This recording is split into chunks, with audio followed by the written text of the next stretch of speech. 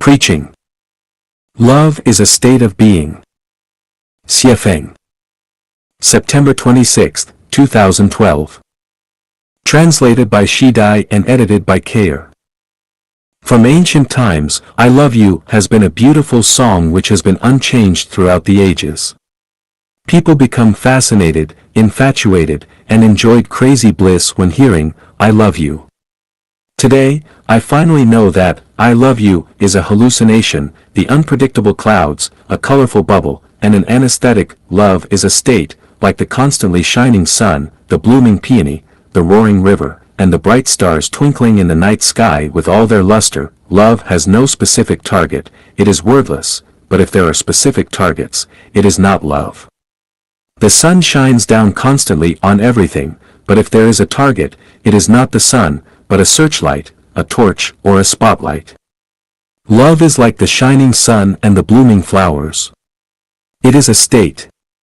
Neither the sun nor the flowers ever say, I love you. No matter whether anyone is watching and no matter whether the bees and butterflies come to gather nectar, the flowers always bloom on time.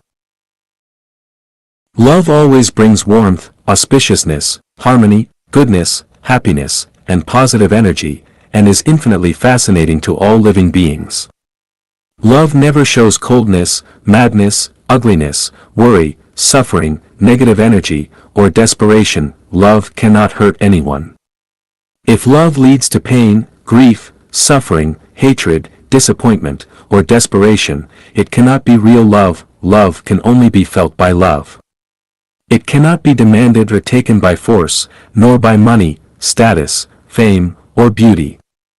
Love is totally free, it is priceless, needs nothing in return, and is unconditional, with neither responsibilities, obligations, nor other requirements. Love treats everyone the same, beggars and billionaires, commoners and royalty. Love has no morals. Love has no system of values. Love lives in truth, kindness, beauty, and right, as well as in falseness, evil, ugliness, and wrong. The differences in the levels of love between different living beings are in the contents of love's energy.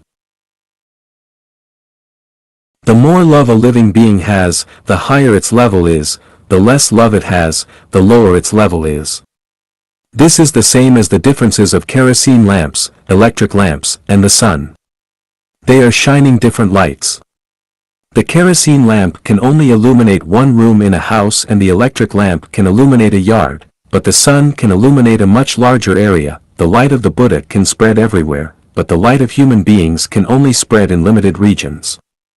This is the difference between Buddhas and people. So, we understand that those who love everything and live for the benefit of all living beings are Buddhas, those who only love and think about themselves are devils, those who love and live for only one person or several people are animals, and those who only love and live for a group of people are human beings.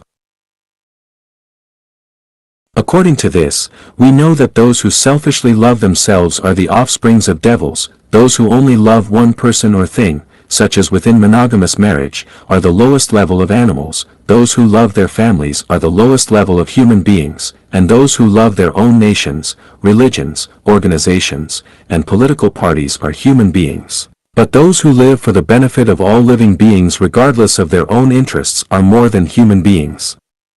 They are bodhisattvas, angels, and Buddhas. Human beings are not worthy of speaking the word, love. Love is the patent of bodhisattvas, angels, and Buddhas. Love is profaned when one person says, I love you, to another. Love is a non-material existence. Only those who have love for themselves can feel love. You will never feel love if you do not have love within yourself. Only if you have eyes can you see the eyes of other lives, only if you are not colorblind, can you see how colorful the world is. Those people with the greatest love will become super celestial beings. The greatest love is that you, yourself, completely become love. The greatest creator is love. Only by making ourselves become love can we enter the secret garden of the greatest creator, the celestial island continent of the Elysium world. Where is heaven? Repaying. March 25, 2007. Translated by Treasure and edited by Kayer. Heaven, or the Kingdom of Heaven, is the general term for the 1,000-year world, the 10,000-year world, and the Elysium Celestial Islands continent. Heaven is where those lives' non-material structures are more perfect than human ones. The greatest characteristic of heaven is the amount of freedom of life, freedom from the issues of food, clothing, shelter, transportation, disease, war, and sudden disaster. The 1,000-year world is a celestial body 960 light-years away from the Earth. 10 times the size of the Earth, it is currently inhabited by approximately 200 million people. As the basic lifespans of celestial beings on this planet are about 1,000 Earth years, it is called the 1,000-year world. More details are available in Chapter 14 of The 1,000-Year World, the Non-Material World. The 10,000-year world is a beautiful celestial body located 3,480 light-years from the Earth. It is 16 times bigger than the Earth and is equidistant from 16 suns which surround it. About 100 million celestial beings live there with similar basic characteristics as the land celestial beings described in Taoism. They enjoy life spans of about 35,000 Earth years, and it is thusly called the 10,000-year world. More details are available in Chapter 14 of The 10,000-Year World, the Non-Material World. The Elysium world is the general term for the paradise universe. We inhabit a small place that is called the Earth universe. The paradise universe is called this in relation to other universes. The structure of the paradise universe is a Taiji ellipsoid which is called a low rotary galaxy. Low rotary galaxies contain 3,000 rotary river galaxies which each contain 3,000 Milky Way type galaxies, and each Milky Way type system contains 3,000 solar systems. In other words, the Elysium world is composed of 3,000 macro worlds, 9 million medium worlds, and 27 billion small worlds like the Earth. The Elysium world is a non-material existence. If the world on which we live were the front side of a sheet of paper, then the Elysium world would be the reverse side, and we would never have access to it unless we could pass through it and enter the back. The place where humans live is also where the Elysium world exists, for the Earth is within the realm of the Elysium world. The Elysium world has 10 continents. The Lotus continent, the Borneo continent, the Kasayapa continent, the Ingwu continent, the Amida Buddha continent, the Celestial Islands continent, the Three Worlds, the Two-Way continent, the Moon Temple continent, the Gods continent, the Supreme Authentic Wisdom continent. The Celestial Islands continent is one of the continents of the Elysium world. These 10 continents are also called the Pure Land or the Buddha Land. Refer to the Elysium word within the non-material world. The place to which Life Achanuan guides Chanyuan celestials toward is the Elysium Celestial Islands continent. It has 80 billion islands. Apart from the 30 billion islands that have been homesteaded by celestial beings, the remaining 50 billion islands are currently uninhabited. The celestial beings in the Elysium Celestial Islands continent are called super-celestial beings, or Buddhas and Bodhisattvas.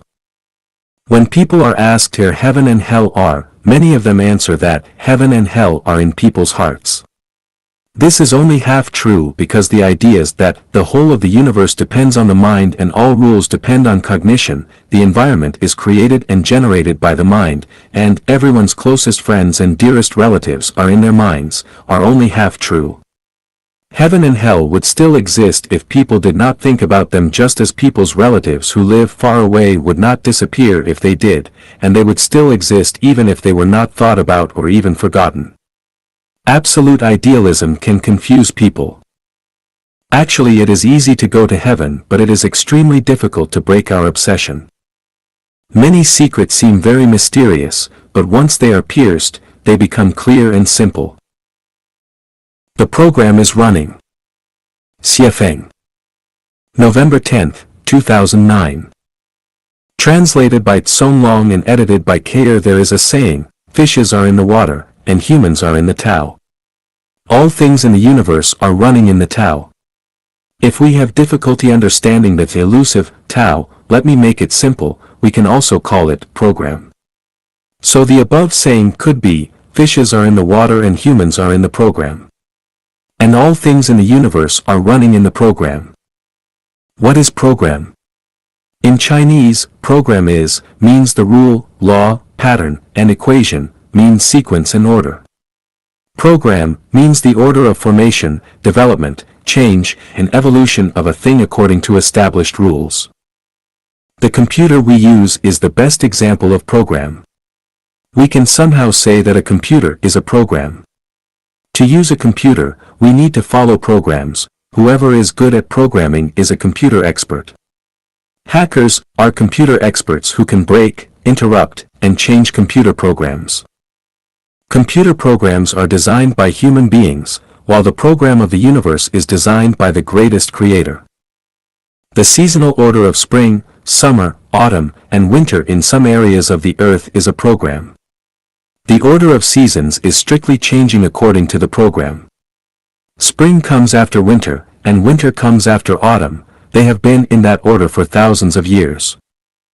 The process of a human body changes in the order of a fetus, baby, toddler, child, teenager, adult, and senior is also an established program. Human beings have to go through this process, which is out of their control. The germination, growth, flowering, fruiting, and withering of a plant is also a program. The law of causality, reap what you sow, is also an established program. You will not reap banana if you sow melon, and you will not reap cherry if you sow bean. What goes around comes around. The treacherous are cheated by the treacherous, and the honest are appreciated by the honest. If you pursue Buddhahood you attain Buddhahood, and if you admire the beast you acquire the nature of the beast. If you do not give freedom to others, you will not get freedom yourself. If you want to control others, you will be controlled. Furtiveness and deceit will make you a ghost and lead you to hell, while integrity and good merits will make you a celestial and lead you to heaven. This is also a program. When a man reaches a certain age, facial, armpit, and pubic hair start to grow. When a woman reaches a certain age, she starts to have menses. When a child is born, the mother begins to lactate. When a woman reaches menopause, she starts to have fewer and fewer menses until they stop. It is a biological program. The traditional family is also a program. When one gets married, he or she has to live according to the family program which is beyond their control. Countries are programs. When one becomes a citizen of a country, he or she must involuntarily follow the country's program. If there is no external force, things will run around and around according to the rules of the program. Life will reincarnate according to the set program. To avoid constraints of the program, there must be an external force, without which the development of things will not change the track. It is just like a man is not able to make his feet leave the ground by dragging his hair. The external force is not necessarily a mechanical force. An accident, a phenomenon, a book, a story, and a sentence, even an insect, a hairstyle, a blade of grass, or an action could become the force. As long as it is able to change the existing program, no matter how small the changes are, it is an external force. The teachings of Jesus Christ, Buddha Sakyamuni, Prophet Muhammad, and Confucius are very strong external forces. How many programs are there in the universe? There are numerous. There is the program governing the movements of planets, the program of society's development, and the program of life changes. Each space has its own program. Each plant and animal has their own growing program. There are master programs and sub-programs, there are long-term programs, short-term programs, etc. Programs are very rigorous, while they are also layered and closely related, they are causes and effects, and are flexible to change. The master program is normally unchangeable, while subprograms are changeable. For example, it is difficult to change the master program of birth, growth, aging, and death of a human, while things like short-term depression can be changed by external forces such as inspiring words or actions. The change of the master program of how hair grows is very difficult, but the hairstyle can be changed easily. The master program of the nature of life is almost impossible to change, but the direction of life can be changed. You cannot touch a pitch and not be mucked. Without the external force, the track of life will not change, life follows its trail. Once there is an external force, the track of life changes. A single conversation across the table with a wise man is worth 10 years of studying books. One takes the way of saints when influenced by a saint, and one takes the way of robbers when influenced by a robber. A butcher becomes a Buddha the moment he drops his cleaver. A thought and an idea can change one's destiny. Whichever direction you choose at an intersection without a sign, the corresponding program starts to work. For example, at the intersection of 4 roads, the first road leads to hell, the second to the human world, the third to the Buddha world, and the fourth to the celestial world. Where there is no road sign, our choice activates the corresponding program and it will lead us to a destination unless we change the route midway. All programs are predefined, but human beings can transfer from one program to another. When a man exits one program, he enters another. It is impossible to enter an area that is not within a program. Human beings can only enter 12 programs, and the best and most free life program is the program of the Elysium world. When one life possesses the consciousness of a human being, he lives in the program of the human world and will therefore be constrained by the limits of the program. Once a life possesses the consciousness of a celestial being, his living program starts to slowly transfer to the program of the Elysium world, which means he has changed his life track. All programs are already designed and many of them are hidden programs. Once conditions are met, any incident will activate the program. It is just like a landmine, it explodes when you step on it, but as long as it is not touched, it will remain hidden underground. It is also like drinking potassium cyanide, you will immediately feel terrible in your organs, foam at the mouth, and quickly bleed to death. When conditions are not ripe, the program will not activate. When the temperature is not warm enough, mosquitoes and flies will not revive and fly. When yin and yang do not meet each other, lightning and thunder will not fill the sky. Without proper humidity and temperature, seeds will not germinate. Before one has reached a certain stage of self-cultivation, he or she will not transform into a celestial being. One cannot enter into an oasis if he or she has not walked out from a desert. One cannot enter a new program if he or she does not leave the traditional family. One cannot enter heaven if he or she does not walk out of the human world. In short, these are predefined programs. When a program is activated, do not worry, for it will run automatically. It is just as a female egg will grow automatically once it is fertilized. We feed a child every day so he will grow as well. In spring, if we spread seeds in the land, they will automatically germinate, flower, and fruit. It is the result as well as the power of the program. As long as we plant seeds, there will be fruits. This is how the program works. However, we must wait for the fruit to become ripe. We can get some fruits very quickly, while we need to wait more time to get others. And for some seeds, we need to wait a very long time to get their fruits. Peach fruits in 3 years and apricot in 4 years, while we need to wait 18 years to be able to enjoy the fruit of walnuts. Anxiety does no good. As a man sows, so he shall reap. We do not see the fruit, not because it is barren, but we shall see it when the time is right. By observing the current situation of humans in the society, we can know their past. By observing their current behaviors, we can forecast their future. If we do not see anything happen in 5 years, wait for another 5 years, and if still nothing happens, wait for 100 years. In a word, what goes around comes around, this is because the program is running and is not fortune-telling. We must trust programs and trust that as long as we give, we gain. We need to give first in order to gain.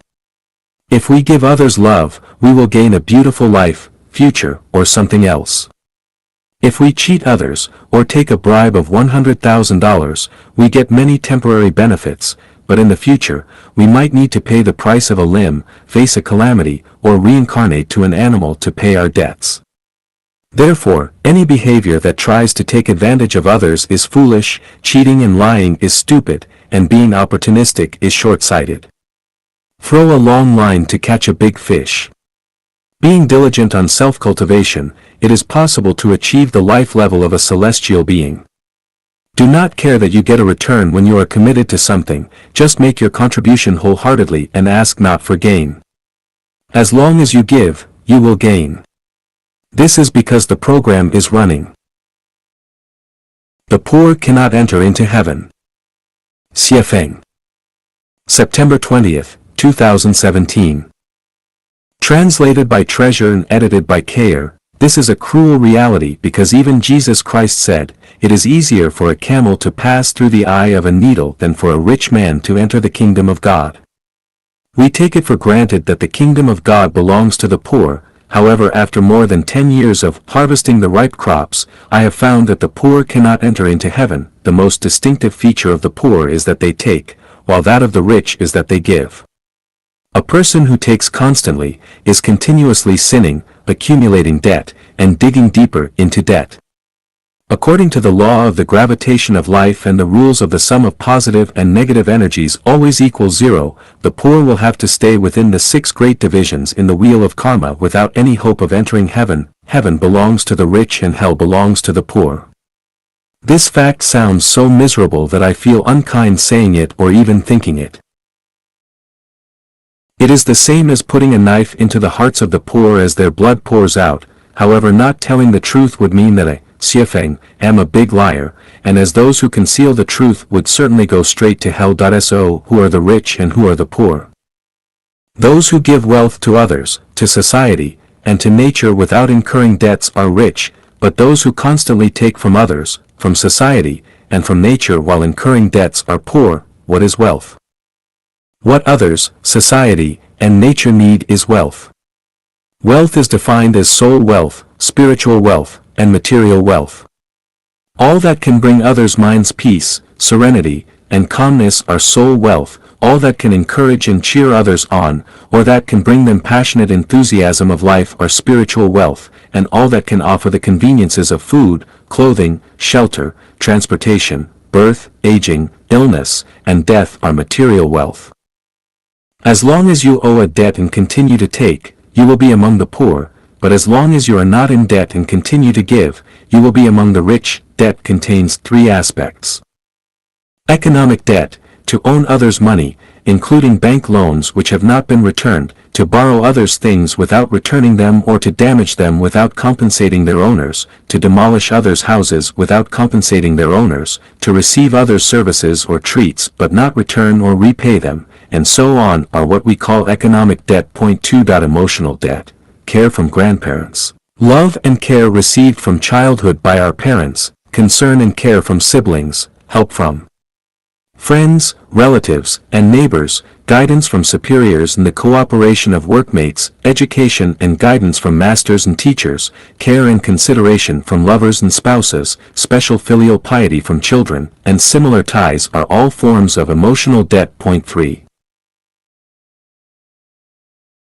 Spiritual debt, the greatest Creator's grace, such as the enjoyment of the sun, the air, and the water, the pleasure to experience the splendid kaleidoscopic world, the spiritual teachings and the guidance of God, Buddha, celestial beings and many saints and sages are all spiritual debts.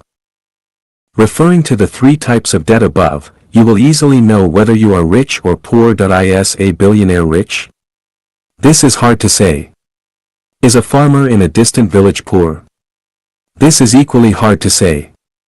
A billionaire who is in debt and keeps taking is poor, but a farmer with no debts and who is able to give themselves to others, society, and nature is rich. There are many ways to devote oneself to others, society, and nature. Whether it is materialistically, intellectually, or ideologically, or spiritually, as long as they give to others, to society, and to nature, that is devotion and dedication. To give a sweet smile is devotion, as are making others happy and joyous, and bringing people hope and pleasure is devotion to society, and protecting nature from damage is devotion to nature. but the most valuable and significant of all types of giving is what Buddha Sakyamuni called formless almsgiving. In conclusion, those who have given more than they have taken will enter heaven.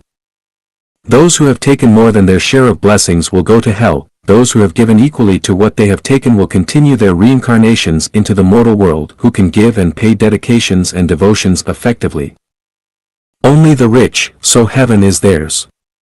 The poor have nothing to give or pay back for their poverty, so they cannot go to the heaven, but only fall toward reincarnating into the animal level. All the poor must awake and watch. Internal structure is what matters. Repaying. August 22, 2013. Translated by Transin and edited by Kayer. The nature and function of things are determined by their internal structures. Sugar is sweet while tea is bitter, and this is decided by their structure, not by people. The price of a 1 carat, 0.2 g, diamond is 14,000 RMB yuan, but the price of an ounce of gold is only about 10,270 RMB yuan. That is to say that 1 carat of gold costs 70 renminbi yuan. The price difference between diamonds and gold is 200:1. The fundamental reason lies in the different internal structures of the two. The value of 1 carat of common stone is too small to measure. The greatest creator, gods and Buddha, angels, bodhisattvas, celestial beings, devils, demons, monsters, mortals, evil spirits, animals and other life are quite different from one another, and the reason is also because of their different internal structures. Celestials, saints, sages, mortals, laity, laymen, and ignorant people are all humans, but they are unlike each other because each has a different internal structure. It is as with mushrooms that some are nutritious and will feed you, but some others are poisonous and will sicken or kill you. This too is because of their different internal structures. From this we can understand that the role a person plays, the responsibilities that they assume, and the accomplishments that they achieve are completely determined by their internal structure, and not by others or by society. Gems are inlaid into crowns, while cobblestones are not. Thus we further understand that it is wrong to envy or admire others or to blame social injustice. In any case, we should neither complain, resent, nor loathe having a low social status or position. This is called being content in poverty and devoted to spiritual matters. Since we understand that all things are determined by internal structures, we should then make efforts to change and perfect our own internal structures rather than flattering or currying favor with others, using connections for special treatment, envying and admiring others, complaining and resenting others or our society, seeking magic power or skills, seeking shortcuts or begging for mercy and help, blaming or accusing others for our bad luck, being opportunistic, or finding secrets to success. Peaches and plums do not talk, but people come to pick them. The fragrance of flowers attract butterflies. Peonies do not assume their beauty, but people naturally sing songs about them. No matter how flies and mosquitoes dress themselves, people will still detest them. Beggars cannot have refined tastes. Dog meat is not to be served at feasts. Those who lack elegance and good etiquette are not presentable. In short, the internal structure of each thing determines its social role and status. At this point, if someone still complains about heaven and earth or blames others or society for their ill treatment or bad luck in life or finds excuses and reasons to blame others rather than themselves for their failures, then they would have to be either ignorant or just plain stupid. Are you not satisfied with your current situation? Do not find external excuses and reasons, but make sure to look for source causes from your own internal structure. The internal structures of things are determined by their quality. Taking people for example, good intrinsic qualities are marked with diligence, kindness, purity, honesty, integrity, modesty, and open-mindedness, whereas bad qualities are shown as jealousy, blame, selfishness, greed, laziness, arrogance, dishonesty, and narrow-mindedness. A person who does not have good quality can never be smooth and refined no matter how they struggle, be accomplished in their career, or sail easily through life. They may enjoy good fortune for brief times, but not for very long. People who are moving toward heaven through self-refinery and self-improvement should never waste valuable time and energy on changing the external world or on changing their external appearance. They should invest their time and energy into improving and perfecting the non-material structures of their lives and on developing good quality. If their quality is not excellent and their structure is not perfect, then they can never reach heaven. It is the same as with a hard rock. Try as it may, it will never be cherished and valued by others. It must alter its internal structure in order to be valued and loved as a treasure and be applied in the most eye-striking and noble places. Internal structure is what matters. Repaying. August 22, 2013. Translated by Transin and edited by Kayer. The nature and function of things are determined by their internal structures. Sugar is sweet while tea is bitter, and this is decided by their structure, not by people. The price of a 1 carat, 0.2 g, diamond is 14,000 RMB yuan, but the price of an ounce of gold is only about 10,270 RMB yuan. That is to say that 1 carat of gold costs 70 renminbi yuan. The price difference between diamonds and gold is 200:1. The fundamental reason lies in the different internal structures of the two. The value of 1 carat of common stone is too small to measure. The greatest creator, gods and Buddha, angels, bodhisattvas, celestial beings, devils, demons, monsters, mortals, evil spirits, animals and other life are quite different from one another, and the reason is also because of their different internal structures. Celestials, saints, sages, mortals, laity, laymen, and ignorant people are all humans, but they are unlike each other because each has a different internal structure. It is as with mushrooms that some are nutritious and will feed you, but some others are poisonous and will sicken or kill you. This too is because of their different internal structures. From this we can understand that the role a person plays, the responsibilities that they assume, and the accomplishments that they achieve are completely determined by their internal structure, and not by others or by society. Gems are inlaid into crowns, while cobblestones are not. Thus we further understand that it is wrong to envy or admire others or to blame social injustice. In any case, we should neither complain, resent, nor loathe having a low social status or position. This is called being content in poverty and devoted to spiritual matters. Since we understand that all things are determined by internal structures, we should then make efforts to change and perfect our own internal structures rather than flattering or currying favor with others, using connections for special treatment, envying and admiring others, complaining and resenting others or our society, seeking magic power or skills, seeking shortcuts or begging for mercy and help, blaming or accusing others for our bad luck, being opportunistic, or finding secrets to success. Peaches and plums do not talk, but people come to pick them.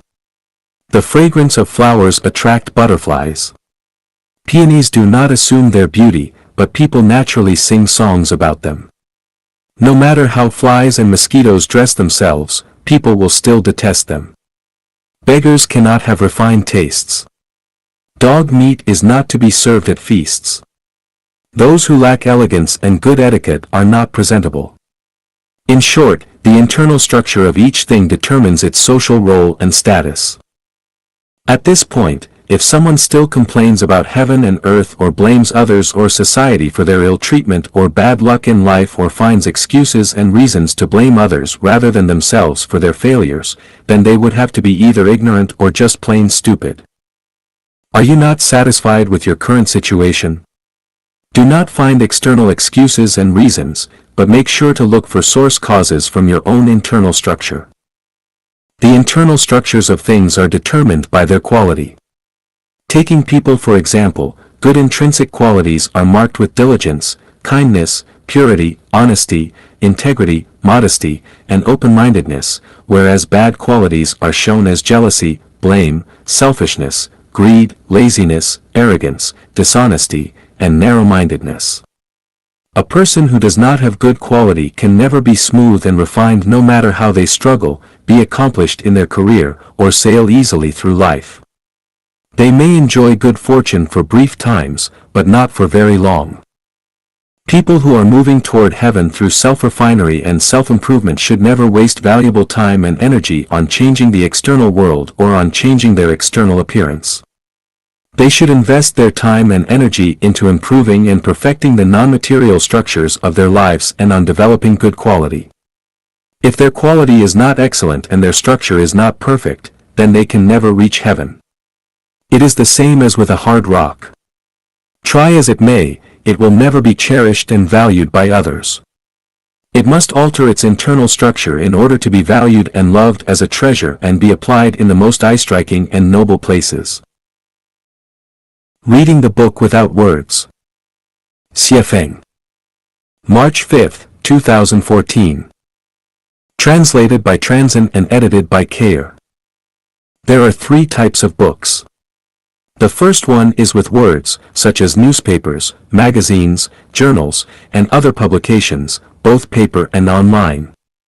The second is with symbols, such as sculptures, paintings, and music. The third kind includes everything in nature. The so-called book without words refers to all images and things in nature with neither words nor symbols.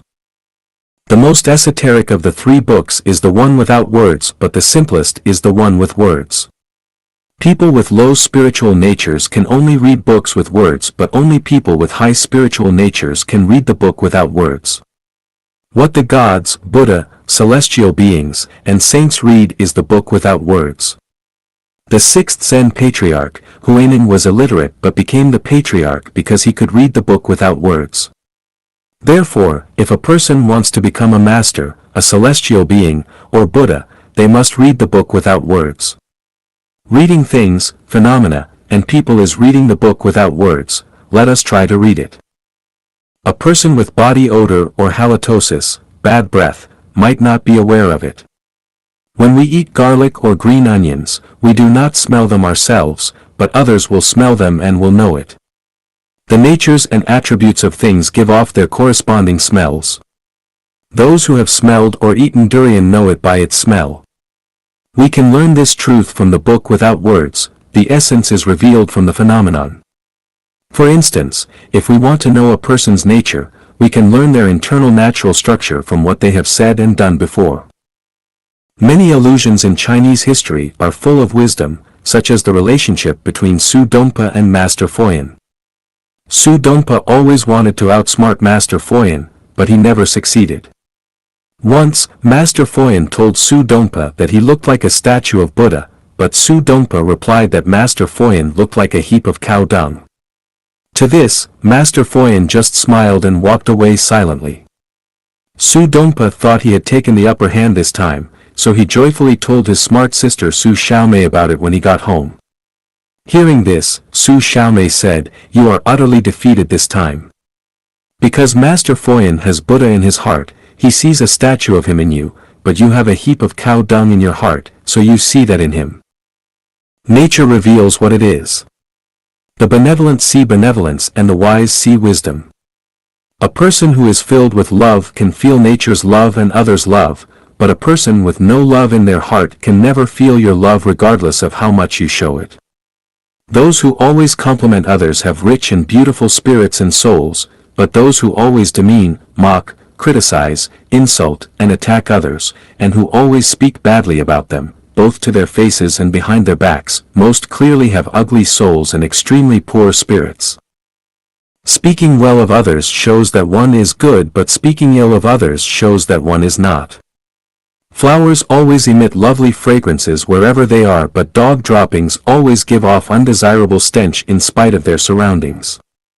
One who accuses others of heresy exposes that they themselves are heretical. As with Su Dongpa, he had cow dung in his heart, so he saw Master Foyan as such. Therefore, people should not care about others' comments and judgments. Flies and mosquitoes will consider you disgusting because they are disgusting, but butterflies will find you beautiful because they are beautiful. An artist painted a picture which he believed to be fairly good, but he wanted to know how people would react to it, so he left his picture in a public place with a brush and some ink next to it and wrote on top of the painting, "Please point out any faulty strokes in this painting." At day's end, he recovered his painting, but the painting was completely different. Each stroke was criticized as being faulty. The painter was so sad and distressed that he barely slept that night, but the next day he painted the exact same picture as before and took it back to that same public place, except this time he wrote, "Please point out the superb artistry of this painting." At the end of the day, the painting was again completely different, except that now all the comments described its elegance and beauty. He sighed with emotion. The good or bad of the painting was determined by the viewer's state. Beauty is in the eye of the beholder. Quantum mechanics also explains the same principle. The movements of fundamental particles are decided by the consciousness of the persons watching them. The Japanese scientist, Masaru Emoto, found that the structures of pure ice crystals can be shaped by the mentalities of people observing them. If the observer's heart is full of love, or if the freezing water is exposed to positive emotions, such as love or gratitude, or to music, prayers, or art, the ice crystals become symmetric and perfect. But if the observer's heart is filled with hate, or if the water is exposed to negativity such as mean words or destructive images, they appear very disorderly and irregular. Therefore, we should not be affected by others' comments about ourselves, or we will be fooled. The Pygmalion, or Rosenthal, effect on psychology illustrates this point well. People develop in line with others' suggestions and expectations.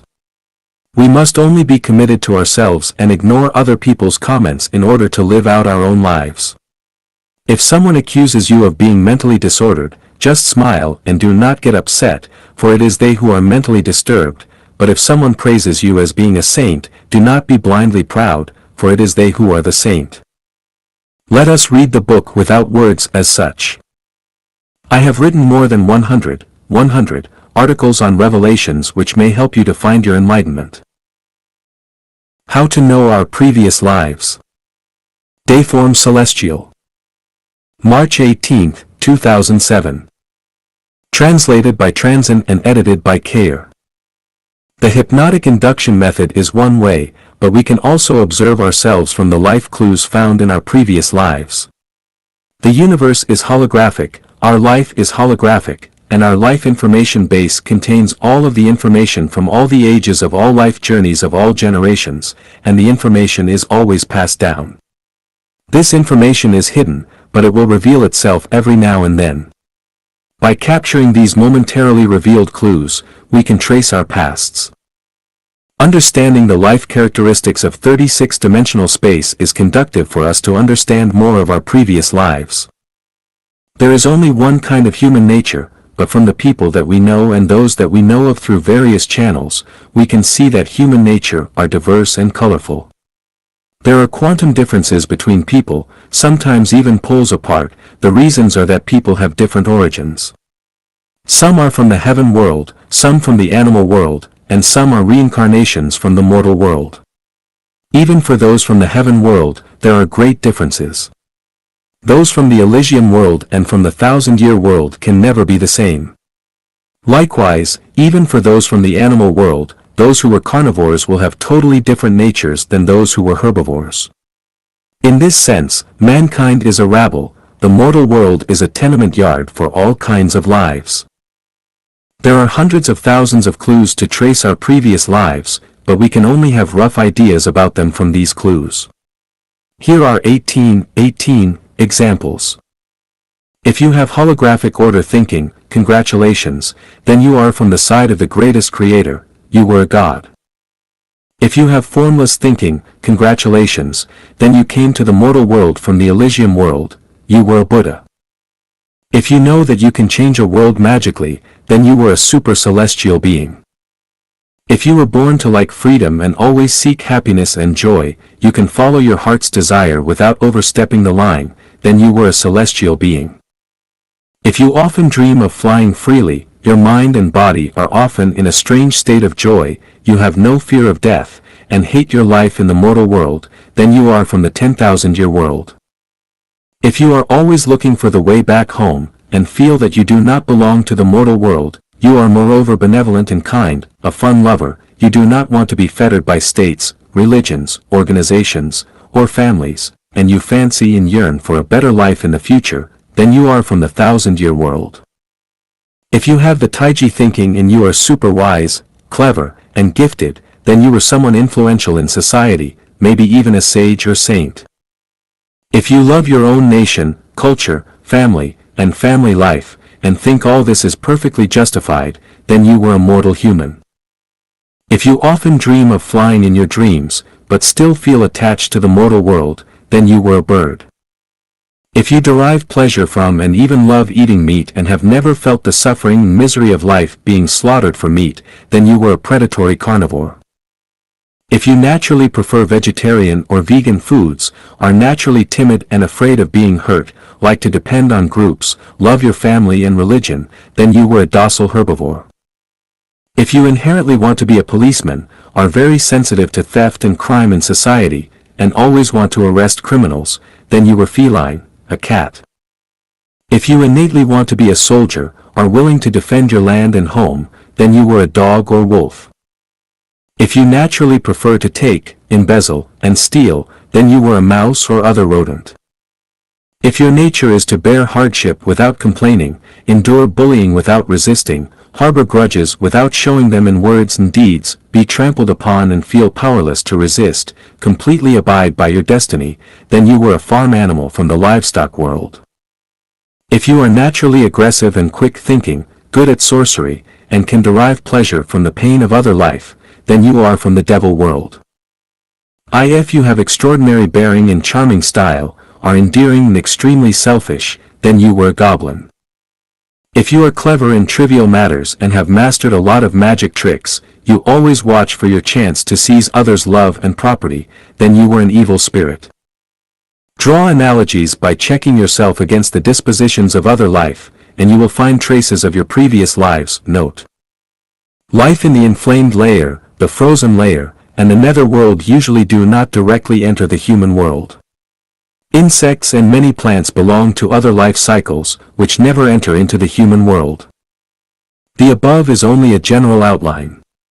If you want to know your previous lives from A to Z, you will have to observe and verify repeatedly. Like attracts like, you can also find your shadows of the past from those people with whom you associate most often and most closely. After reading this article, some people may be excited, but others may be angry. Please calm down, because what you see is your past, not your present. No matter what you were in the past, you are now a human. After you know the coordinate system and your coordinate point, you will have a clear idea of the direction and destination of your life's evolution. If you think this article is bullshit and nonsense, just take it as a fun game. Please refer to the next article, How to Predict Your Own Afterlife. How to Predict Your Own Afterlife. Dayform Celestial. March 19, 2007. Translated by Transin and edited by Kayer. Everything has the ability to move and develop, and this includes life. When we see a pregnant woman, we know that she is conceiving life, she is having a baby. After the baby is born, we know that it will gradually grow up, move from childhood to adolescence, youth, middle age, and old age. After spring, we know it will be summer, fall, and winter. As long as we know our situation, we can predict our life state in our next phase.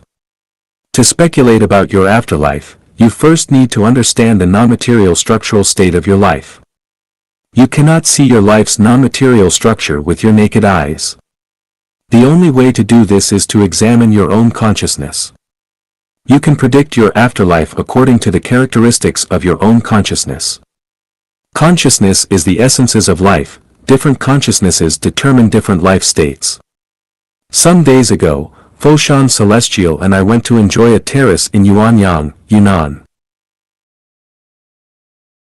When we went deep into the village and I saw how some elderly Hani people were having hard lives, I asked him, these elderly people have suffered in this valley throughout their lifetimes. Will they continue to be here in their afterlives? They should leave this valley. Foshan Celestial replied, they will continue to reincarnate here because they have no other place or world in their consciousnesses unless they desire to leave this valley and learn about the outside world. This answer reveals the secret of reincarnation. Consciousness decides existence. To an individual life, what is not in consciousness does not exist. What is wanted to be exist, it must exist in consciousness at first. As the French philosopher René Descartes put it, I think, therefore I am. Why do I have the nerve to say that I can guide Chanyuan celestials to the celestial islands continent? Because I keep infusing the content of it into them. When they understand all the details about it, especially the characteristics of life and the lifestyles of the super-celestial beings there and gradually clear away other consciousnesses, they will undoubtedly go to the celestial islands continent in their next lives. This is scientific truth. It is meticulous and exact. So, how can you predict your own afterlife? You must read and fully understand life's 18 qualities in Humans, Beings and Life first, and then you will know. People look alike in appearance, but they are very different deep inside. At the same time, you can check your faults by referring to the Supreme Book of Rewards and Punishments. Here are 7 suggestions. If you have killed many dogs, then you will be a dog in your next life. This is karma and exact. You can make analogies for other cases. If you have murdered a person, then you will inevitably go to the hell world, the inflamed layer or the frozen layer. Divine's punishments, though slow, are always sure. With big meshes, yet letting nothing slip through. If you have abused life, then you will definitely go to the hell world, the nether world. You reap what you sow. If you oppress the good and kind, swindle and cheat, steal and loot, then you will go to the animal world. As you sow, so shall you reap. If you love freedom, but are still ignorant, then you will be a bird. If you owe too many debts that are left unpaid, then you will likely go to the livestock world. If you are kind and hardworking and love your family, culture, and state very much, then you will continue to be reborn as mortal human. Remember the warnings and teachings of Jesus Christ. If you leave a penny of unpaid debt, then you cannot leave the place where you owe it. If you have unfulfilled wishes, then you will return back to the mortal world. You will have to investigate into your past lives. Do not assume that if you forget something, it will just go away. Make a careful list of your wrongdoings from the Supreme Book of Rewards and Punishments. If you find some, do not just let them go, but learn to compensate. Here are 6 suggestions. If you have harmed animals, henceforth love them. If you have harmed people, henceforth love them. If you owe someone emotionally, pay back the emotion. If you owe debts, pay back the debts, ask for forgiveness for the damage, abuse, and bullying of people or other life. Do merits as far as possible and do merits according to the teachings of Buddha. Do more formless almsgiving. If your merits are great enough, you can compensate for your faults and debts that have accumulated over many generations. If you have a clear conscience and have paid back the grace of your parents and nature, and if you do not owe a single debt to any person or animal, then you will be free to go to heaven in your next life. Those who talk about spirits, deities, fortune and disaster, lose nature, are sneaky, speak voices dripping with sarcasm, resort to sorcery, and talk nonsense will become ghosts, demons and monsters that we can just look at the variety of fruits and flowers that we see. Why are they so different from each other? The reason lies in the structures of their lives. Their different life structures are the differences of their entities, and in the teachings of Qiankuan Celestial, their forms and uses will be different. Always remember these four truths. If you eliminate the concepts of family, nation, culture, and religion from your consciousness, are fond of freedom, happiness, and joy, have repaid all your debts in the mortal world, and have done merits, then you will go to the 1,000-year world of heaven. If you often dream of flying and are in a state of joy without having sexual contact, then you will go to the 10,000-year world of heaven. If you possess Buddha consciousness, then you will go to the corresponding Elysium world. If you revere the greatest creator, revere life, take the way of the greatest creator, have obtained supernatural powers, and can fancy an ideal world, then there is no doubt that you will go to the celestial islands continent of the Elysium world. You are the one who knows best about what kind of non-material structure your life has achieved. If you do not know, then your spiritual perception has not yet opened and you should work at opening it. The above are general ideas and may not be very accurate, but they can serve as a general navigation. You need to draw inferences about other cases from one instance in order to predict your afterlife. The trajectory and free will of life. Repaying. November 20th, 2015. Translated by Transin and edited by Kayer. There are many times more stars in the sky than people on Earth. Each star floats along its own orbit around the galaxy, and each orbit is determined and is not its free choice. Life also has its track. Birth, growth, aging, and death is our inescapable course. 18. Properties cannot be self-managed within life's track. If we make a detailed search and analysis, we can see that each detail on life's track is predetermined, including our name, temperament or character, words and actions, who we will encounter, what we will suffer, what diseases we will succumb to at each stage of life, when the end will come, and so on. Here is the question. Since our life trajectory and its details are already predestined, do people have free will or not, and if they do have free will, how then is it manifested? There is no doubt that people have free will. It is precisely this free will that causes the hesitation, trouble, agony, fear, and sadness in life. The universe is one, the universe is holographic, the universe is a big play. Everything that happens in human society is a single episode of the big play of the universe. Everyone is an actor on this big stage of life and performs in strict accordance with a predetermined plot and is playing their role in this prescribed scenario. The hesitations, troubles, agonies, fears, sadness, and other psychological feelings in life result from the conflicts and contradictions between each person's free will and their role in the play. You are asked to play a mouse, but your free will wants you to play an elephant. You are asked to live in a thatched cottage, but your free will wants you to live in a 5-star hotel. You are asked to cooperate and serve a certain person, but you attempt to make them cooperate and serve you. You are asked to grow vegetables, but you hope to make a spaceship. You are asked to do good or evil, but you choose to do the opposite, and so on. This is the conflict between your role in the play and your free will. Whenever the arrangement of the play is contradicted by free will, hesitation, trouble, agony, anxiety, fear, worry, and sadness will take over. If your free will agrees with the arrangement of the plot, you will feel peace, joy, happiness, and blessings in your heart and feel free. The highest realm of self-refinery and self-improvement requires you to eliminate your self-persistence and to become free from ego. It is only in this way that you can unite with Tao.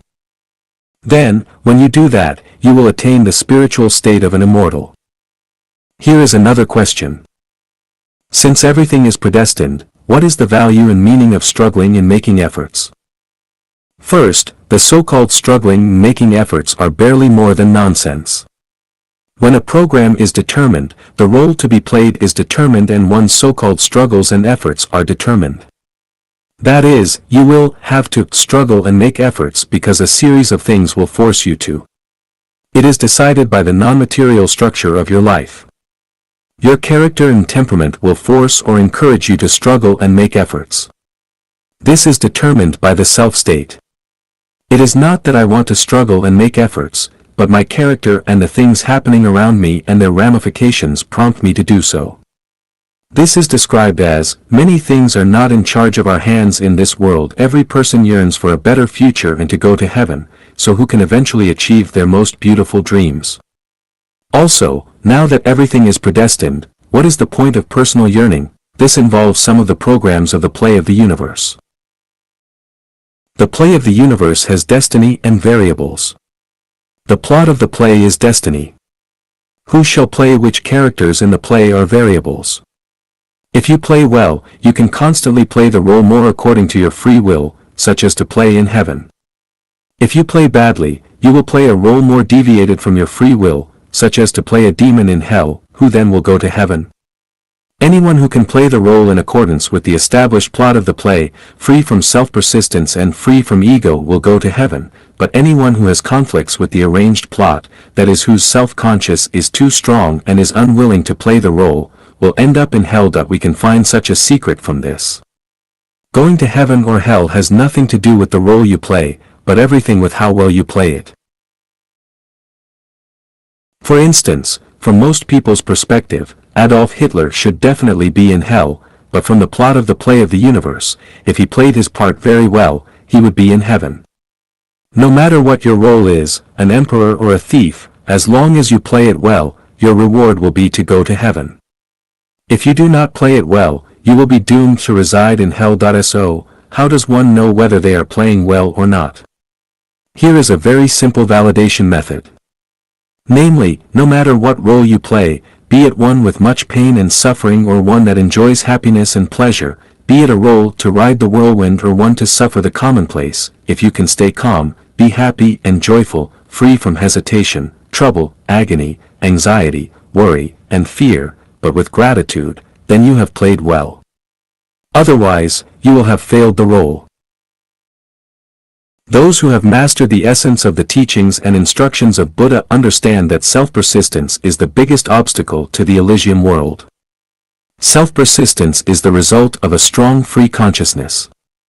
If you do everything according to your own ideas and wishes, if you always believe that yours is a just cause, if you always insist on your own views, if you always know that you are right, then you cannot play the arranged plot of the play very well and you will be miserable and unable to be rewarded with the Tao of heaven. Take things as they are.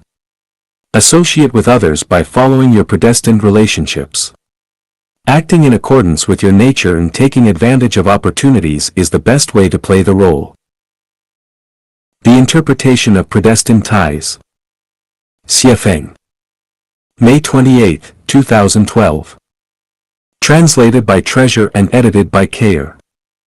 Tie, a bond of information that will reconnect two lives in the future for favor, disgrace, or injury. Once you get a tie, it must be ended, otherwise their attractive force will be inescapable. Predestined ties, potential energy accumulates from the attractive forces between lives. It circulates in infinite space and eternal time until it reaches the point where it transforms into kinetic energy, releases it, and then causes the attractive force to disappear. Favorable ties, the information to be processed that remains in the negative universe which result from the love and honor between lives who bless each other and are eager to reunite. The information will never disappear until these wills are realized and the ties end. Good karma, one life gives another life a sincere blessing and a favor that will cause a corresponding gravity to return in the future. Evil karma, the hatred and debt between lives which never disappear until the hatred is settled or the debt is paid off. Worldly ties, all the information left and all the debts owed in the mortal world are called worldly ties.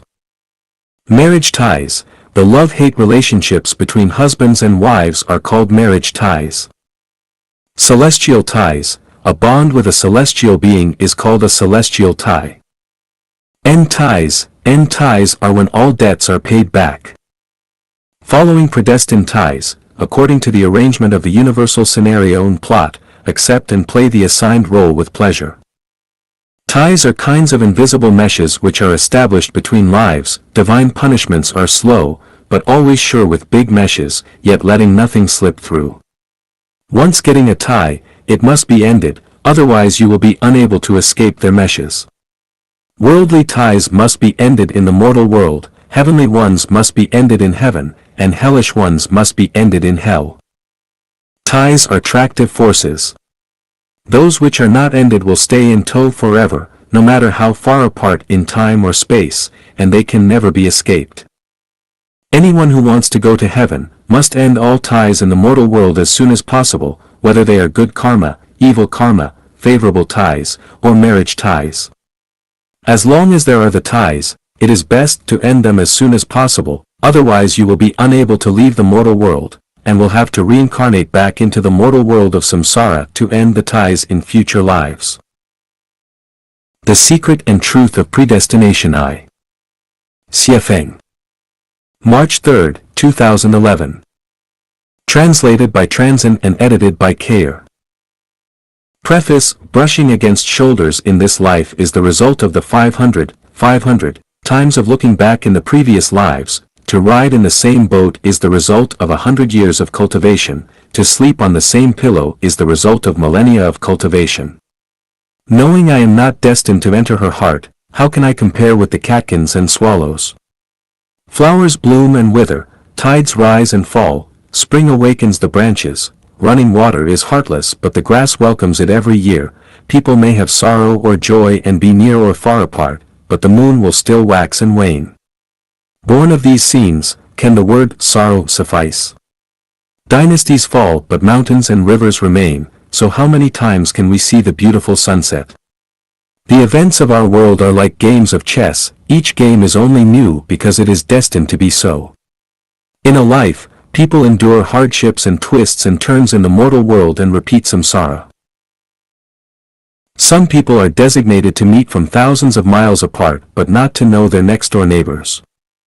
All these are predestination, all things are predestined. Definition of predestination.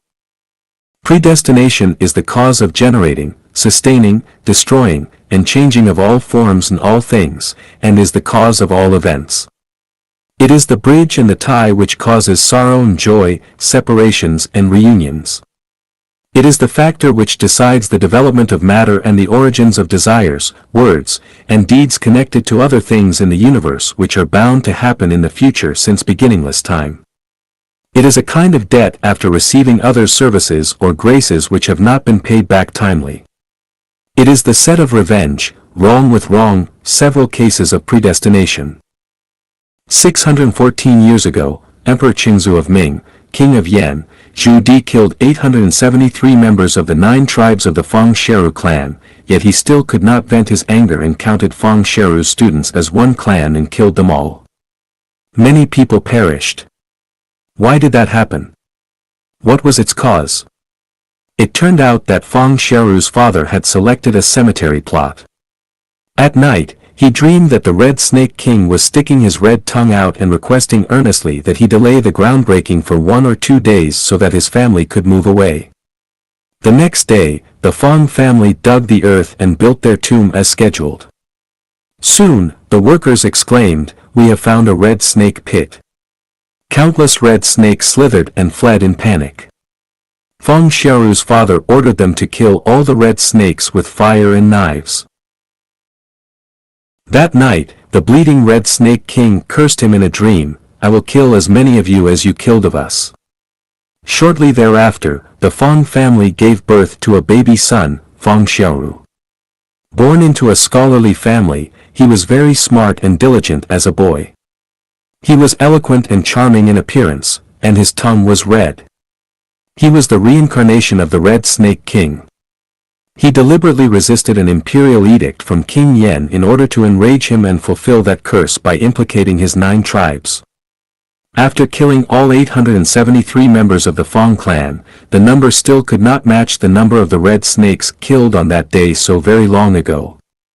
Fang Sheru deliberately provoked King Yen again, even 10 tribes, so what?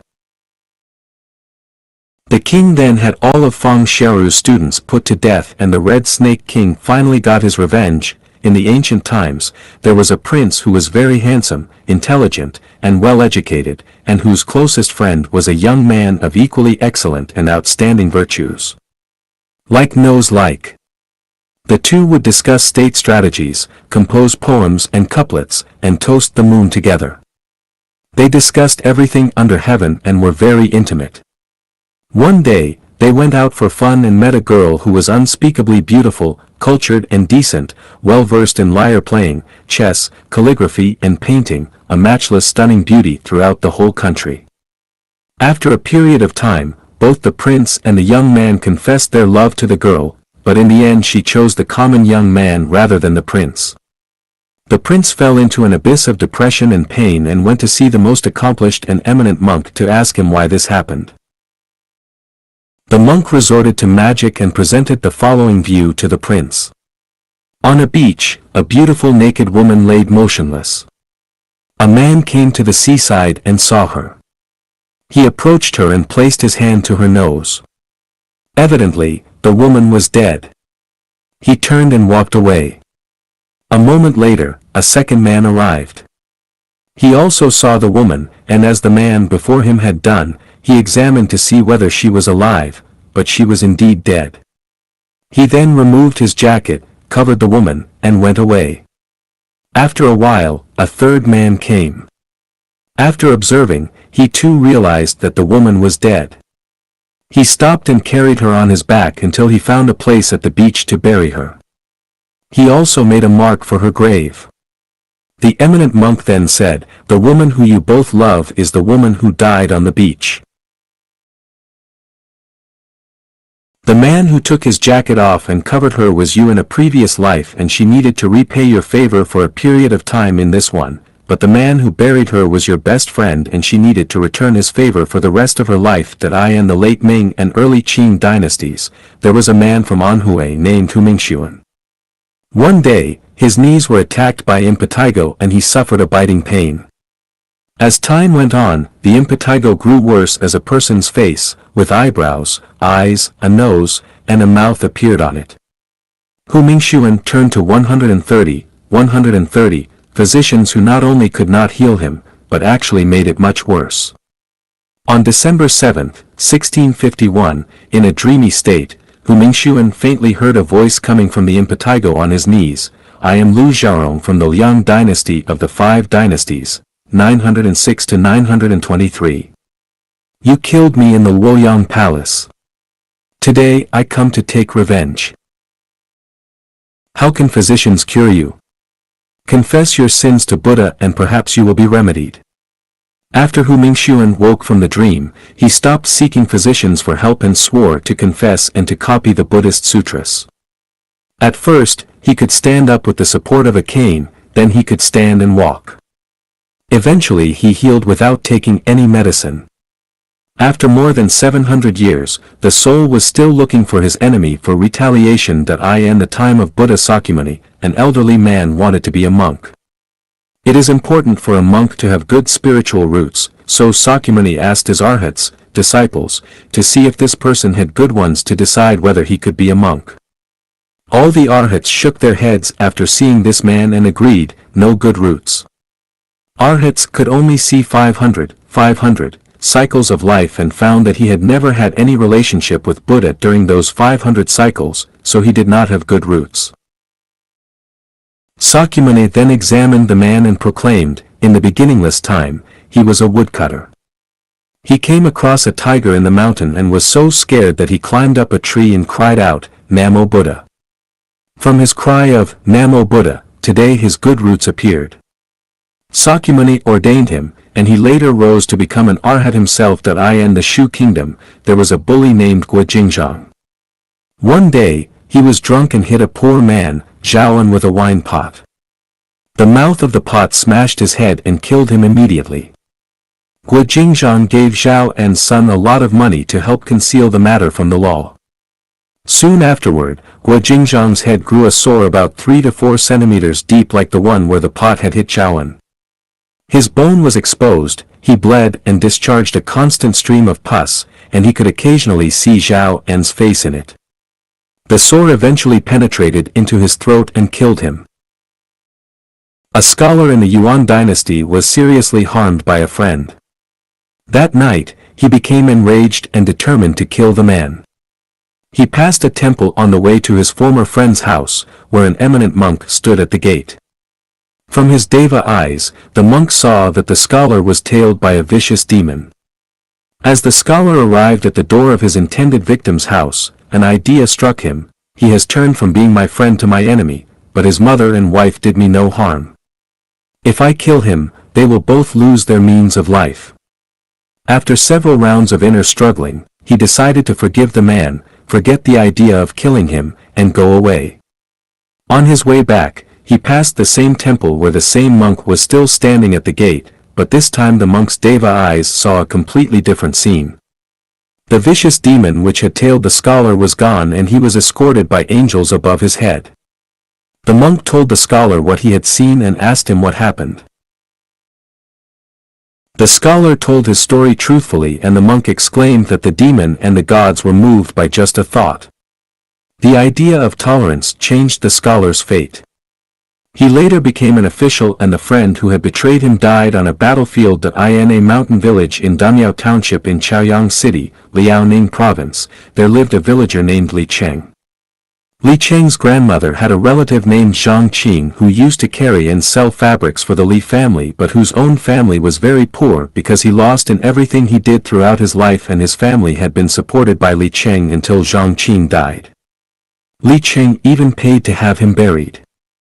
About 1 month afterward, Li Cheng was sleeping soundly in the middle of the night when he suddenly heard someone calling his name. Li Cheng, I am Zhang Qing, I am coming to pay my debt back to you.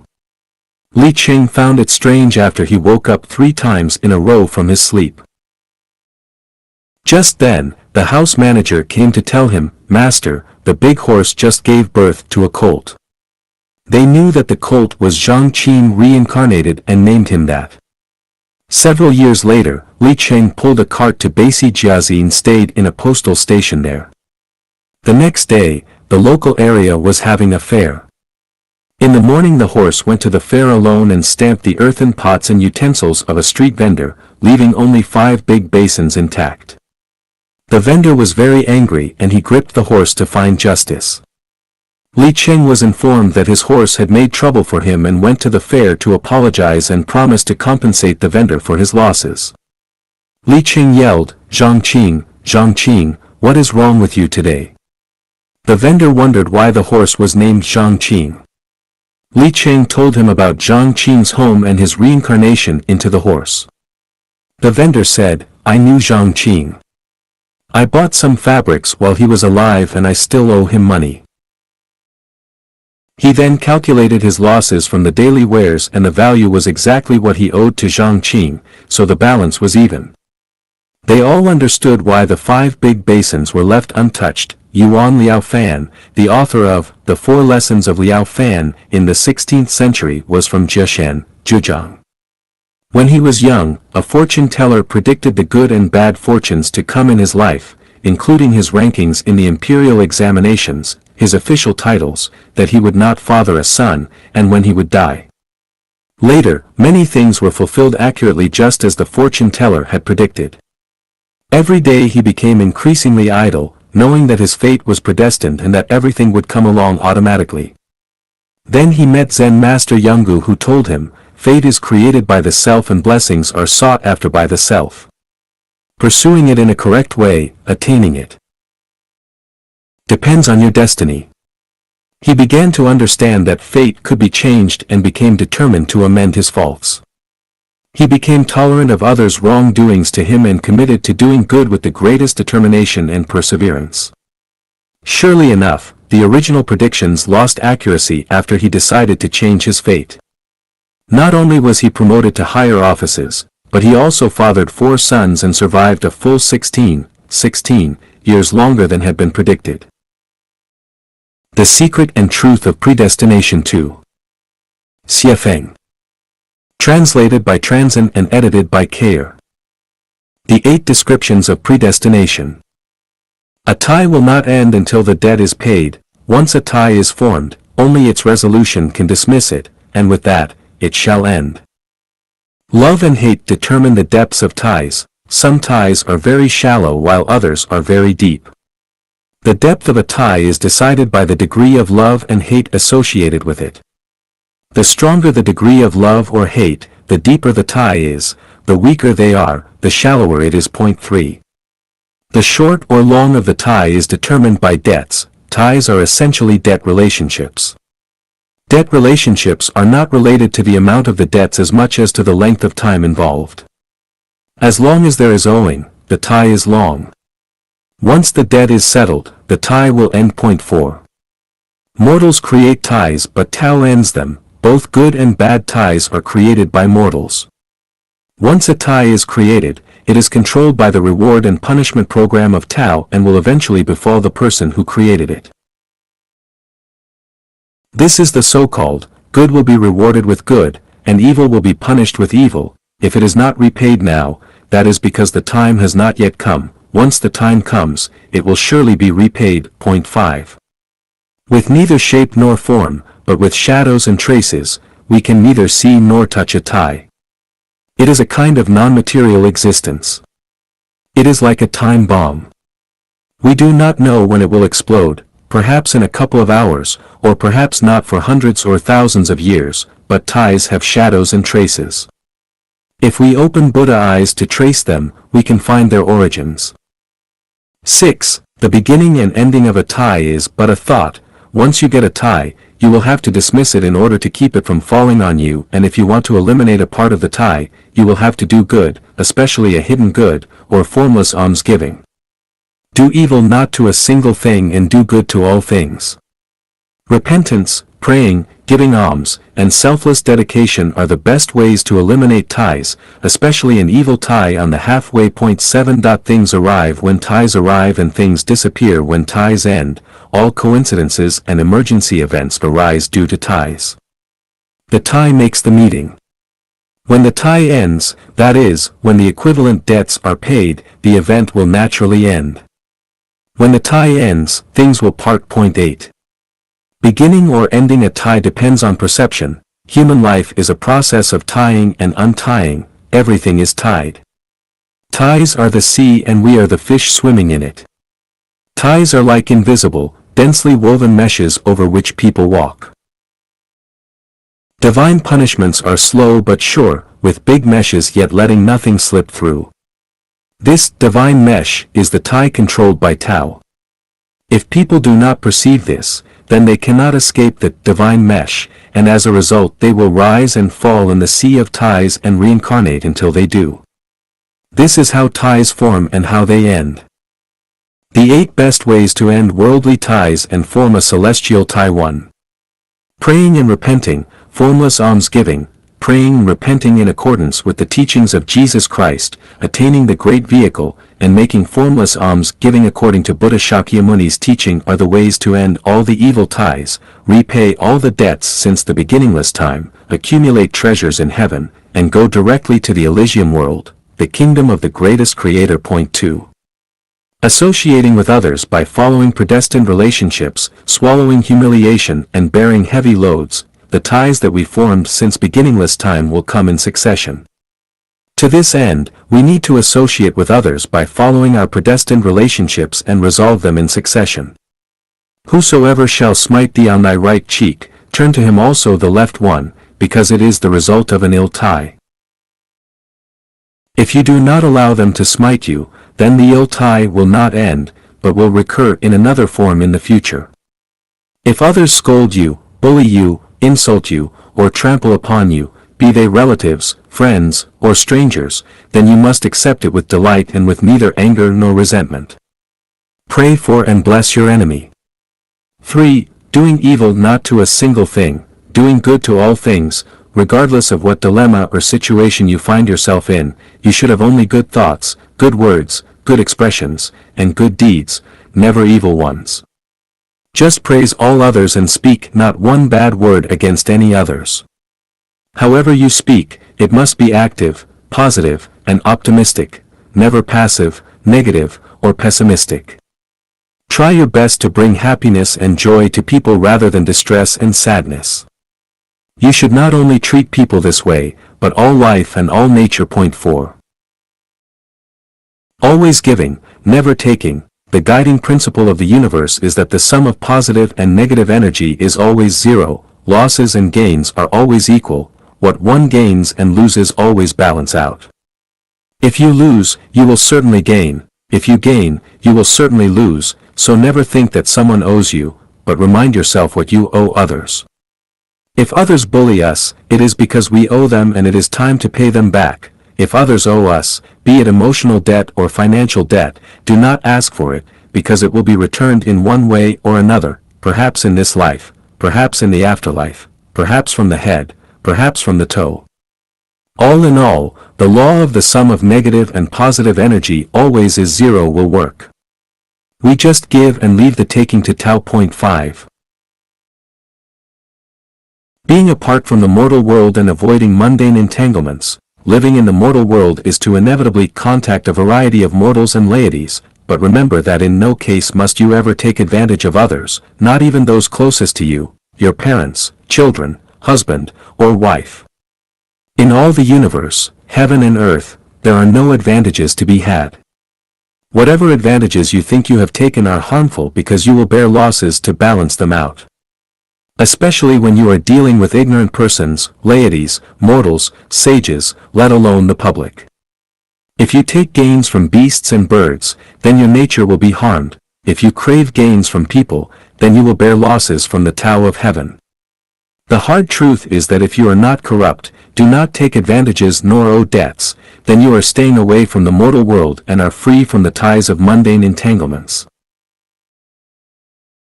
One particularly important thing is that love and sex must always be completely consensual from both sides and totally free from luring or forcing, or such a mundane entanglement will be as difficult to end as cotton or silk. Point 6.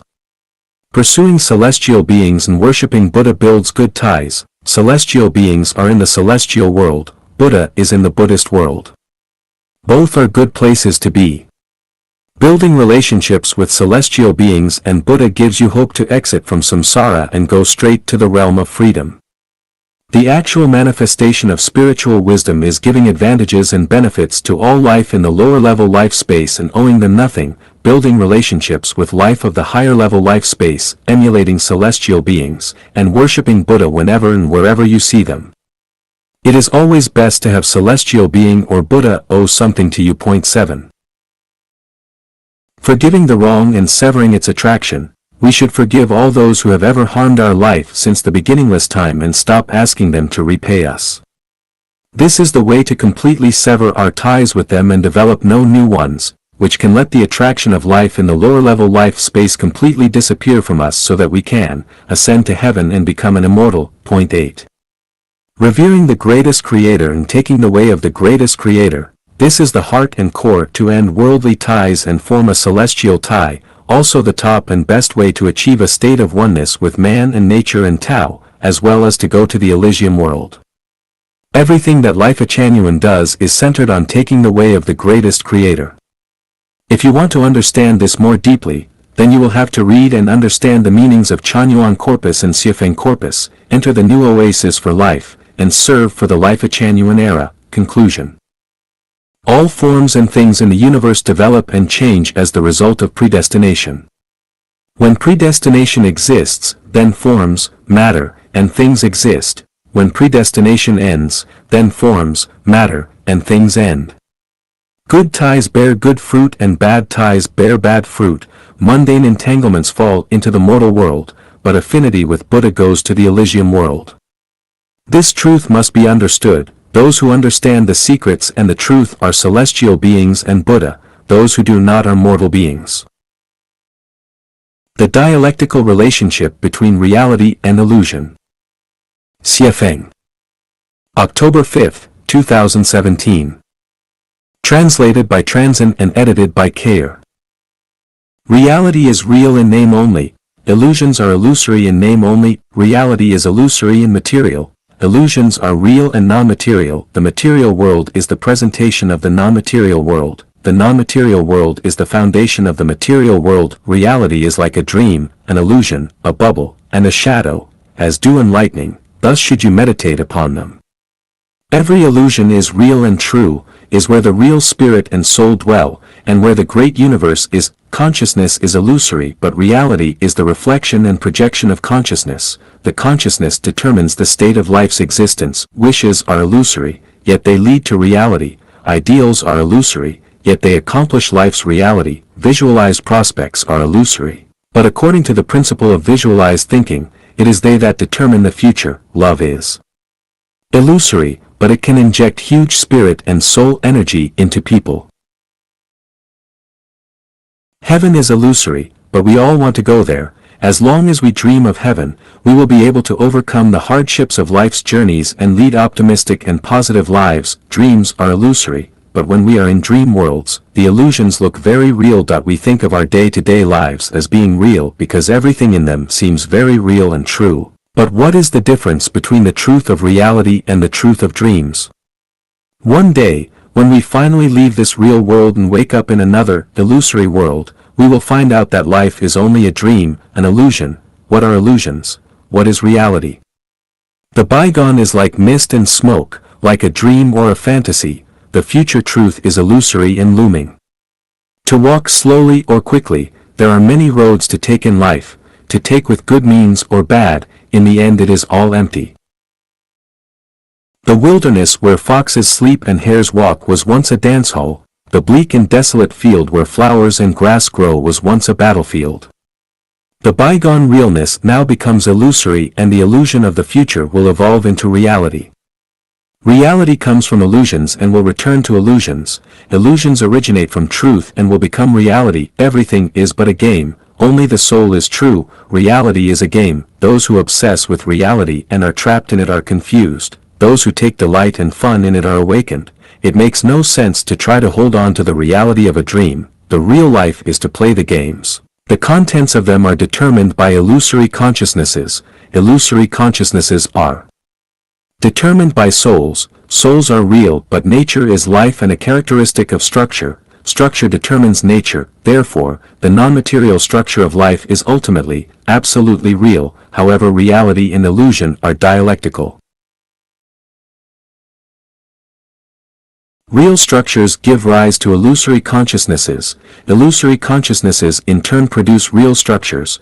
Therefore, our top priority should be to concentrate our efforts on the illusory consciousness of life. The type of illusory consciousness decides the future reality of life. Illusions become realities and realities become unreal. If you have a beast's illusory consciousness, then you will eventually live in a beast's reality. If you have a celestial being's illusory consciousness, then you will eventually live in the celestial world. Once you understand the dialectical relationship between reality and illusions, you should not be lost in reality. Consume your time and energy on things there, cling to and worry about them, seize, possess, compete for, or persist after them.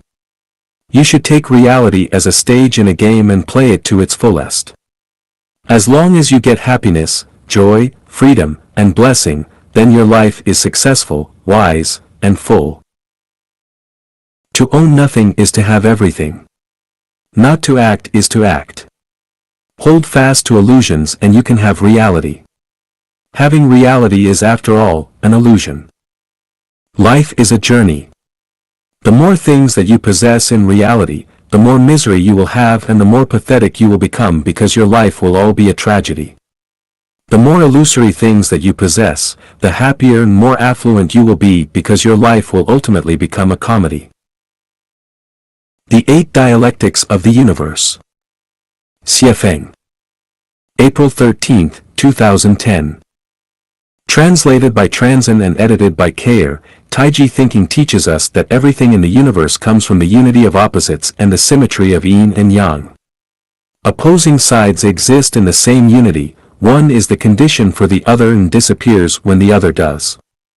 Within a certain range, one flourishes as the other declines. Extremes meet and things develop in opposite directions when they become extreme. For example, know the male, but conform to the female. Sages put themselves last but find themselves in front. They regard their bodies as accidental, and are thereby preserved. Life is the root of death and death is the root of life. Yin and yang are the roots of each other. To yield is to be preserved whole, to be bent is to become straight, to be hollow is to be filled, to be tattered is to be renewed. The growth and decline, the generating, sustaining, destroying and changing of any two opposites are dialectical. There are 8 dialectics in the universe. Form is emptiness and emptiness is form. When things exhaust, they revive. When they end, they begin anew. The small can grow big, details matter. Life and death are the roots of each other. Yin flourishes when yang declines. To have nothing is to have everything. To have everything is to have nothing. Where the mind abides nowhere, nature prevails. Where the mind abides somewhere, nature recedes. Stillness and motion coexist. Light and dark are interdependent. Positive and negative are symmetrical, but proportion restrains. Form is emptiness and emptiness is form. The three elements of the universe are consciousness, structure, and energy. They are all non-material. The existence of any single element is emptiness. See it, and you will not see its form. Hear it, and you will not hear its trace. Meet it, and you will not know its face. Follow it, and you will not find its back. Once the three join together though, there is lustrous and dazzling form, changing countlessly and into a myriad of images. Therefore, form comes from emptiness and emptiness is form. When emptiness comes, there is form, because form is emptiness. If a mind abides in form, it is in emptiness. If a mind abides in emptiness, it is in form. You pursue form, but form is never there. You pursue emptiness, and you get form. Pursuing form results in emptiness. Pursuing emptiness results in form. When things exhaust, they revive. When they end, they begin anew. Extremes meet. Things develop in opposite directions when they become extreme. When you reach your peak, you go downhill. Extreme happiness leads to sorrow and extreme sorrow leads to happiness. Extreme yin is yang and extreme yang is yin. The softest becomes the hardest and the hardest becomes the softest. There is a time to rise and a time to fall. When a thing reaches its prime, it will be old and will revive. The end of the infinitely big is the infinitesimally small and the end of infinitesimally small is the infinitely big. When something saturates, a qualitative change happens in it. Things change at critical points and new substances are produced. Extreme beauty leads to ugliness and extreme ugliness leads to beauty. Extreme goodness forms evil and extreme evil forms goodness. That is, great virtue is no virtue and great benevolence is heartless. Haste makes waste. One who understands Tao appears dull of comprehension and one who advances in Tao appears to slip backwards. To pursue happiness, you must avoid extremes. To revive, go for the extreme. The small can grow big, details matter. Matter is composed of molecules, composed of atoms. A tree with a full span's girth begins from a tiny sprout, a 9-storied terrace begins with a clod of earth. From small beginnings, one can see how things will develop and grow. Difficulties are overcome by easy things, great things are accomplished by the details. Details matter, deal with the big while it is yet small, deal with the difficult while it is yet easy. Start from the beginning and start from the small but do not lose track of the big picture. Molehills make mountains. Do not neglect small things or you will never accomplish big things. A journey of 1,000 miles begins with the first step. Any future success depends on the present. Small details and tiny things lead to grand achievements. Life and death are the roots of each other. Yin flourishes when yang declines. Life is the root of death and death is the root of life. No life, no death, no death, no life. Life and death alternate and each follows the other. Yang flourishes when yin declines and yin flourishes when yang declines. Every moment of every day has birth and death. One dies here but is born there. Hard is born as soft dies. Good is born as evil dies. One departs from the mortal world and is born into the celestial world. A human heart dies and the heart of a celestial being is born. If you keep the old, you will get nothing new. If you are selfish, you will never reach the Elysium world. Out of life, death enters. Those who are not afraid of death will live. The created universe carries yin at its back and yang in front, and vice versa. Seek life, and you will die, seek death, and you will live. To have nothing is to have everything, to have everything is to have nothing. Out of nothing, there is something. The less you possess, the more you have, the more you possess, the less you have. When you possess nothing, you can have everything, when you have everything, you can possess nothing. The more you have the more emptiness you feel, the more illusory it is, and the more real it is. Walk into the spiritual Pure Land, and you will see a wonderful world. Pursue wealth, power, and lust, and you will have endless troubles. Being and non-being interconnect in growth. If you want to have something in heaven, give it up in the mortal world. To have nothing is to have everything. By the existence of things, we profit, and by the non-existence of things, we are served. Work on non-existence for existence. Where the mind abides nowhere, nature prevails. Where the mind abides somewhere, nature recedes. Nature is the quality of origin, which is Buddha. The reason that people cannot attain Buddhahood is that their minds abide somewhere. If their minds abided nowhere, they would attain Buddhahood. When one's mind abides nowhere, nature shows. When their mind abides somewhere, nature recedes. This is dialectical, one advances as the other retreats. Different forms give birth to different souls. When minds abide somewhere, trouble comes. Therefore, if your mind abides somewhere, it will be in falsehood. It should not abide in form, sound, smell, taste, touch, or dharma. It should abide nowhere. When the mind abides nowhere, it can abide everywhere, and when the soul can transcend over all forms and show the nature, one can reach the Elysium world. He who focuses too much on the specific, cannot see the general. A mind that abides somewhere, cannot go to the Elysium world. One who acquire enlightenment can perceive nature. One who lack mind can show nature. Stillness and motion coexist. Light and dark are interdependent. Stillness is the source of motion. It cannot be dynamic if it is not static. Motion is the root of stillness. It cannot be static if it is not dynamic. Stillness and motion coexist and come from each other. Strong motion comes from great stillness. Great stillness comes from strong motion. All things derive from stillness but are accomplished in motion. Without stillness, there is no motion. Without motion, there are no accomplishments. Light comes out of darkness and darkness comes from light. Heaven and hell, one light and the other dark. Extreme darkness is light and extreme light is darkness. Fortune and adversity go together. Out of waste, grows grass. Bliss is unfelt until after it leaves. Good fortune lies within bad. Bad fortune lurks within good. Non-interference with natural rules and letting all things happen naturally. Those who act at the wrong times, spoil things. One should never fear the dark. Out of extreme darkness comes light. Knowing the dialectic of the universe, one can enjoy the light cautiously, for from extreme light comes darkness. Positive and negative are symmetrical, but proportion restrains.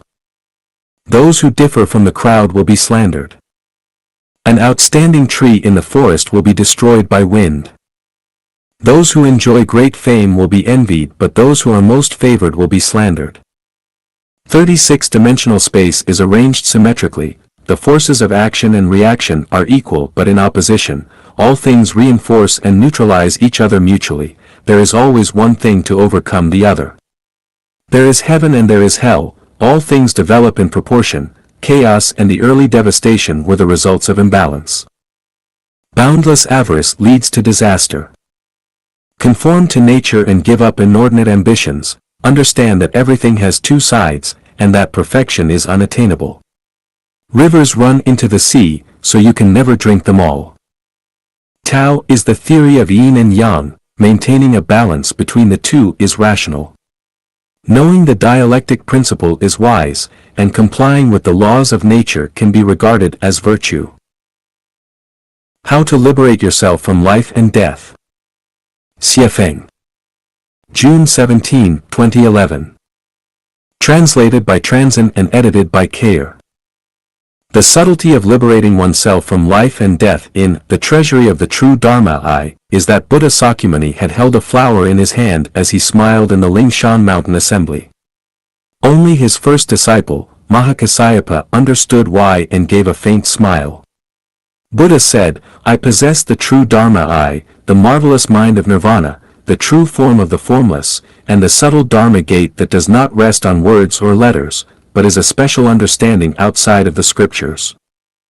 Mahakassapa later explained his understanding directly to Ananda, who gave it to Shanavasa, and all the way to Bodhidharma, the 28th patriarch of Buddhism. When the 27th patriarch, Prajnatara, gave it along with a robe and begging bowl to Bodhidharma, he said, 60 years after I attain nirvana, I want you to take these 3 things from India to China and carry Buddhism forward to benefit all living people. Bodhidharma took Zen Buddhism to China and was regarded as the first Chinese Zen Buddhist patriarch. He eventually passed them to Haik, the second patriarch, who passed them to Senkan, the third patriarch, then to Daoxin, the fourth patriarch, and to Hongren, the fifth patriarch. When Master Hongren told about them, he was met with some trouble because he found that the real successor should be the unknown handyman Huineng in the monastery instead of the highly reputed and admirable Professor Master Shinshio. It would be very unconvincing to all if everything passed directly to Huineng. In a desperate way, he said, the lives and deaths of mortals are matters of huge importance, but you only pursue the land of promise without seeking to be away from the bitter sea of life and death. If you lose your nature, then how can blessings bring you salvation? Both of you, write me a stanza. He who understands what the essence of mind is will be given the robe, the insignia of the patriarchate, and the Dharma, the ultimate teaching of the Zen school, and I shall make him the 6th patriarch. With a small trick, he finally gave his treasures to Master Huineng. Master Huineng was the 6th and final patriarch of Zen. The treasury of the true Dharma I and the robe and begging bowl were lost after him. I used to joke that I am the 7th patriarch of Zen, and that I have written on Zen by the 7th patriarch of Zen 1, 2, 3, 4, and 5, which are the most heavily weighted 5 articles of all my writings. Now the question, as instructed in Buddha's treasury of the true Dharma I, this subtle Dharma gate, does not rest on words or letters but is a special message outside of the scriptures, becomes how to transfer from mind to mind. If I were to tell it with words, then I would be rebelling against the teachings of Buddha. So, if not expressing with words, how can we know how to liberate ourselves from the samsara of life and death? To make the best of both worlds, I can only slide over the water. Whether you can be liberated from life and death all depends on your level of practicing Tao, your destiny, and your root of wisdom. There is no life or death in life. The life and death seen by the world is an illusion. It is the evolved deduction of the carrier of life. Life has nothing to do with time, so life has no limitations of time and is beyond all ages. The nature of life is non-material structure. The form rendered by life is decided by its non-material structure decides the form rendered by it. Consciousness originates from structure, and in turn controls structure. Human consciousnesses make people, animal consciousnesses make animals, and if you develop your consciousness to that of a celestial being or a Buddha, then you will become a celestial being or a Buddha. Life is a cycle of reincarnations. The death we commonly see is not the death of life itself, but the phenomenon of life transformation. Life travels from one dimension into another, from one world into another, through the gate of life and death. When a life crosses that gate, from this field, we see it as death, but from the other field, it is life. All dharmas are marked with emptiness, they neither begin nor end, are neither immaculate nor defiled, and neither complete nor deficient. Therefore, in emptiness there are neither forms, feelings, perceptions, impulses, nor consciousness, neither eyes, ears, noses, tongues, bodies, or minds, neither sights, sounds, smells, tastes, touchables, or any sensations, and so on until we have form. There are no mind consciousness elements, no ignorance, no extinction of ignorance, and so on, until we have form.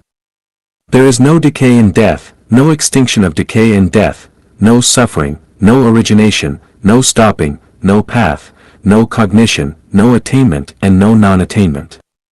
Therefore, it is because of their non-attainmentness, that bodhisattvas, through having relied on the perfection of wisdom, dwell without thought coverings. In the absence of thought coverings, they have not been made to tremble, have overcome what can upset, and in the end, have attained nirvana, to be free from life and death. When you are liberated from life and death, you can attain nirvana.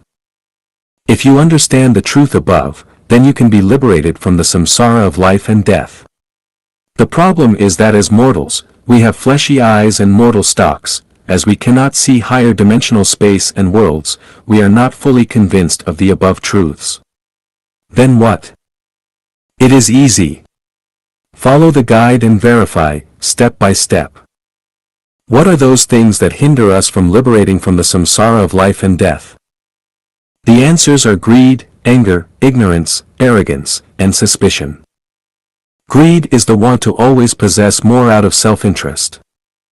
Anger is to detest, blame, and envy. Ignorance is the belief that you are always right and never wrong. Arrogance is self-importance, pretentiousness, disdain, defiance, and the lack of a gracious, cherishing heart. Suspicion is being full of doubts and not facing the facts. It is hypocritical, false, and self-deceiving. Overcoming greed, anger, ignorance, arrogance, and suspicion will enable you to understand this truth and will liberate you from the samsara of life and death. The reason is very simple and easy to do, but putting it into real practice is difficult. After being liberated from life and death, one also needs to understand where to go after death.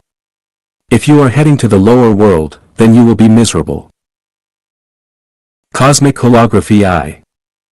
Xiefeng. October 31, 2005. Translated by Transin and edited by Kair. The universe runs in holographic order and consists of the distributed psychic energy of the greatest creator, Tao, just as we humans are composed of the flesh and spirit of the same. From the infinitely cosmic to the infinitesimally tiny, each are closely related and connected together. I am in you and you are in me. On the macro scale, energy fills the space and time of the entire universe, while Tao controls the operation, development and changes of all things in within it. Therefore, it is an organic whole, and the seemingly unconnected multiple celestial bodies, phenomena, and people are its constituent parts, its cells, so the universe is holographic. On the micro scale, atoms, molecules, and people are consortiums of structure and energy which have mutual interaction with everything else and together belong to the unity of Tao and energy, so the universe is holographic. Try to pierce your toe with a needle.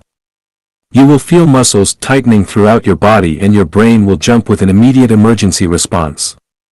If a lover or your parents are next to you, they will also react promptly. Why? Because you are holographic. Turn your computer on and access the web. Global data will stream onto your screen as you search. Why? Because the internet is holographic. Arthritis sufferers can sense rain while the weather is still dry and many animals can detect seismic disturbances before the earth shakes. Why?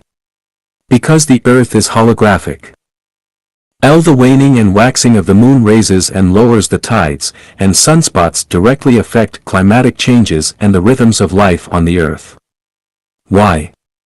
Because the solar system is holographic. Cosmic holography also means that the whole contains all of its parts and all of its parts contain the whole. Our bodies are constituted of 130 trillion cells and each of them contain all the information of the human body, that is, when they all assemble together, they constitute a complete human individual. Each cell is just an insignificant component, but when we divide them individually, each one can form a human body.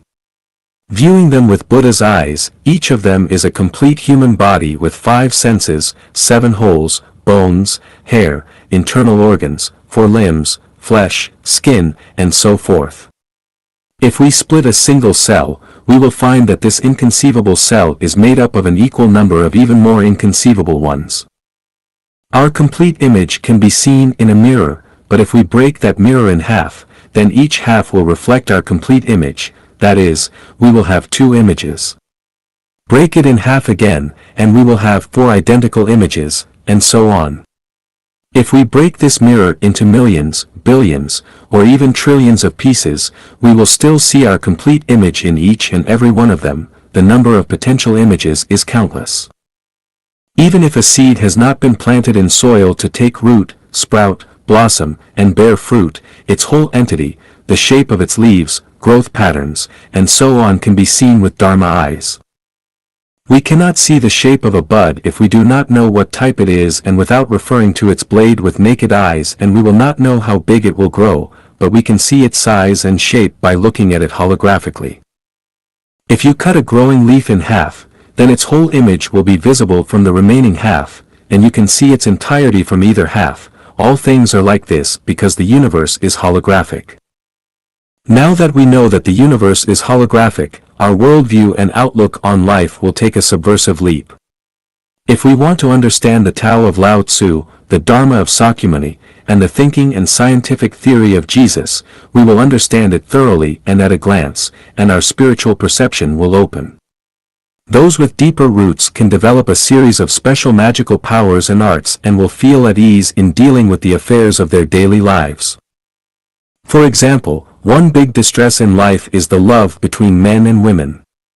Between lovers and married couples, one always expects the other to be faithful and pure, but if they learn that the other is having a secret relationship with a third party, then they become distressed and sad, and no matter how much effort the other exerts to vindicate themselves, "I love you just as much, I really do," it will be useless, because their credibility will have been lost. "You cannot be true to me if you also love that person," and "your love is false and the love that you offer me is incomplete," would be the responses. Their distress is caused by not understanding the holographic nature of the universe.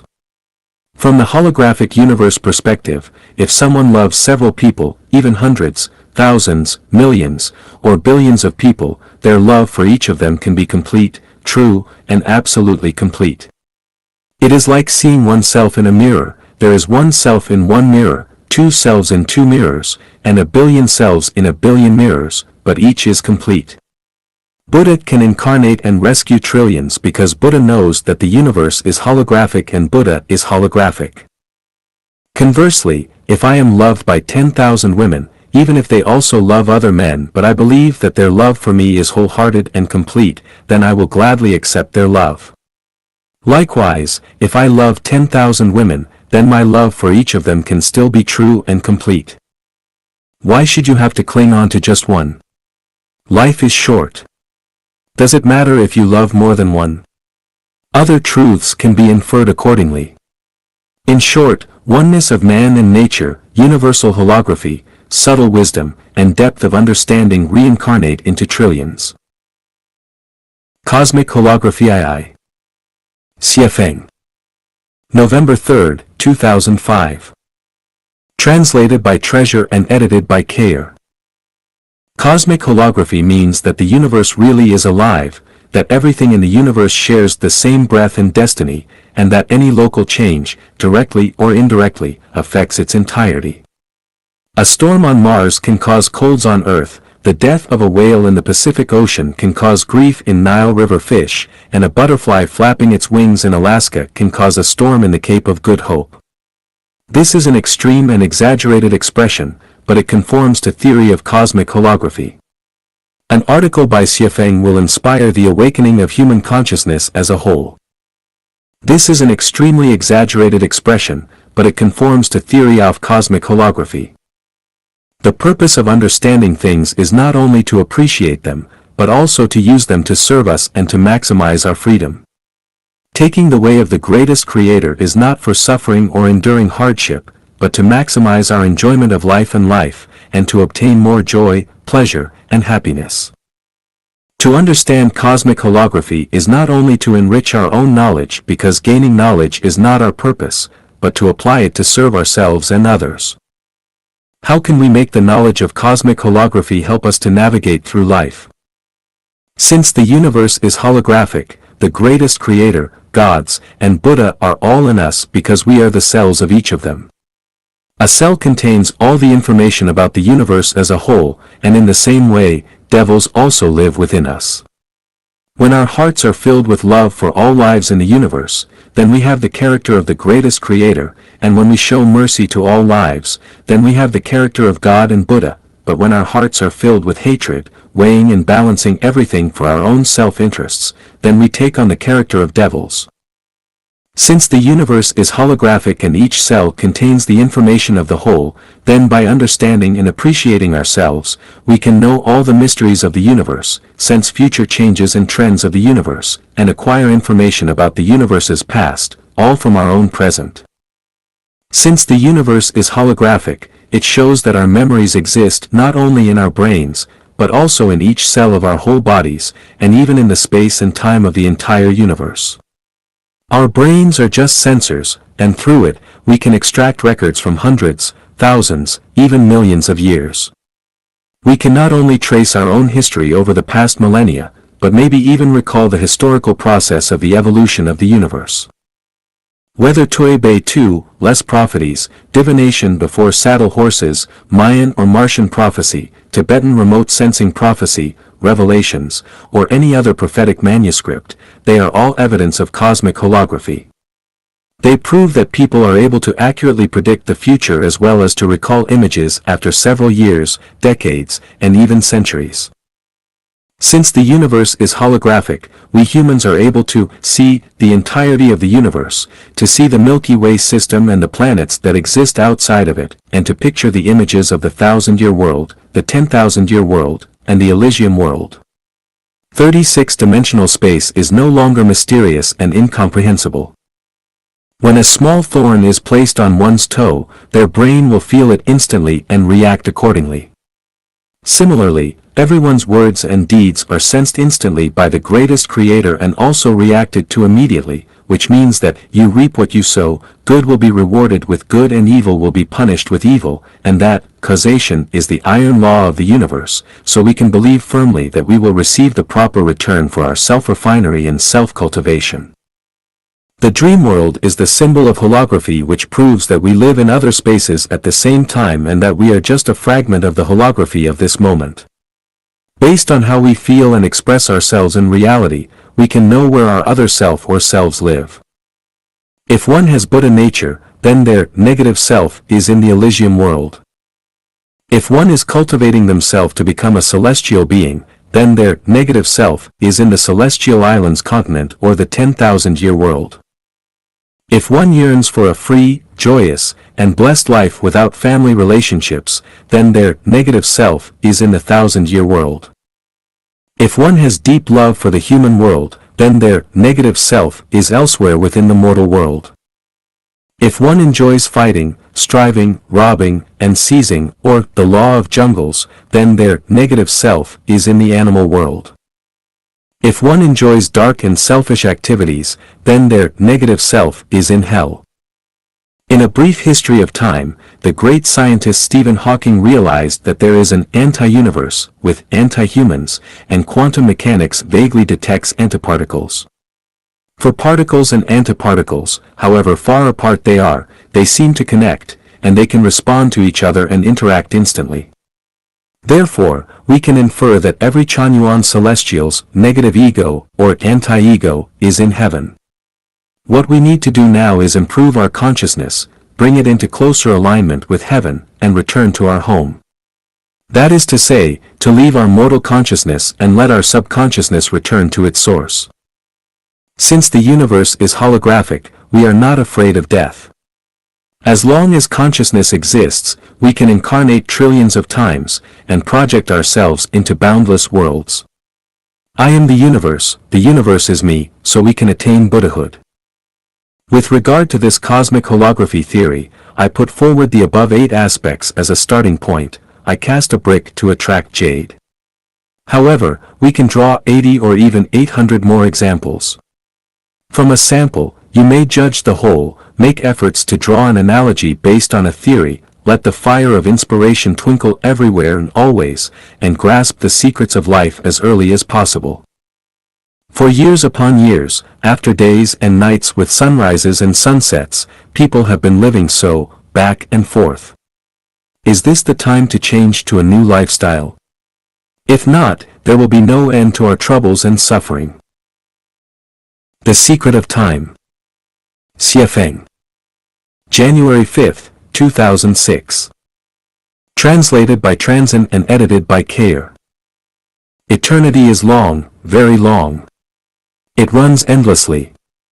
Beginning, developing, changing, and concluding is ornamented by the waves of time. The universe flies in eons. Life twists and turns in years. Love and hate rise and fall in summer and winter. Feelings of gratitude and resentment emerge and disappear in spring and autumn.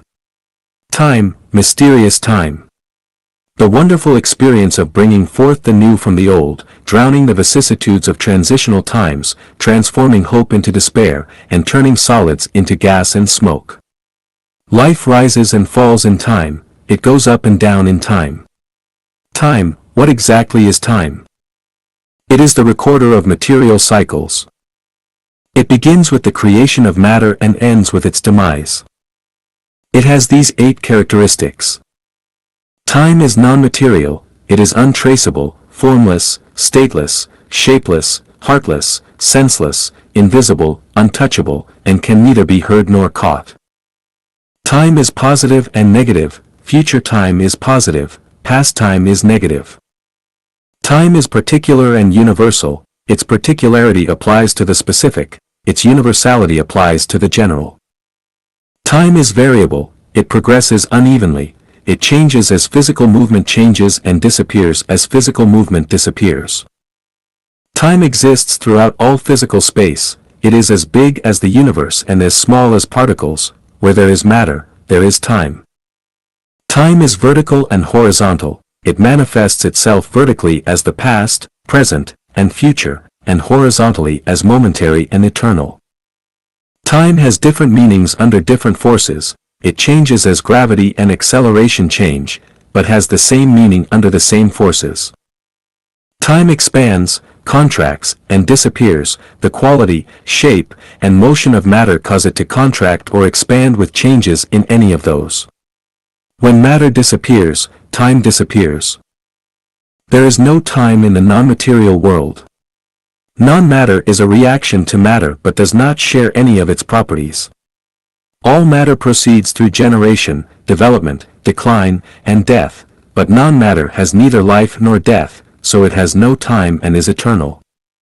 Tao, life's spiritual entity, ideas, spirits, thoughts, dharmas, the nature of Tathagata, celestial beings, angels, and the Elysium world do not have time. Therefore, the non-material world is eternal. Since the motion of matter is absolute, we perceive that all things run in time. In this sense, time changes everything and decides all. It can transform the decadent into magic and the ordinary into extraordinary. Everything changes with the passage of time. Along the eternal river of time, all matter is transitional, illusory, and valueless. Time's control must end in order for one to achieve an eternal existence. As humans, it is to fish for the moon in water or to plow the air for our bodies to break away from our shackles, so the human body must follow its nature. To leave time, we must work on our spiritual entities. Life is short and the spiritual entity of life has many different directions in which to spread. Perfect spiritual entities go to heaven and defective ones go to hell. If we can perfect our spiritual entities within our limited lifetimes, then we can transcend time. In addition to transcending time, we must also work on our non-matter by revering and taking the way of the greatest creator. To roam in ideas, thinking, spirits, and other areas is to deal with eternity and to transcend time maximally and from within the confines of a limited time. When fruits ripen, they fall. When water flows, channels form. Once we make this breakthrough, we can enter horizontal space and time and immediately feel fresh and enchanted. Please refer to Time and Space of the Universe for further study. Explore the Script of Life. Feng. March 24, 2017. Translated by Treasure and edited by Kayer. Is life dominated by fate? How does fate come into being? Is everything in life prearranged? If it is, then who arranged and directs it, and how can we still have free will? If there is free will, does it conflict with fate? If there is no free will, then does the causality law of, you reap what you sow, exist, or does it not? Is it true that every word and every act of everyone is prearranged? If so, then are we not biological robots? Is everything accidental or inevitable? Who carries out punishments, rewards, and so on? It is an extremely complex and enormous system, and it is impossible to reveal the whole system clearly. I can only draw a rough outline, and you the reader must verify it for yourself. 18 plots cannot be controlled by people in their own lives but have to be resigned to destiny. For example, their own parents cannot be chosen, arranged, or controlled by them. In fact, a lot of things in life cannot be either. Not only are the sizes of our eyes uncontrollable, but we cannot even arrange a single hair by ourselves. In the face of such vast complexities, we have to resign ourselves to destiny. If we cannot change things, then what can we do? Everything in the universe has its trajectory, all of which are run according to a well-arranged overall trajectory, and we are no exception. That is to say, we also have our trajectories. These trajectories determine the directions of people's lives, whether they will be officials or commoners, poor or rich, or male or female, and be subject to fortune or misfortune. Everything and everyone have been determined by their trajectory. Facing our trajectory, we are powerless.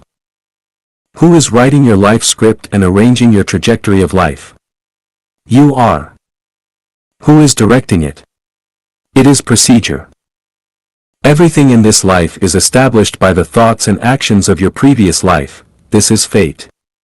It is impossible to change the fate of your life because it has already been written. All of your efforts in this life only work for your next life. It can be said that your past determines your present and your present determines your future. Since everything has already been arranged and planned out and the story and plot of your life has already been set, then how do we reflect on man's subjective initiative? What good are an individual's efforts? If even what we say and do have been determined in advance, then why should we make any efforts? Individual efforts are reflected in one's mind and how perfect a role they play. Our inner activities are not arranged by our script.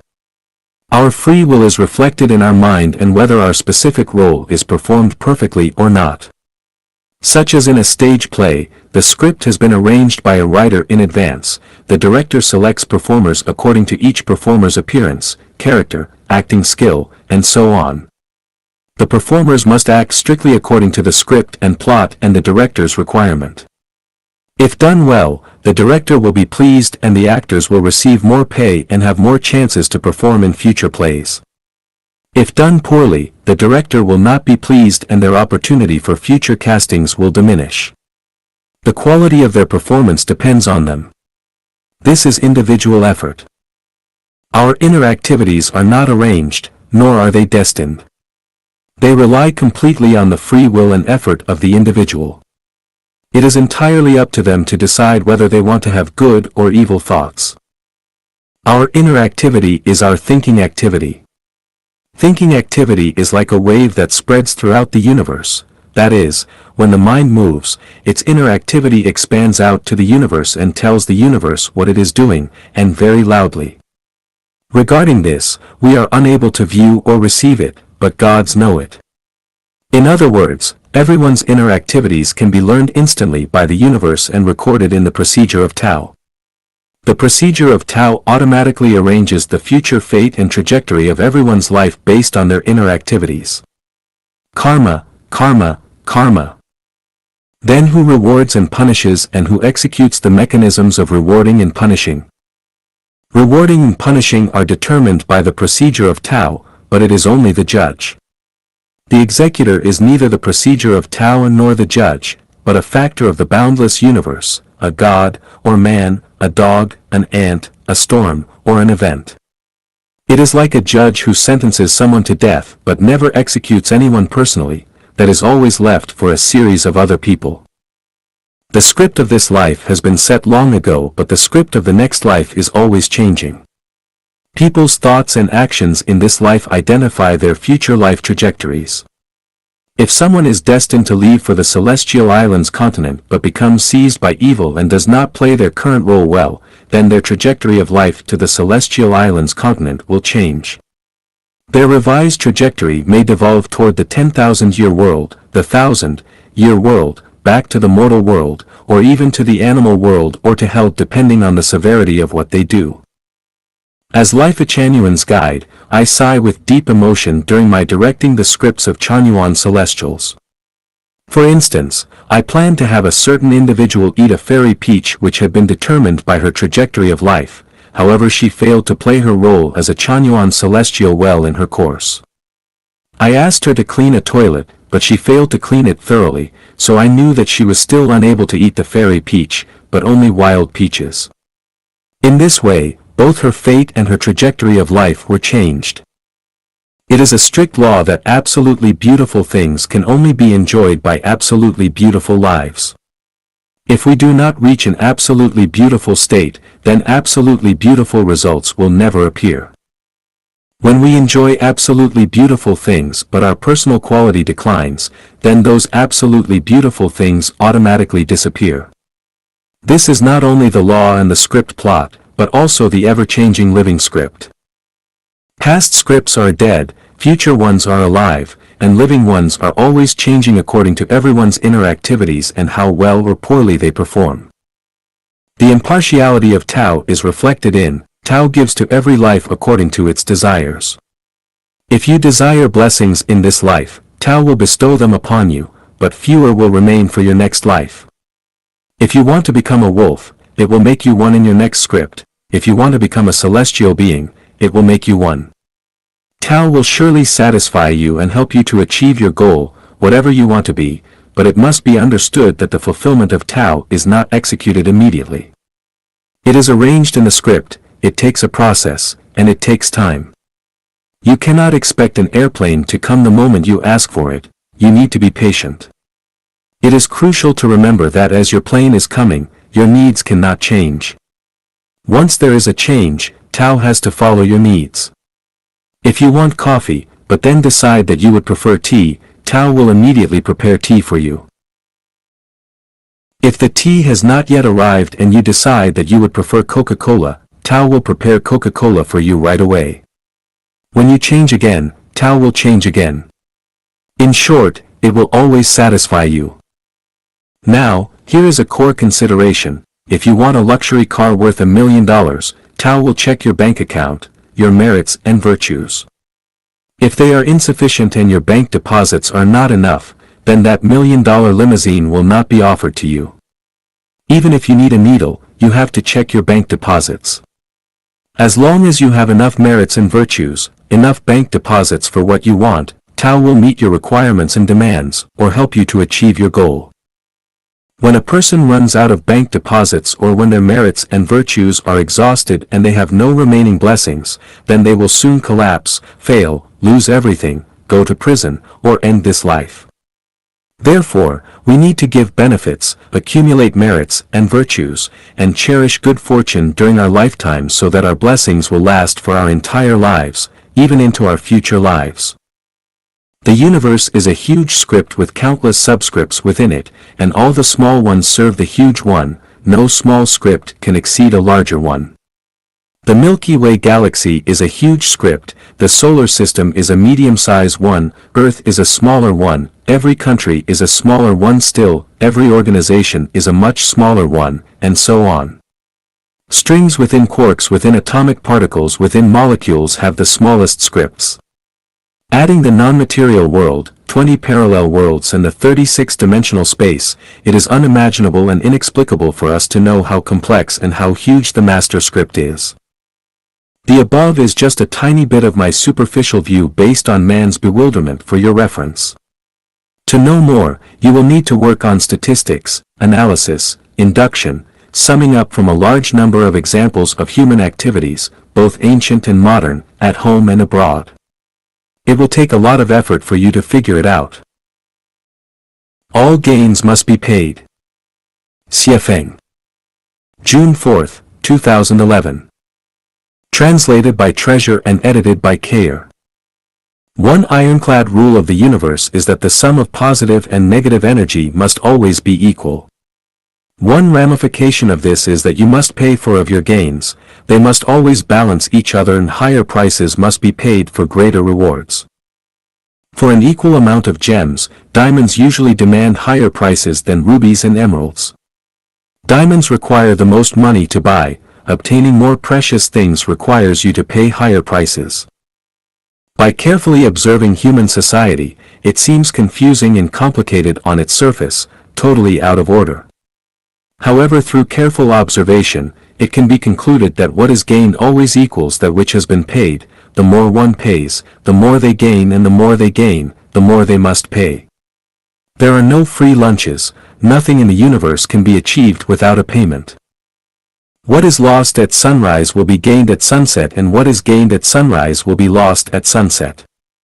As one falls, another rises, rising here and setting there. When one gains money, something must be paid, it might be labor, reputation, peace, or even life. When one pays money, something must be gained, it might be comfort, safety, fame, status, physical beauty, or honor. It makes sense that a loss of money avoids other misfortune.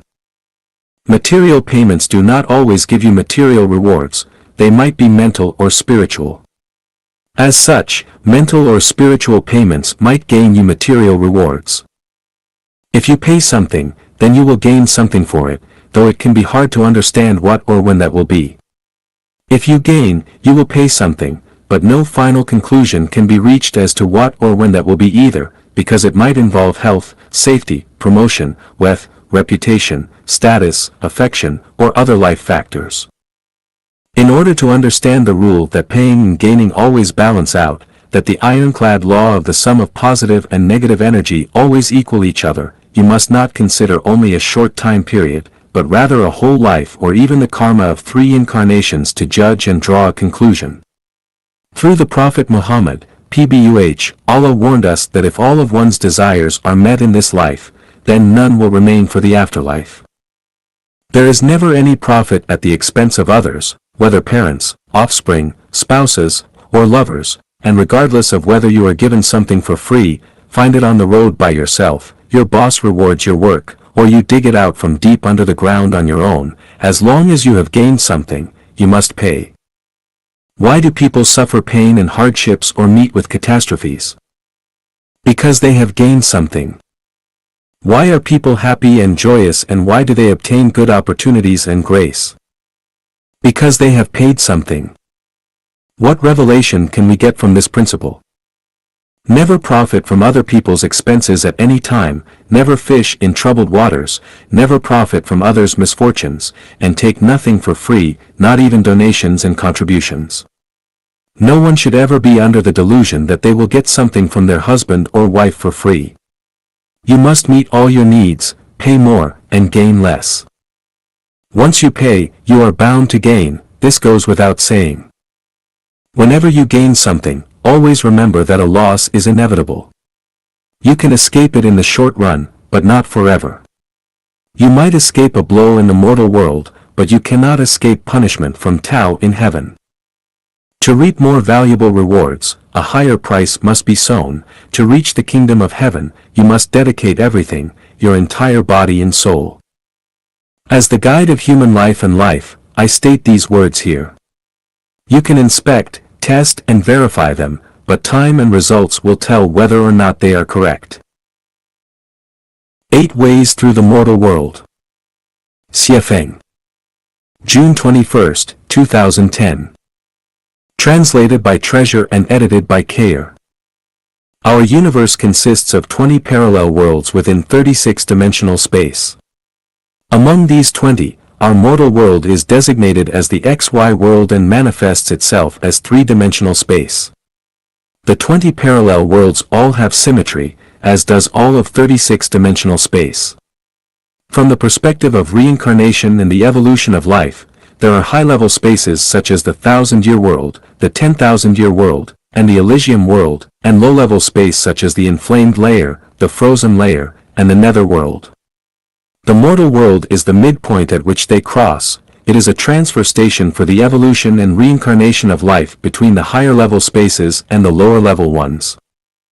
This means that lives from low-level spaces advancing to high-level ones and those from high-level spaces falling to low-level ones must pass through this mortal world as a transfer station. The mortal world is a traffic hub just like the Zhengzhou railway station in China, where crowds come and go, back and forth, hustling and bustling each and every day, determinately and actively. It is easy to see that apart from those who work there, they all scatter quickly to their separate directions and transfer to other cars, buses, trains, and airplanes toward their individual destinations, running along their ways busily. In the mortal world, chaos arises with constant fighting and struggling, each holds their own ambition, each has their own axe to grind, each administers in their own way, and each realizes their own wishes. As a temporary stage, each team performs its own show to the maximum, and as a temporary inn, passengers from different places stay briefly before parting company and going their separate ways, each pursues their own prospects. To pursue one's prospect of reaching their destination, they must proceed in certain ways. Without a good way or by choosing a wrong one, they will never reach their destination. Were they to board the wrong vehicle, their wish would remain just a wish, and their destination would remain out of reach. To be an entrepreneur, one needs to take the way of the market. To do business and make money, they must take the way of circulation, and to be a doctor, they must take the way of medical science and skill. Airplanes must taxi down runways, ships have to float on waterways, trains should run on railway tracks, and cars need to remain on roads and streets. From the perspective of the evolution and reincarnation of life, humans in the mortal world must take one of the following 8 ways and pass on to its associated destination. The way of the greatest creator, one models themselves after nature with holographic order thinking, open-heartedness, flexibility, and tact. They will rise to the celestial islands continent. The way of gods, one worships gods quite distinct from each other, bellicose and domineering. They will advance to azure heaven. The way of Buddha, one pursues non-form and refines their concept of no abode for the mind and returns to the nature of Tathagata. They will ascend to the Elysium world. The way of celestial beings, one takes skepticism, non-dogma, and freedom as their first priorities and cultivates magical powers as their core. They will climb to the celestial beings' world. The way of humans, one pursues fame and material wealth, attaches great importance to family love and emotions, and remains fond of organization and power. They will return to the mortal world to continue their samsara and return as another human. The way of animals, one takes food, clothing, shelter, transportation, growing up, aging, health, and avoiding death as their first priorities of life, with the acquisition of money as their core value. They will descend to the animal world. The way of ghosts, one neither abides by rules nor laws, but conjures, lurks, and sneaks around like a ghost, speaks one way, but thinks and acts another, and is fond of hiding and good at lying. They will drop into the hell world. The way of Satan, one is fond of dwelling upon spirits and deities, fortunes and disasters, being ambitious and arrogant, blasphemes the greatest creator, and insults the gods. In order to achieve their goals, they plunge lives into abysses of misery, and destroy nature, by hook or by crook. They will fall into the inflamed layer or the frozen layer.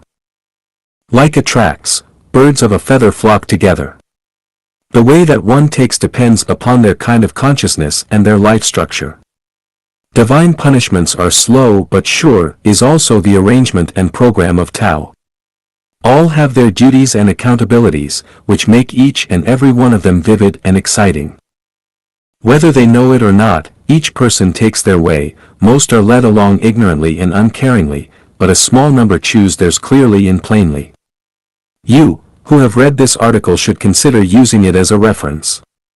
If you discard what I wrote as groundless nonsense, then simply throw it away. You can even scold and criticize me, but if you feel that it has merit, then consider it as having value because you could benefit from it. Possess nothing yet have everything. Xiefeng. Translated by Transin and edited by Kayer, possess nothing yet have everything. This is not a paradox, but a great secret with which to go toward a better life space. Jesus Christ taught us to lay not up for yourselves treasures upon earth, where moth and rust doth corrupt, and where thieves break through and steal, but lay up for yourselves treasures in heaven, where neither moth nor rust doth corrupt and where thieves do not break through nor steal. It is only by owning nothing on earth that you can enter the realm of the greatest Creator. Shakyamuni Buddha taught us to develop a pure and clean mind which does not abide in anything, neither in form, sound, smell, taste, touch, nor dharma. We should have no notion of ego, personality, a being with a life, dharma, or non-dharma. Everything with form is unreal, all phenomena are dreams, illusions. In other words, owning nothing is the way to enter the Elysium world. The immortal Lao Tzu taught us to take no action, regard one's body as accidental, do not contend, value the world as itself, it gives them birth but does not own them, acts, helps, but does not appropriate them, he who acts, spoils, he who grasps, lets slip, accomplish but lay claim to no credit. All this is to say that we must not take credit for our positive actions. To put all this into one sentence, all the teachings of gods, Buddha, and immortal are to try to own nothing. Stupid? No. The teachings of gods, Buddha, and immortal are the Tao of life, the Tao of light, and the Tao for us to gain everything. How can possessing nothing lead to having everything?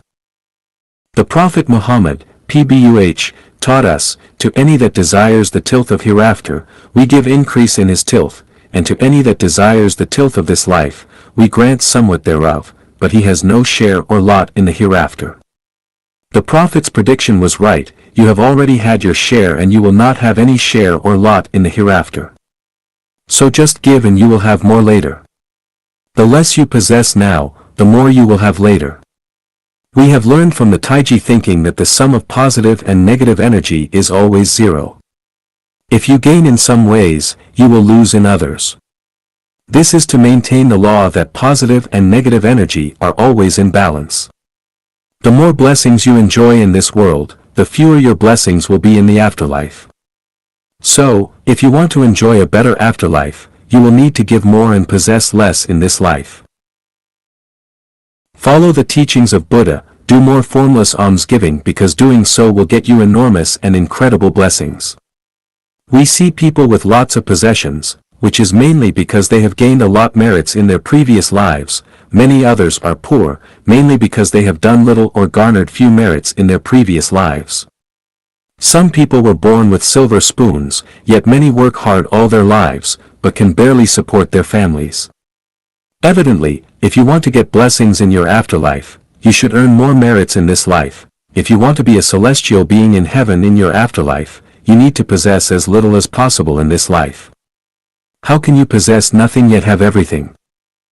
Firstly, think about this, whatever we try to possess in this world will come to naught in the end. If we make efforts to possess, we are really running after illusions and bubbles. The more you possess, the more distress, troubles, crises, and disasters you will have. You will never rest peacefully, you will feel unsettled, you will literally rack your brain to keep your possessions, you will lie, contend, hurt others, hurt nature, and will cause others to envy, hate, covet, and rob. Your life quality will get farther and farther away from heaven and nearer to the animal world and hell. The more you possess, the farther away from heaven you will be. If you want to possess everything, you will eventually have nothing. Let us look at the birds flying and perching in the forest. What do they possess? They possess nothing, but they have the sunlight, forests, meadows, streams, bugs, and branches to perch upon. They lack nothing. The Gospel of Matthew reads, "Consider the lilies of the field, how they grow, they toil not, neither do they spin." Jesus had nothing in his life, but now he has everything. Buddha had nothing after the enlightenment, but now he has the Elysium world. The celestial beings in the 1,000-year world and the 10,000-year world possess nothing, but they lack of nothing. The super-celestial beings in the celestial islands continent possess nothing, but they have everything they could ever want. As long as people in the mortal world give more but possess nothing, they will be short of nothing.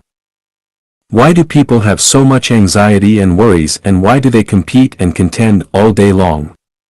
Because they want to possess. As we travel, we see that many attractions have been possessed by people. We need to buy tickets or we will be kept out of the show.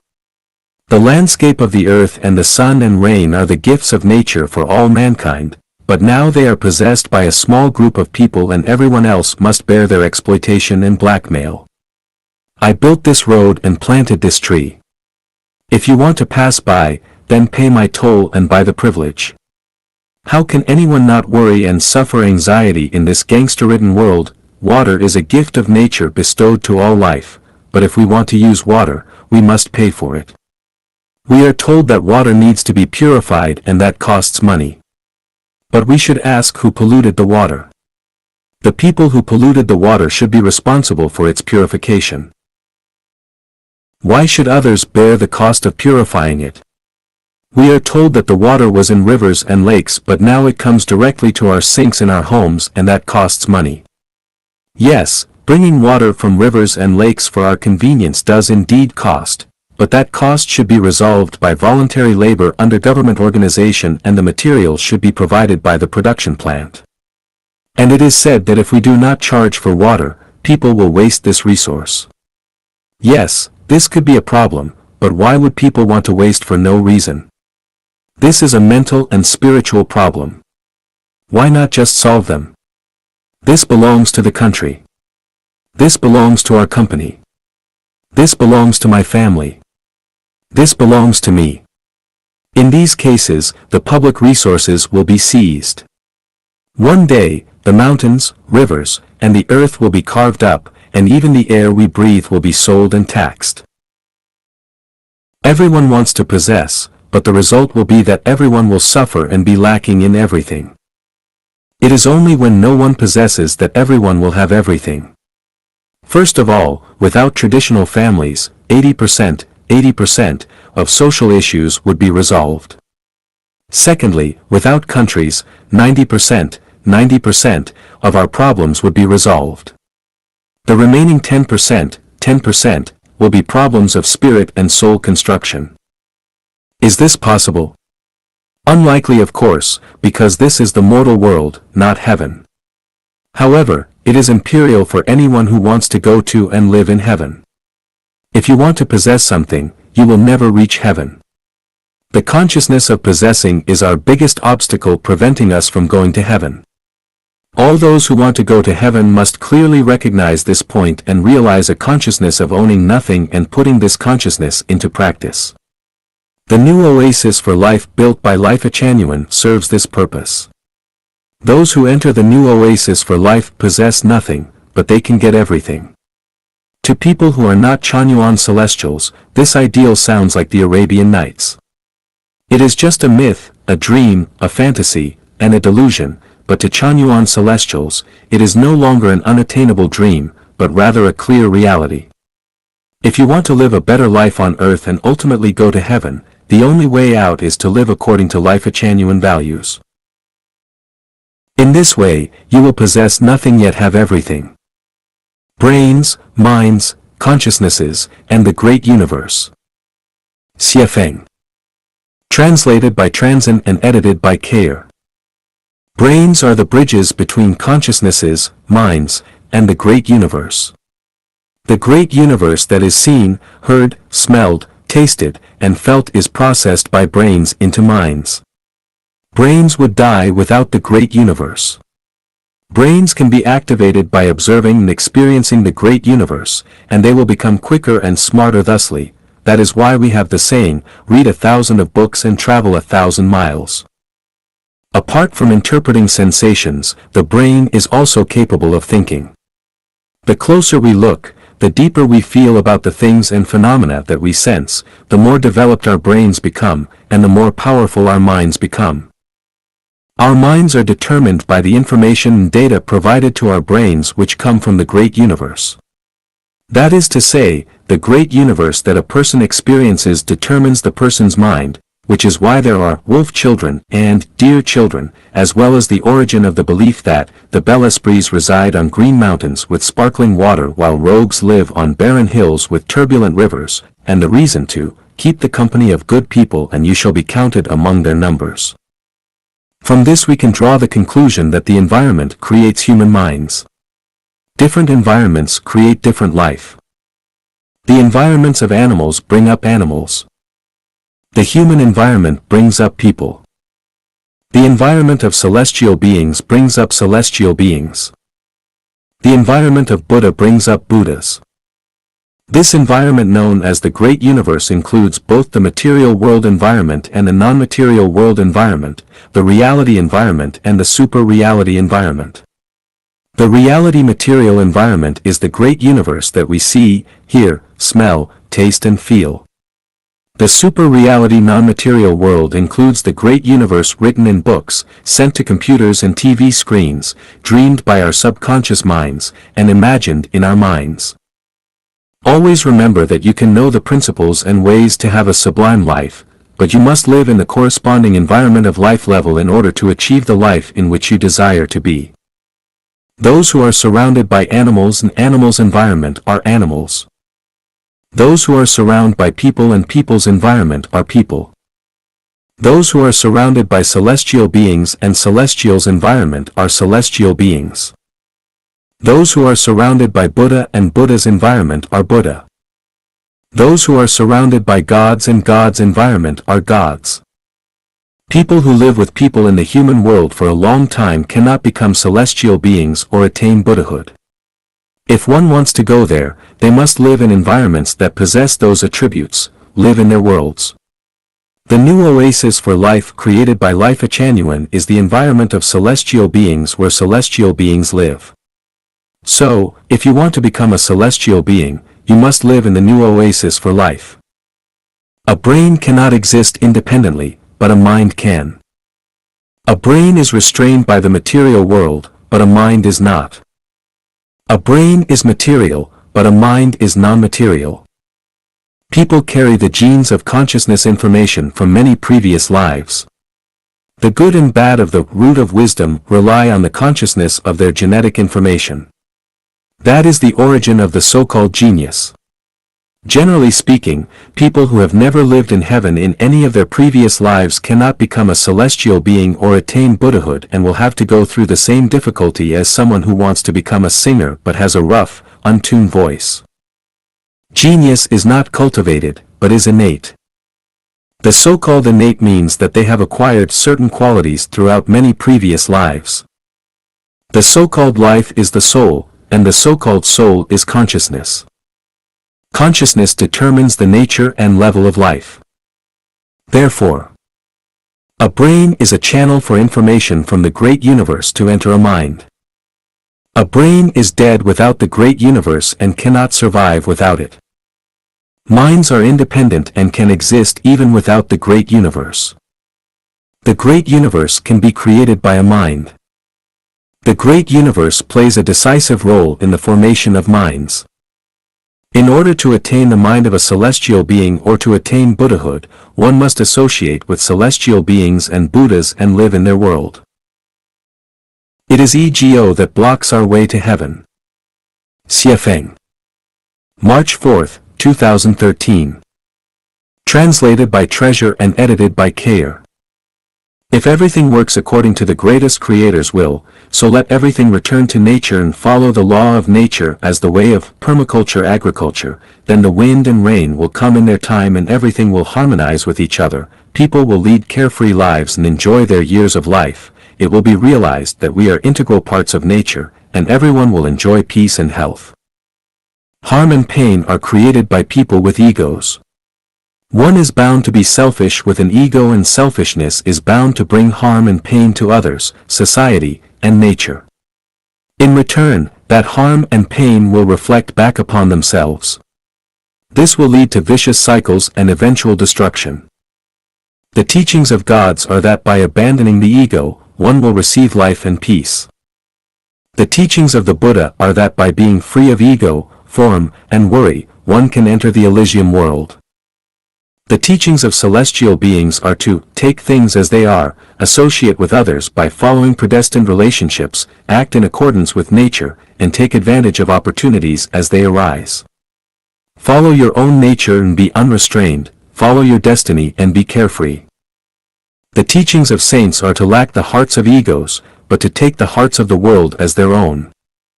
The core of their teachings is but one: be free from ego.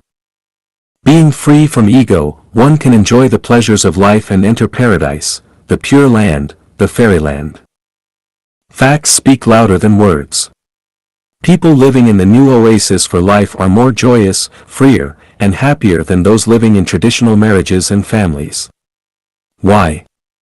Because people living in the new oasis for life are freer from ego and more selfless than those living in traditional marriages and families.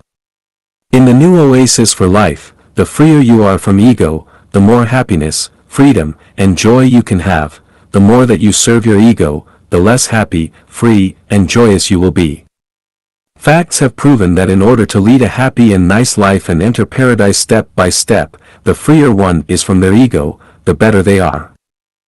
So how can we free ourselves from our egos? Live according to the will of the greatest creator, that is the law of nature. Live by following the teachings of Jesus Christ, Buddha Sakyamuni, and the immortal Lao Tzu.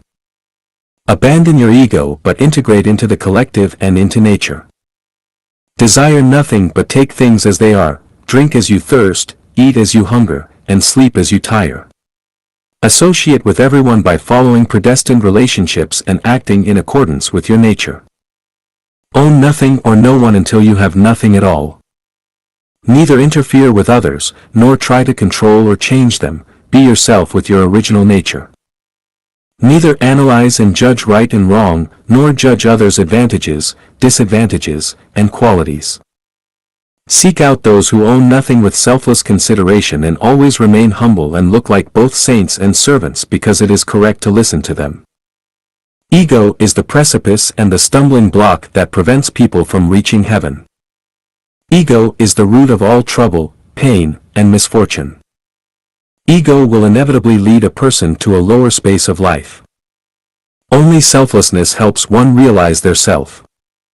Only freedom from ego helps one achieve their self. These two messages encompass all the secrets of brilliant lives and the principles of life sublimation. Think of them carefully and practice them bravely. A blind spot in superstring theory. Xiefeng. October 24, 2005. Translated by Transin and edited by Kayer. If we consider the quantum field theory as one leg in a pair of pants and the general relativity theory as the other leg, then the superstring theory would be the waist part trying to connect them. Einstein's general relativity mainly discusses gravity and holds that it does not exist but is the result of the curvature of space. It assumes that space itself is smooth and flat, but when celestial bodies of great mass such as the sun appear, they cause it to curve inward. It is like pressing hard on a girl's round and smooth face with an index finger which breaks the smoothness and forms an indentation. The geometric deformation of space gives rise to apparent gravity which defines it from a macro perspective. With regard to a person or a stone, its mass is too small to deform space any noticeable amount, thus microscopic matter has almost no apparent gravity. The problem with microcosmic matter is that its space is not smooth and flat, but is filled with countless, flying particles which are unable to curve space to produce gravity as huge masses do. The movements of microparticles have nothing to do with gravity, they are the results of electromagnetism, the strong nuclear force, and the weak nuclear force. Quantum mechanics appeared when general relativity failed to explain the source of these three forces. Quantum mechanics studies fundamental particles at the microcosmic level. Whether large celestial bodies or grains of sand on the beach, all matter is made of hundreds of types of fundamental particles with masses close to zero but whose trajectories change unpredictably with no rules to follow but are always in motion. Motion is not caused by gravity, but by the three aforementioned forces of nature being converted from the particles. Electromagnetism is converted from photons, the strong force is converted from gluons, and the weak force is converted from bosons. However, the conversion of particles cannot generate gravity, therefore, the quantum mechanics does not explain gravity. The macroscopic world and the microscopic world are unified integral, but general relativity theory which can explain motion at the macroscopic level and quantum mechanics which can explain it at the microscopic level, are not fully compatible. An overall description of the universe can only be had by combining these two seemingly contradictory theories, and this mosaic theory is called the superstring theory. This superstring theory believes that matter is made of molecules, molecules are made of atoms, atoms are made of electron shells and nuclei, and the nuclei consist of protons and neutrons which are made of quarks. What are quarks and electrons made of? Scientists believe that both are fundamental point particles which have no internal structures and cannot be divided any further. Superstring argues that these particles do not really exist, but are only strings in motion in space, and a variety of different types of particles are formed by these strings vibrating differently. All interactions between matter and energy can be explained by combining and separating strings, but strings do not move in normal three-dimensional space. Rather, they move in a high dimension of space which is beyond our imagination. Our traditional ideas about space are wrong because space has more than 3 dimensions, maybe 10 or even 26 of them. If this sounds confusing, consider the following scenario. An ant crawls into a shallow pit. It climbs out and goes further until it falls into a deeper pit. It climbs out and continues to go until after some time, it drops into a sand pit. It climbs out, but eventually lands inside a mud pit. These 4 pits are totally irrelevant to the ant which simply comes across them by chance. Living on a 2-dimensional plane, it cannot see the interrelation of the 4 pits, let alone know that they may be related integrally. What is the reality of the situation? These 4 pits are footprints left by an elephant as it ate. 1 foot stood on hard ground, another stood on soft ground, a third in sand, and the 4th was in a pond of rainwater. So there are the shallow pit, the deep pit, the sand pit, and the mud pit. That is to say, the seemingly unrelated pits are actually integral parts of a whole. It is only when we think beyond our 2-dimensional plane to include 3-dimensional height, 4-dimensional time, 5-dimensional retention information, and 6-dimensional space movement and so on, that we begin to understand how these unrelated pits are integral parts left by a single elephant.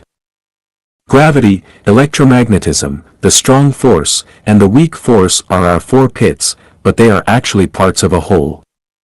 Superstring theory was conceived to explain their integration. Superstring is the most promising theory to unify our understanding of fundamental particles with the interactions of the 4 forces. Superstring holds that strings are the most basic units of matter and that all fundamental particles such as electrons, photons, neutrinos, and quarks are different vibrational states of energy strings. Superstring combines the 2 major basic theories of the 20th century, general relativity and quantum mechanics, for the first time into a mathematically self-consistent framework. Superstring has the potential to solve long-standing problems that have troubled physicists, including the nature of black holes and the origin of the universe. If experimentation confirms it, then our understanding of the structure of matter, space, and time would change fundamentally. The prospect is tempting and theoreticians are struggling with it, but it seems ridiculous and childish to me because of some major blind spots. They are: how have these strings come into being? How do they move? Could they represent the origin of the universe? How can a unified field theory of the universe be established and the origin of the universe is still unknown?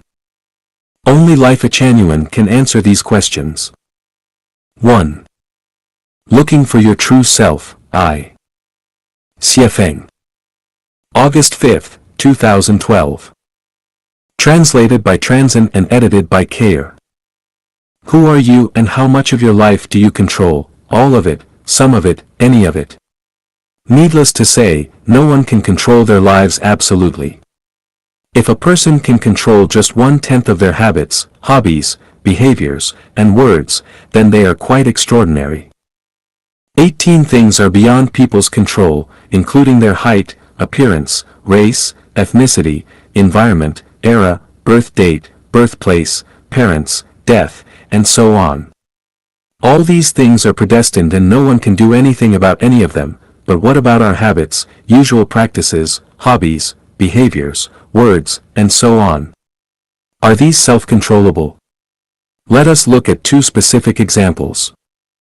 As reported in the World of Unsolved Secrets, a pair of paternal twin brothers were separated from an early age in Ohio, the United States. They meet again after being separated for 39 years only to discover that they both had received legal education and were keen on mechanical drawing and carpentry. Even more surprisingly, their ex-wives had the same first names, as did their sons, and even their second wives. In addition, both of them vacationed often in St. Petersburg, Florida. A pair of paternal twin sisters had been separated since childhood for more than 10 years. They agreed to meet at a train station and one sister temporarily decided to get a hairdo. When they met, she was taken aback, because her sister had also gotten a hairdo. They also wore identical jackets, skirts, shoes, and carried identical purses. Both of them were utterly amazed. We can draw conclusions about these. Both pairs of siblings had almost identical habits, hobbies, behavior, and appearances, though they had been separated from early ages. When they did not know that they had twins, everything about them was taken as individual preferences. They had all believed that they controlled their own habits and hobbies until they found that their twins were almost exactly the same. Everything that they believed to be self-determined turned out to be from invisible consciousnesses rather than their own wills. The habits, hobbies, even the names of their wives and sons had been prearranged and predestined.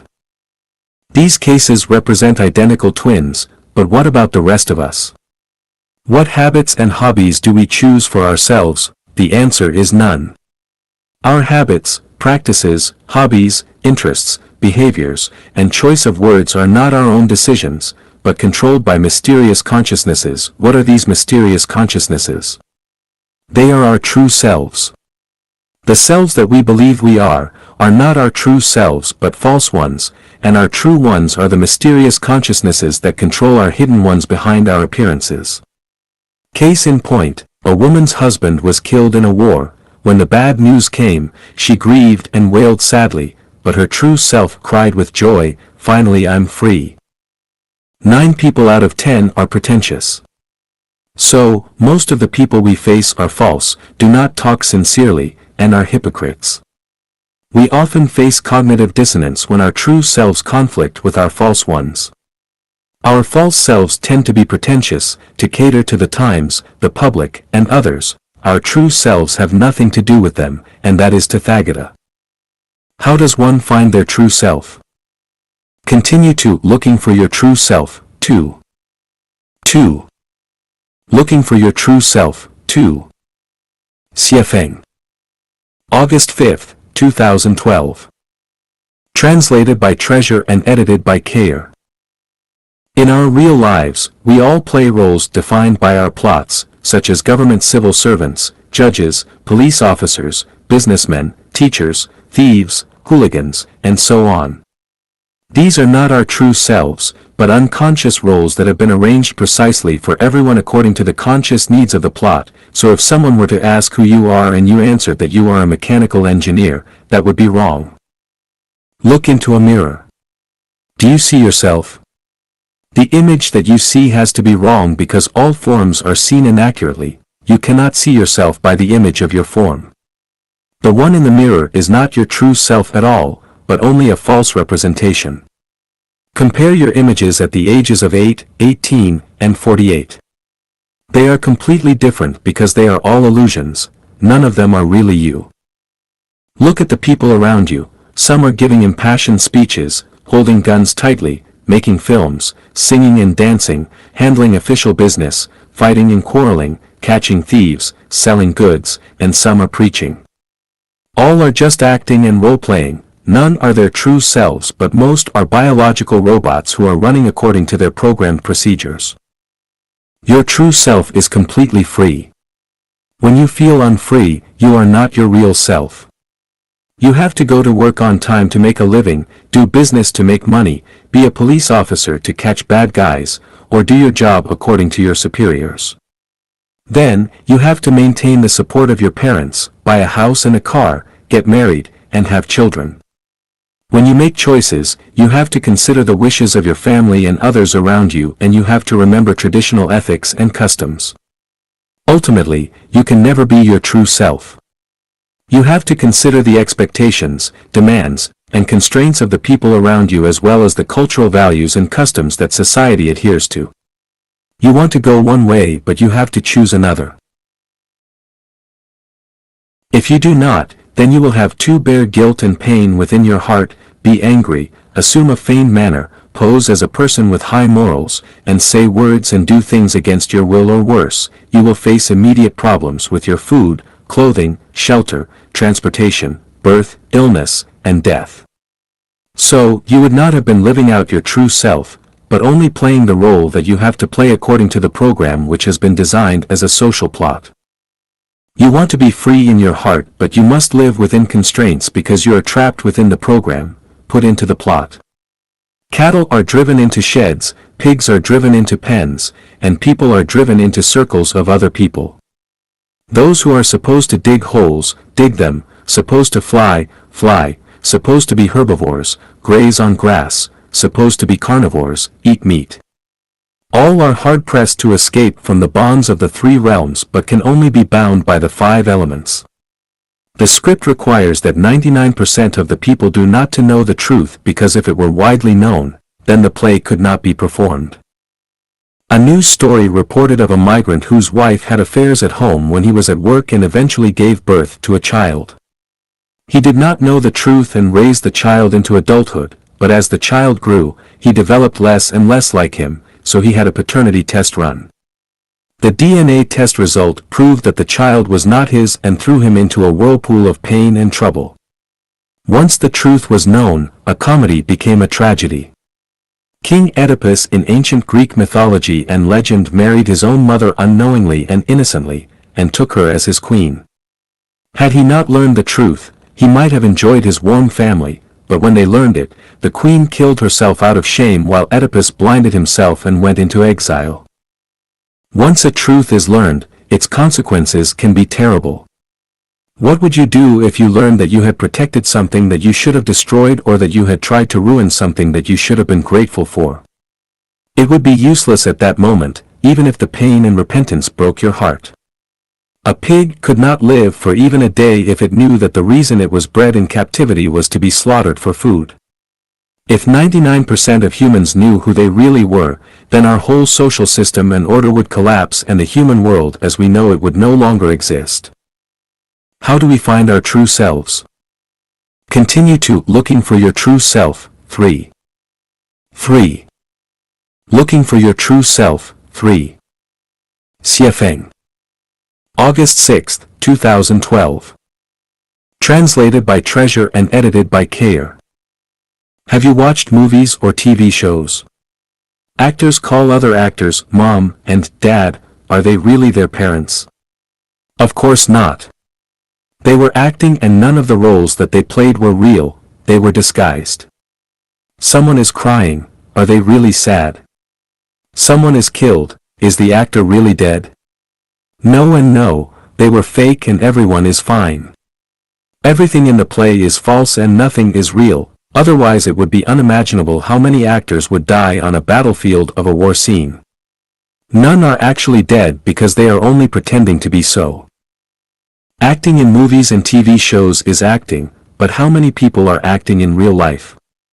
People pledge their love to husbands and wives for whom they no longer have feelings, they defer to their bosses with smiles though they hate them inwardly, and they scold the United States viciously but rack their brains to send their children there. People lust after men or women in their sleepless nights but then act as guards of public morality and condemn others for acting on their lust. So who is not acting, who are not actors, and who live out their true selves? The truth is that everyone acts. Why are you acting? Because survival forces you to do so. Acting is a survival skill for living, but since it is all just acting, nothing is real, everything is false. Therefore, everything that we see in human society is false, nothing is real because everyone is acting.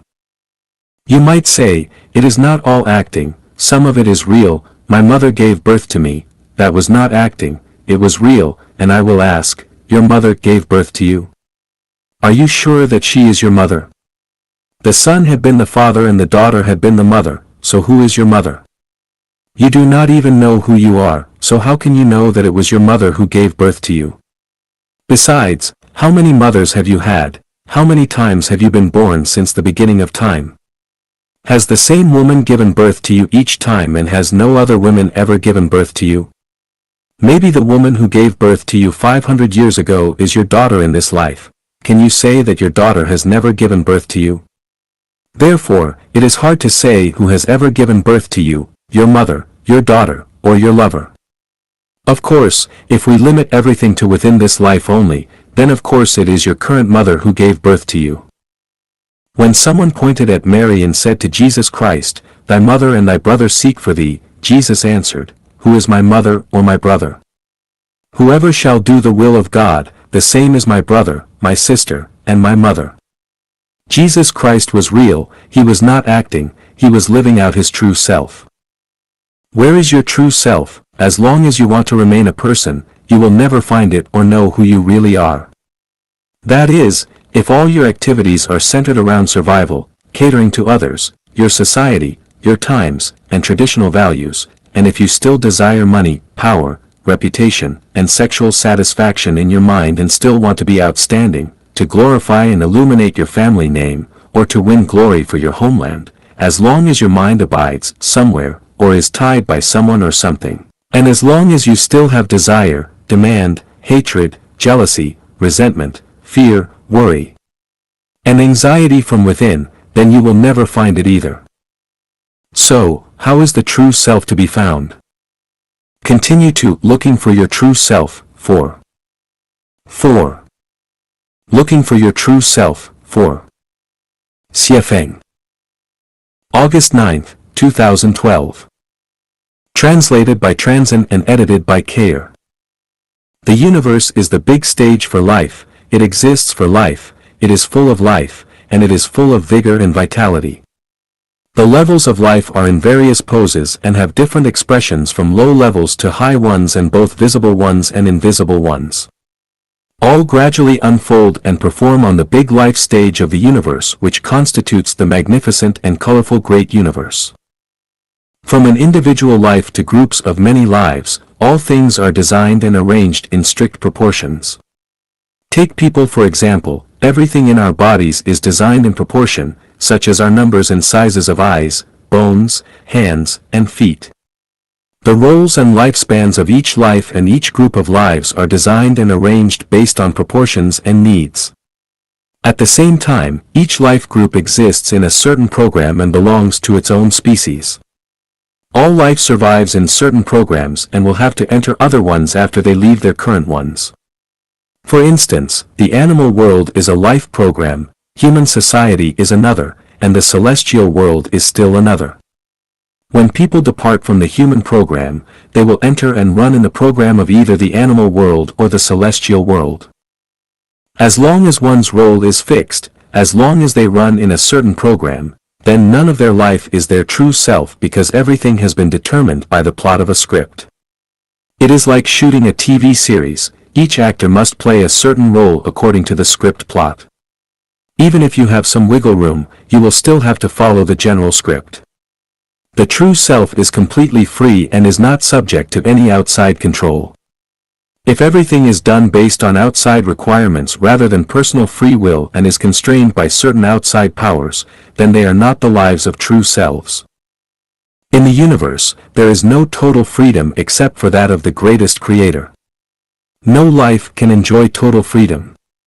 There are different degrees of freedom. The greater the degree of freedom is, the easier it is to find one's true self and live out their true self, and vice versa. Let us consider a pig and a human. Pigs have less freedom than humans and are subject to the restrictions and controls of humans, so pigs cannot live out their free wills. They live for humans and thus can never find their true selves. Humans have more freedom than pigs, so compared to pigs, humans can live out much more of themselves. Actually, humans in general who live in marriages with families have less freedom than those who live in the new oasis for life. The former live passively while the later are free from the shackles of marriage and family programs and free from many of the constraints of the 36-8 diagram arrays of life. Thus, they have more freedom and can live out more of their true selves. Lower life levels have less freedom and higher life levels have more freedom. For instance, each of the plant world, the animal world, the mortal world, and the celestial beings world have more freedom than the ones before them. It can be said that the worlds closest to hell have the least freedom but those closest to heaven have the most. Therefore, one has to strive for the higher levels of life space. The highest level is heaven and that is where true selves are. The more freedom there is, the easier it is to find one's true self, the less freedom, the less true self. In the entire universe from the material world to the non-material world, the most real place to find one's true life self is on the celestial islands continent of the Elysium world because it is the place where life is free from all programs, is no longer playing a scenario role, and everything is self-decided. There is only the self, the designer, the arranger, the director, and the screenwriter are all the self. We can thus arrive at the conclusion that one can only find their true self in heaven. Pigs cannot find their true selves as pigs, and similarly humans cannot find their true selves as humans. The only absolute way to find one's true self is to become a super celestial being.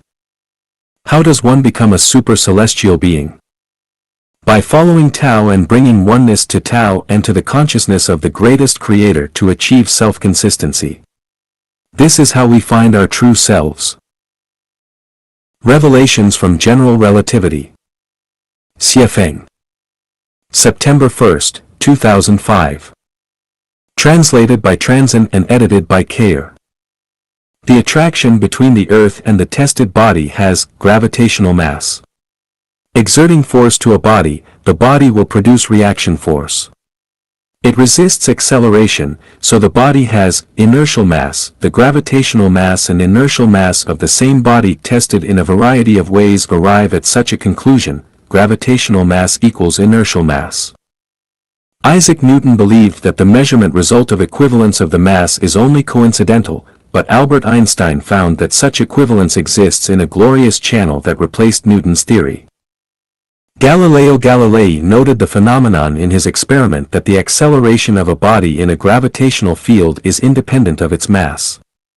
In gravitational fields, bodies of different masses fall at identical speeds. The acceleration of two bodies toward each other in the same gravitational field are always equal. For example, if we were to remove all air resistance, then anything falling toward the Earth would accelerate at a constant rate of 9.8 meters per second squared. In order to explain the principle of the equivalence of gravitational mass and inertial mass, Einstein came up with his famous third hypothesis, general relativity. If an inertial system is equal to a gravitational system which is evenly accelerated, then we can introduce a uniform gravitational field into it and assume that it, the inertial system, will remain static.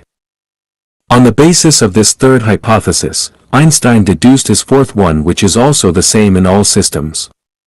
Any observer inside an accelerated running elevator will perceive a spot of light that is shining through its window at a constant speed along a level line into the elevator that lands on its opposite wall differently than an observer who is outside the same elevator.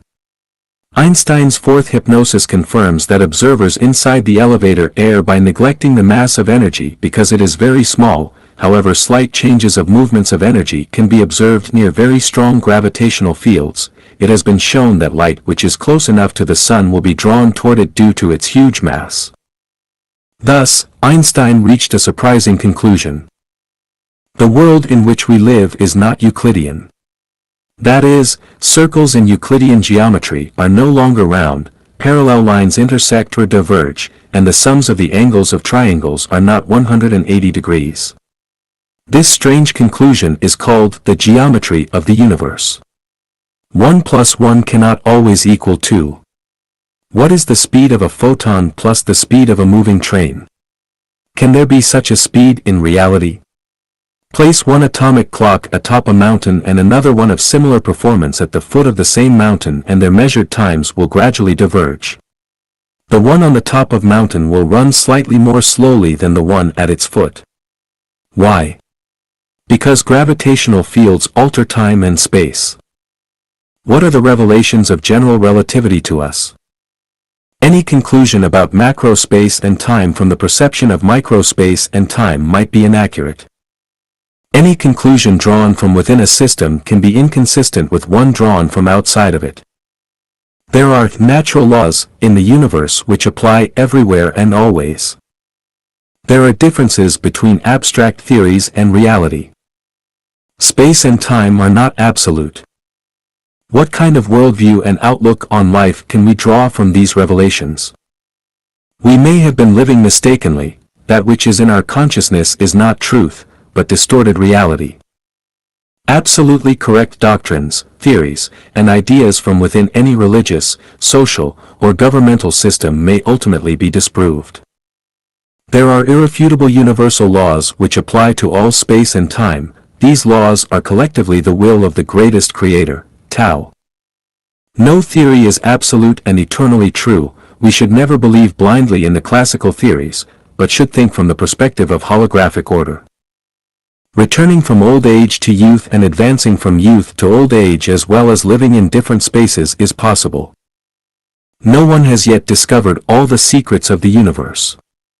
On the contrary, we are only beginning to explore its wonders, and what we do know only scratches the surface. We are still ignorant of the meanings of time and space, so any strong opposition to new ideas, innovative approaches, and new philosophical perspectives is reactionary to the universe and to life and is a suppression of human nature. Only the concept of unifying all religions into a single uniform one is relatively correct thinking. Only the way of the greatest creator is the universal, natural law to bring salvation from human suffering at the macro level. 2.4. 24 mandatory indices to heaven. Xiefeng. November 18, 2018. Translated by Treasure and edited by Kayer. The universe is not only rational, but also mathematical. Whatever does not conform to scientific principles is a fantasy, a dream. Assumptions do not confirm scientific principles because only facts and tested theories are their cores. Everything that really exists conforms to scientific principles. Everything that can be deduced logically also conforms to scientific principles, even if we cannot see that they exist. Does heaven exist or does it not? This is quite simple, for as long as we can see the reality of heaven or as long as its existence can be deduced logically, then we can conclude that it does. No one's description of heaven is convincing unless many people have witnessed it for themselves and can confirm it repeatedly. The 1,000-year world of heaven that I have described would not be convincing if it were only my personal description, but when I copied it onto the earth, and hundreds of people not only saw it but also lived in it and experienced it, then it became time to accept its existence. Though seemed humble, it is the 1,000-year world of heaven's earthly manifestation. If you still cannot recognize these facts in front of you, then you are only proving that you are disregarding them and preferring to stay with your comfortable dreams and illusions. Everyone knows about the plane rectangular coordinate system, which has 4 quadrants and each quadrant expresses a different nature. For example, if the first quadrant is all positive and the third one is all negative, then the first quadrant can represent heaven and the third one can represent hell. The space in which life exists is not a plane rectangular coordinate system though, but a 3-dimensional cubic coordinate system with volume, also called a complex rectangular coordinate system because it has horizontal spacetime, and this horizontal spacetime is invisible to people within 3-dimensional space. Although people cannot see it, it can still be deduced in a scientific way, that is, by the imaginary number axis which is perpendicular to both our eyes and also to the x and y axis, through the plane rectangular coordinate system origin.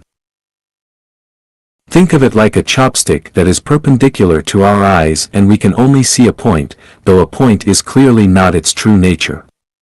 Because a virtual axis is added to the plane Cartesian coordinate system, that plane Cartesian coordinate system has become a three-dimensional one in which there are 20 quadrants. We human beings live in only one of them, the other 19 are spaces that humans do not experience or understand thoroughly as of yet, and heaven is among them. This is the scientific principle of heaven. Since heaven exists and life is so beautiful there, then of course we are all eager to go there. The question is, how do we get there? No matter who you are, a religious follower or an atheist, rich or poor, an official or a common citizen, a university professor or an illiterate, you can go to heaven by reaching its standard, but if you are substandard, then you will have to recycle through the samsara of the mortal world, the animal world, or even the livestock world. Here are the 24 mandatory requirement indices. Freedom from debts. Accumulation of merits and virtues. Freedom from worldly ties. Freedom from troubles and annoyances. Freedom from anxiety. Freedom from grief. Freedom from worries. Freedom from fears. Possession of nothing. Having a carefree mind. Neither complaining nor resenting. Distance from anger and loss of temper. Lack of envy for others. Lack of negativity and pessimism. Never comparing oneself to others. Never regarding oneself as correct. Never arguing with or contending with others. Keeping a peaceful and joyous mind. Having a fondness for playing. Having no special relationship with anyone. Sharing everything with others. Having upbringing, self-cultivation, and self-restraint. Lacking a mind but showing a nature. Freedom from ego. No matter who you are, as long as you meet these 24 requirements listed above, then you have reached the standard and you will undoubtedly go to heaven. There is no need for ascetic practices, meditation, praying in churches and temples, understanding the classics, taking someone as your master, burning joss sticks, or even kowtowing and worshipping. On the other hand, if you do not meet the standards, even if you have read all the classics wholeheartedly, have self-cultivated and self-improved for thousands of years, are wealthy in knowledge, are a super-master, have been preaching all your life and have thousands of followers, are eloquent enough to fully understand the classics, and no matter how much you have contributed to the world, then please accept my apology because you are not and will not be heaven-bound. It is easy to see that heaven is an ideal society, but why is it so ideal? The reason is that every life can enjoy its pleasure fully. If one who was unable to meet the standard were to enter heaven, then how could the others be guaranteed the freedom to enjoy their pleasure of life fully? That would be impossible. Heaven does exist and the road to it is clear. Go there or do not, the decision is yours. A cloud of fog about nature. Xiefeng. November 18, 2019. Translated by Qin and edited by Kayer. The universe is a stage for nature and everything and all phenomena are nature's dances. The true essence of Buddhism is, an enlightened heart is perceptive to nature, perceptive to Buddha. The main theme of the Bloodstream Sermon by Master Bodhidharma was that nature, same word as sex in Chinese, is Buddha and Buddha is nature. Without the perception of nature, all teachings of Dharma are demonic talks and all practicing of magic is demonic conduct. The sixth patriarch, Huineng's The Platform Sutra, says, who would know that our nature, essence of mind, Tathagata, suchness, is intrinsically pure, who would have thought that our nature is intrinsically free from becoming or annihilating, who would have thought that our nature is intrinsically self-sufficient, who would have thought that our nature is intrinsically free from change, who would have thought that all things are manifestations of our nature. From this point of view, we should follow our nature. If so, willfulness is right, and the wayward person is dictated by willful nature, but reality tells us that willful people cannot become immortal or Buddha. To follow one's nature, but not be willful, is a contradiction. This is the fog about nature. Let's take Jiao Yi, Lixian, and Tianxin as examples to analyze willfulness. Jiao Yi is weak-willed, Lixian is medium-willed, and Tianxin is strong-willed. Weak-willed people have their own cognition and ideas about everything, and they always include contradictions and conflicts with Tao. They always want things to develop according to their own wishes, but because they have awe in their hearts, they are still willing to yield even when they are unhappy. Therefore, they can still walk on the way of Tao. Medium-willed people know that they are wrong, but they have strong self-esteem and easily drift between Tao and the mortal trail. If their self-esteem is well protected, they can merge into Tao. If their self-esteem is damaged, they will deviate from the Tao and move toward the trail. Strong-willed people are desperate to act according to their own wishes. Although they might know that they are wrong, their emotions exceed their rationality and they are unwilling to comply with Tao, let alone succumb to it. Wayward people have generally been spoiled since they were young and have experienced too little frustration in their lives. How does one escape from this nature fog? All speech and behaviors are caused by the trends of nature, and nature is the strongest driving force. Let us observe everything in nature, the loftiness and erecting of mountains, the fickleness and flowing of water, the birth and growth of plants in spring and summer, the fighting and killing of animals, and the fighting and robbing in the human world, all are the deductions of nature. From this point of view, following one's nature and willfulness are both not only problematic, but also dangerous, just like wolves, insects, tigers, and leopards following their natures, and kudo, vine, vitex, and thorns that are willful.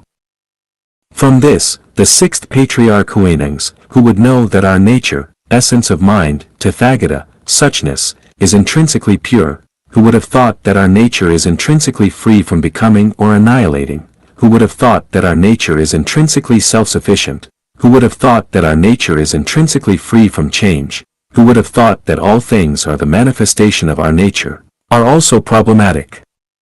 The self-nature is not pure, it has birth and annihilation and it cannot produce everything.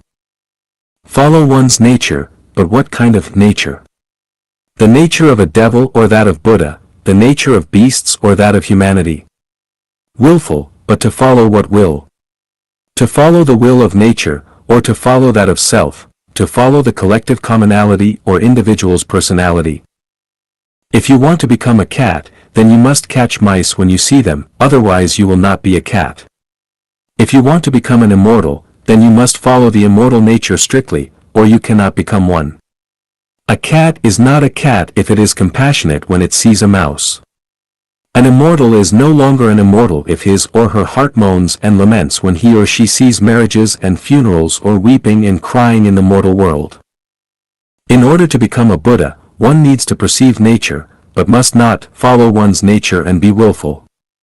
If you want to go to heaven, then you also need to perceive nature, but you must not follow human nature and be obsessed with the debauchery of mortal life and the passing clouds in the physical world. Another conversation with the King Devil, Satan. Dayform Celestial. December 11, 2019. Translated by Chinyu and edited by Kayer. It was 3 o'clock on the morning of December 11, 2019 when I passed through a space-time tunnel and entered the palace of the King Devil. I saw how brightly it was lit and that it was radiating a brilliant illumination, splendid and magnificent, grand yet solemn, and the guards in front of the door were all handsome, spirited, brave, and mighty. In the palace, a guard stood every 3 steps and a sentry every 5 steps. Handsome men and beautiful women walked in and out and everything was in order. When I came to the gate of the palace, one of those enchanting women came to greet me and told me that the king knew I was coming and was waiting for me in the hall. After passing through many corridors, we finally entered his hall as I then gazed upon a jade-red throne at the top of several dozen steps. It was inlaid with countless gems that were crystal clear while radiating colorful and dazzling lights. On the throne sat a beautiful, peerless man with an imposing appearance, handsome, natural, and divine. 16 women stood beside him and they were all extremely beautiful, sexy, charming, and glamorous. The ground and the walls were all made of pure gold, magnificent and impeccable. The king devil stood and looked down upon me from a high place and asked, "How are you, deformed celestial? Have you come here to surrender to me, or to steal my magic?" I stood below, looking up at him with a smile, and replied, "I am surely here to find fault with you." The king devil laughed, "You tiny celestial dare to find fault with me, it is very courageous of you. Is there a problem?" I replied cautiously, "Most worthy of gods who penetrates everything, how could I be qualified to find fault with you? I would not dare even if I had 100,000 times my courage. It is just that I missed you, so I just decided to drop by and ask for a cup of tea." Lies. The king devil feigned anger and turned his head with a growl. Then he smiled and tried to persuade me, "Deformed celestial, why not come here to enjoy my glory and wealth and forget about your tireless task of reaping ripe crops? Even if you could go to the celestial islands in the future, how could it ever be as glorious as my palace?" Rather than answering him directly, I decided that this would be a good time to answer a question with a question. "Most worthy of gods, you have neither thieves nor robbers here, so why do you keep such tight security at your door, a guard at every third step and a sentry at every fifth?" "They are so majestic, they show how powerful I am, and I just like having them," the king devil replied. "But there are no blue skies or white clouds here, nor trees, flowers, or grass. It is all jewels." "I still think that the celestial world is better," I continued. The king devil replied leisurely, "It seems that you have not escaped from your mortal world. What do you think of my women here, the most beautiful, enchanting, and sexy women anywhere? This is the Western vision of paradise. Remember the Garden of Eden?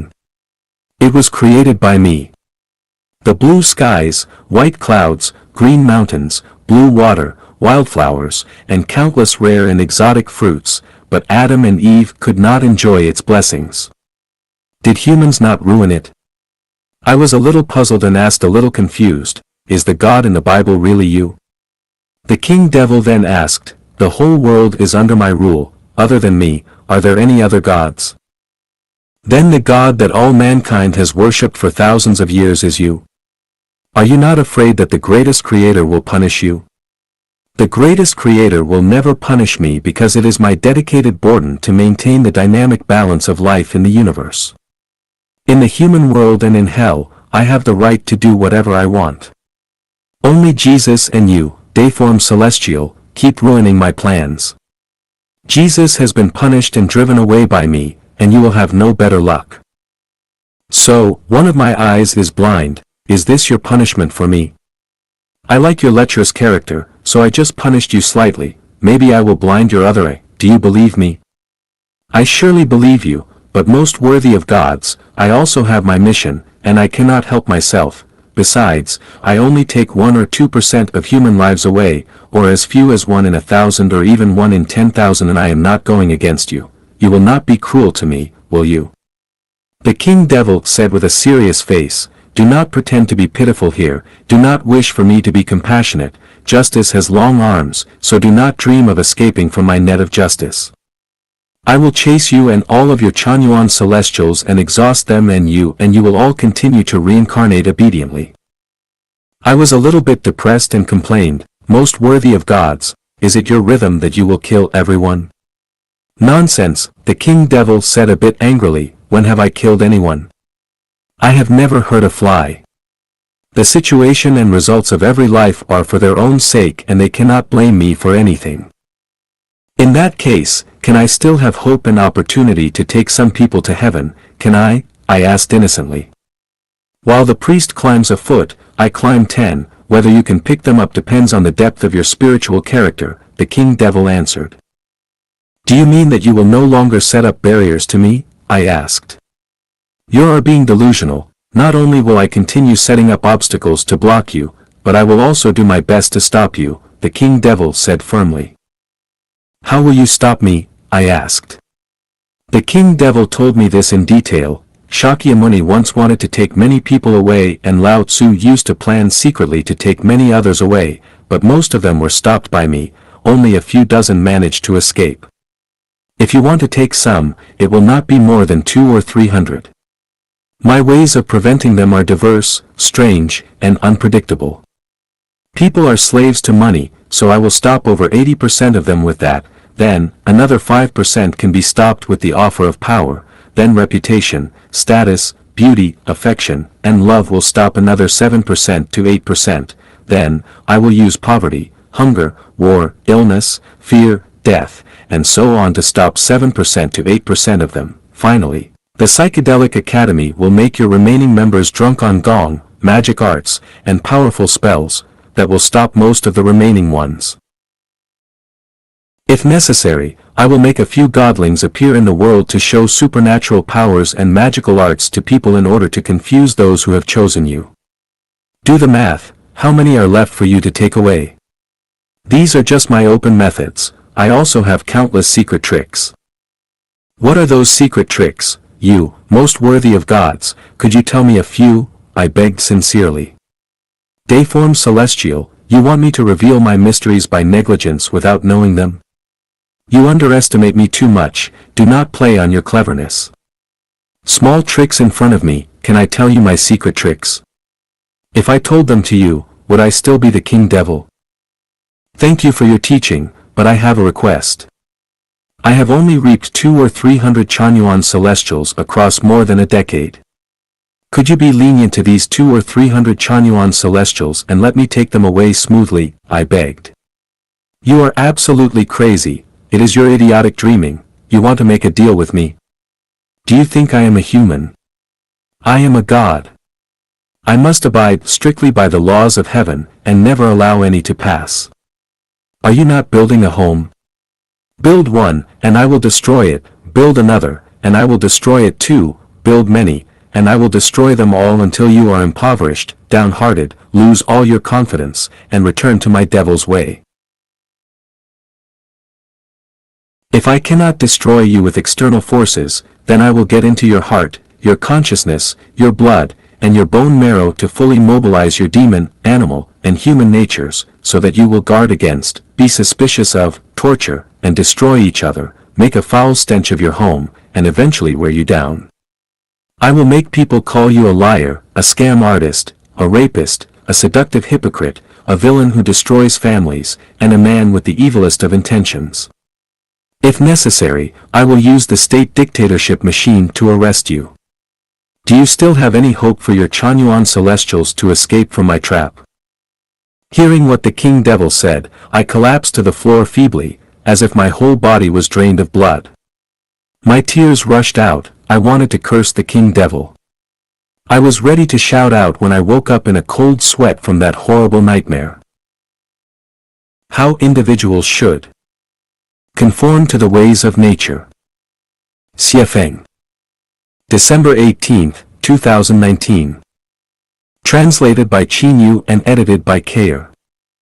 Introduction. The beauty and simplicity of nature can only be truly appreciated after one has experienced the richness of life. Experiencing the vicissitudes of life teaches you the truth of original nature. Directing the country high-spiritedly only to have things backfire in the end, pitting one region against another and overcoming all obstacles, these are all totally unnecessary. Surrender to the way of nature. Be content with the status quo and accept reality. Nothing is controlled by man, everything is determined by nature. If it is predestined, it will appear eventually. If it is not, do not insist upon it. Blessings come, enjoy them, suffering comes, bear it. I will accept with pleasure whatever the greatest creator arranges for me, neither worrying, complaining, getting angry, nor with rage. If there is no sea, I will admire the rivers in front of me leisurely. If there are no rivers, I will take company with streams. If there are no streams, I will just wait for the rain to fall from the sky. If I have a bad fate, then I will not complain about anyone because I have enjoyed too many blessings for the too few merits from my previous lives. If there is no one to help me on my journey of life, I will not blame anyone because I was too selfish and did not establish good ties along my way. Karma is perfectly accurate, so I will eat coarse grain every day, live in thatched huts, and wear patched clothes, but my heart will remain calm and my mind will be relaxed. Do not be jealous or envious. You have your heavenly plan and I have my serenade. You are beautiful and charming but suffer a harsh life. I have an unsatisfactory look but boast a heart of gold. You are earth-shaking and cloud-blowing while I am content with poverty and am devoted leisurely to Tao. You have many guests and your place is crowded with people and vehicles, but I only communicate with the spirit of heaven and earth. You live with the debauchery of villas and luxury cars, but I live with bright moons and gentle breezes. Grass never envies the richness of peony, weeping willows never envy the fullness of fruit trees. Everything is arranged appropriately and I neither envy nor admire anyone. Never make excessive demands. Demanding that your cat guards your house, that your dog plows your field, that your rooster lays eggs, or that your sow gives milk would all be against the ways of nature and therefore fruitless. Some things are born with purpose, others are born with talent. There is neither a panacea for all diseases, nor perfect sages and saints. Command neither your superiors nor your subordinates excessively, neither parents nor children, neither husbands nor wives, and of course, neither brothers, sisters, friends, lovers, neighbors, nor other relatives. Green, swaying bamboo benefits your mind, that is enough. Do not command bamboo to bear dates for you. When someone cooks for you, that is enough. Do not demand that your dish be both delicious and colorful. It is enough to have someone to accompany you on your journey. Do not expect them to fulfill all your desires. Do what you can without taking risks.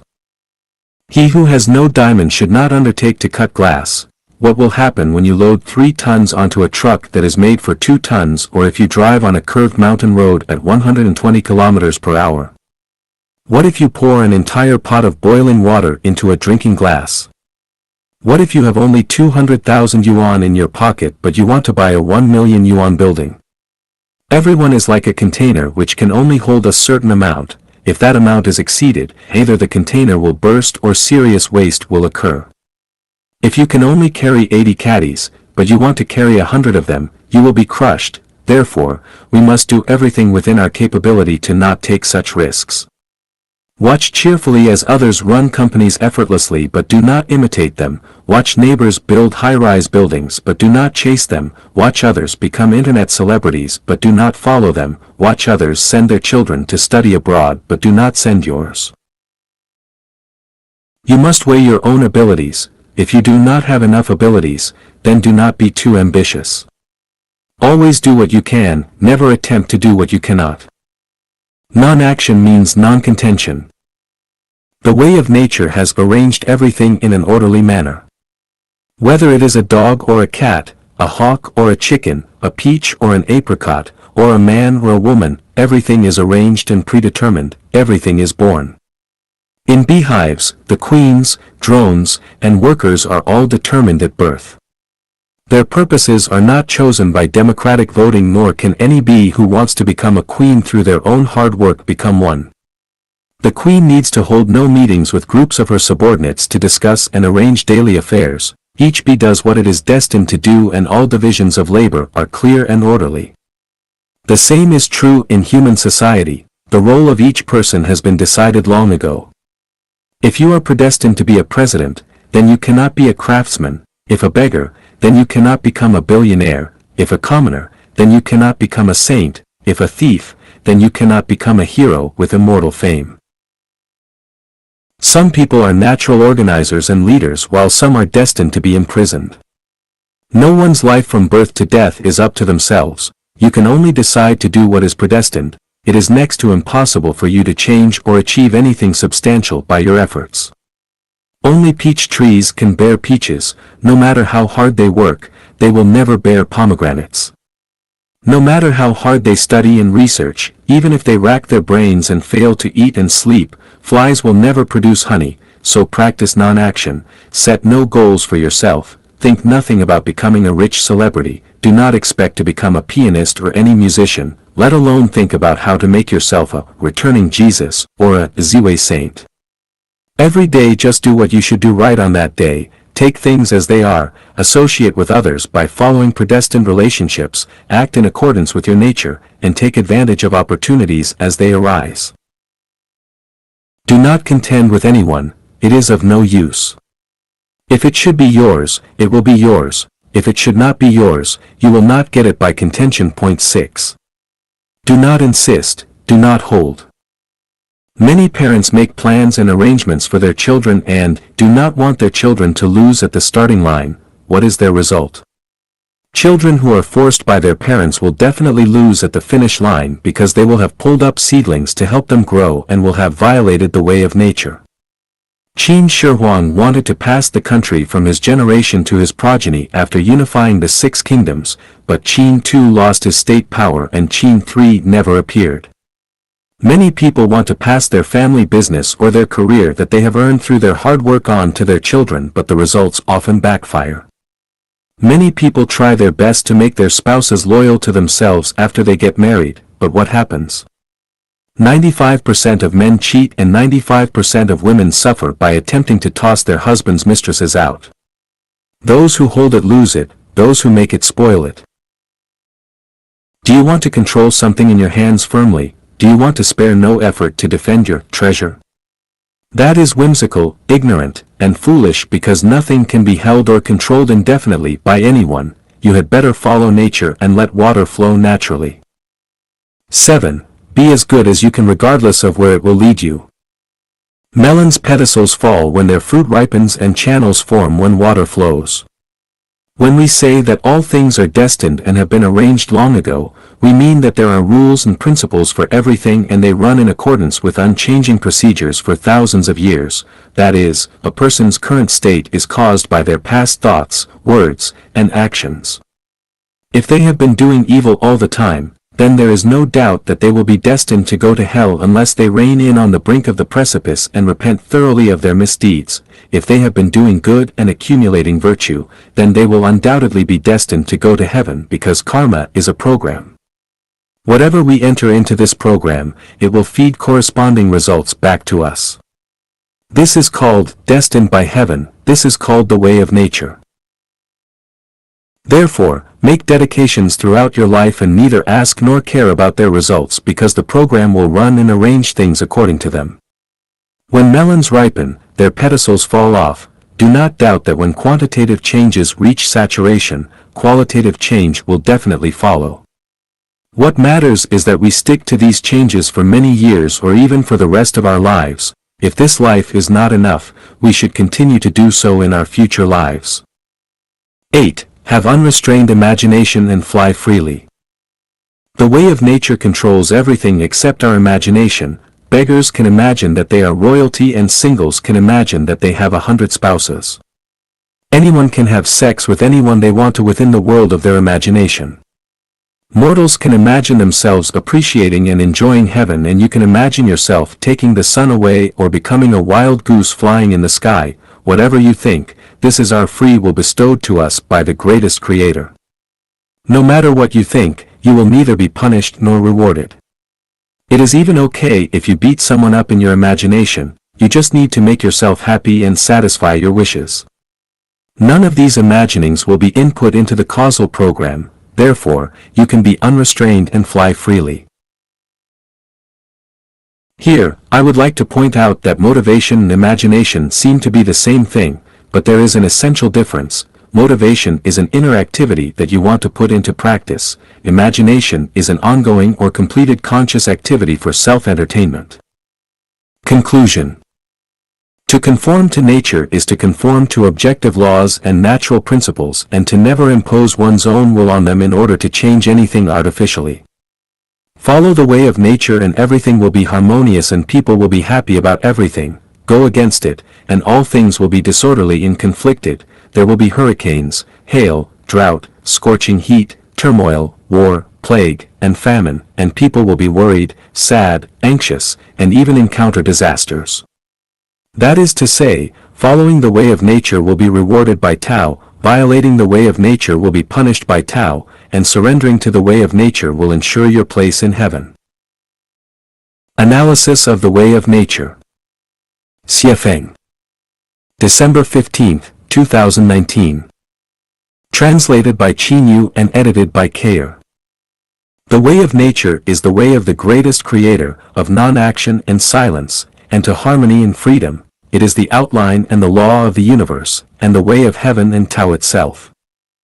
By following the way of nature, everything would be in order, the weather would be favorable and society would be peaceful. By deviating from the way of nature, everything would be chaotic and disorderly, disasters would occur frequently, the world would be turbulent, and people would be contentious.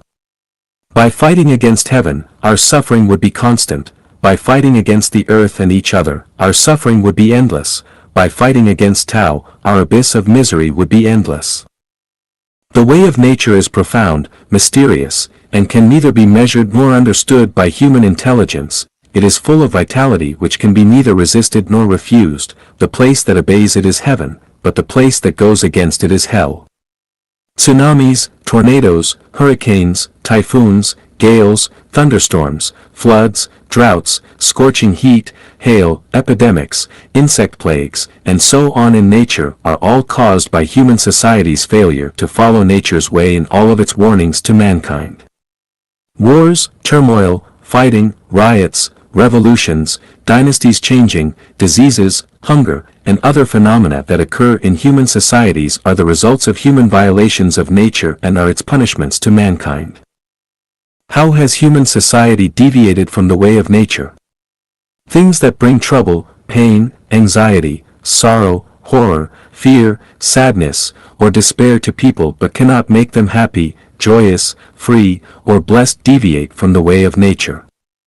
I hereby affirm that the developments and inventions of science and the inventions and applications of all tools do not deviate from the way of nature. The 5 main things that deviate from it are as follows. Legal systems with laws, judges, and lawyers have all violated the way of nature. Western societies that govern themselves with artificial laws deviate from the way of nature. Look at the plants, animals, and insects. They have never needed laws or legal systems, but are they not running well? With judges and lawyers, human societies lose their natural attributes and human nature becomes forced into distortion. The people who want to build several houses on their own land are regulated and restricted, and people's attributes of truthfulness, goodness, and beauty are restricted and controlled by laws. The existence of countries violates the way of nature and is equivalent to artificially building a high wall to imprison people within this big prison called nationhood. Migratory birds migrate freely, so why cannot people? According to the principles of nature, human societies must have governments, but just as bee and ant queendoms have bee and ant queens, governments should only be symbols to unite people's hearts, not organizations to manage and regulate them. When governments expand out of proportion and implement their wills upon every aspect of human life, then they completely deviate from the way of nature. The more problems they create, the more bitter their people become, and this is where those governments develop strong wills and subvert the way of nature. Fewer problems exist and people live in peace and contentment when the government has complied more with the way of nature. Our marriage systems deviate from the way of nature because they bind couples together forcibly. They conform to neither the laws and principles of nature nor to those of human nature. If they did, then there would be no phenomena of cheating and betrayals. The thoughts and practices of trying to change other people and their natures go against the ways of nature, such as mutual torture and devastations between married couples, mutual condemnation and strife between political parties, mutual hostility and competition for believers among religions, mutual restrictions and sanctions between countries, and human transformations of nature, such as reclamation of the sea, deforestation of forests, building hydroelectric dams, and transforming rivers, grasslands, wetlands, lakes, deserts, and so forth. All of these thoughts and behaviors violate the ways of nature. All success studies, nutrition studies, talent studies, prenatal teaching, fast learning, doctrines, truth studies, Western medicine, cloning, and so on violate the way of nature. Violations of the way of nature will definitely be punished by it. The way of punishment is to make people suffer, fear, despair, and even die through disasters. Human intelligence will attend to one thing while losing another, the way of nature is the only law that mankind should obey. People in the 1,000-year world and 10,000-year world follow it purely, so everything is peaceful, safe, warm, and satisfying there. Attempting to follow nature would confuse people. They would ask an unlimited number of questions about how issues would be handled. Without countries, who would protect us from them? Without legal systems, who would handle disagreements and resolve disputes? Without political parties, who would manage our lives? How can humans reproduce without marriages? Were people allowed to migrate without controls, would they not all move to the prosperous big cities? Without controls, would the human population not expand indefinitely? Without the police, would people not destroy the ecology and misbehave, and would bandits and robbers not be everywhere? Without strong interventions and restrictions, would we not fight for resources everywhere, and would armies not appear and vassal states not arise that would conquer and kill people everywhere? To eliminate these doubts and obtain answers, we should neither read the writings of human thoughts nor imitate the experiences of human history, but read the books without words, read the heavens, the earth, and all of nature. Were there no humans on this earth, would the kingdoms of plants, animals, and insects have any of these problems? Of course not. We would discover the principles of mutual generation and restraint of the way of nature, its principle of natural regulation, and discover that when anything goes to excesses or extremes, a restraining force always comes into being. If you think that human beings following the way of nature would move them toward the law of the jungle, then look at the state of the 1,000-year world of heaven. We will surely learn sensible, reasonable, and legal answers from it. The nature of celestial beings. Repaying. November 22, 2019. Translated by Chinyu and edited by Kayer. Nature is the characteristics of all structures, things, and even lives. The kinds of structures present determine the kinds of natures there are.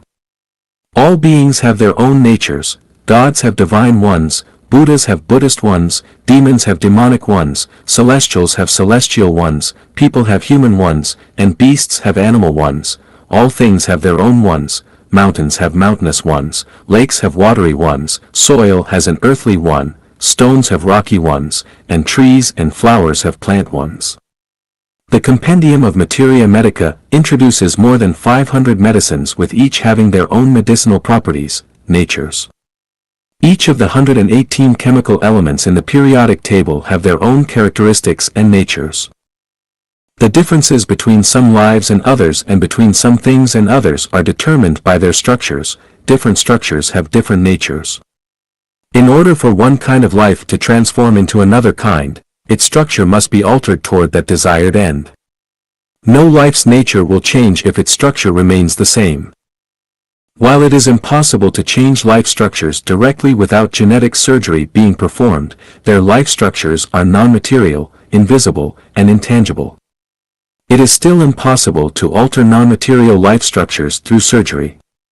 To change a life structure, you must start by changing its consciousness. For example, if you want to become a celestial, then you must transform your consciousness from one of a human to one of a celestial. However, the transformation of a consciousness cannot be reached without centuries of self-improvement and self-refinement. Consciousnesses are too complicated. They penetrate into blood cells, bone marrow, time and space itself, detention information space, and even into one's life trajectory. The components of consciousnesses are enormous. It can often be very difficult to distinguish between human ones and celestial ones because they are ambiguous and specious. Unless there is a higher level of life to point out the direction, it is that the true face of the mountain Lu is lost to my sight, for it is right in this mountain that I reside. There is a shortcut through which people can become celestials, that is, to follow the celestial nature, and it is relatively simple to do this. You do not need to read books on celestial cultivation and spend your limited lifetimes trying to understand them from the principles of truth, meditation, immortality pills, praying to gods, worshipping the Buddha, or reciting the scriptures every day, because even illiterates who follow the celestial nature can become celestial beings. So, what are the natures of celestials and what are their manifestations? People can be divided into these 5 groups: ignorant commoners, laities, mortals, sages, and celestials, saints. Celestials can be subdivided into these 5 types: ghost celestials, human celestials, land celestials, deity celestials, and super celestials. Here I will only express the nature of celestials in the 1,000-year world because this is the easiest state for people to reach. If people can follow the nature of celestials in the 1,000-year world, then they will join them to live the lives of celestials after their deaths. The nature of celestial beings is that they have the following 8 characteristics. They follow what is predestined, are open, leave things to fate, and are free and unfettered. They conduct themselves limitlessly, follow situations, and act flexibly. They are amorous yet never attach importance to affection. They possess nothing and are totally unfettered. They never do anything yet all things happen through them because they follow Tao. They feel no mercy or pity but are natural and unrestrained. They neither contend nor argue, but associate with other celestials. They behave with the elegant demeanor of a celestial being by talking cheerfully and humorously. A life with the above 8 characteristics is celestial one. If you follow their 8 characteristics, then you will possess their nature and you will have doubtlessly become one already. Humans can never achieve any of these 8 characteristics of celestial nature, not even one of them. Of course, people occasionally show signs of celestial natures, but they are just flashes of light and disappear quickly. It is easy to understand theoretically and logically, but extremely difficult to achieve, so it is not easy to become a celestial. For example, could you follow what is predestined, be open, leave things to fate, and be free and unfettered? If you were placed in a cell where you could only eat grass roots, everyone would scold and bully you, and snakes and scorpions would be rampant. Another example would be, could you possess nothing and be totally unfettered? If you knew that you were about to die, could you be free from the worries of the people for whom and the things for which you care? Would you have no fear or regrets, and could you really be totally unfettered? As for conducting with no limit, no mercy, no sadness, those are much more difficult to achieve. Only people who are born with celestial roots can become celestial beings. As humans, you had better stop your wishful thinking. A leopard cannot change its spots, so just be an honest person. Analyses of the nature of celestial beings. Xiefeng. November 23, 2019. Translated by Qinyu and edited by Kair. Following that which is predestined, being open, leaving everything to fate, and being free and unfettered. Conducting yourself limitlessly, following situations, and acting flexibly. Being amorous everywhere but never attaching importance to affection. Possessing nothing yet being totally unfettered. Never doing anything while allowing all things to happen through Tao. Feeling no mercy or pity but being natural and unrestrained.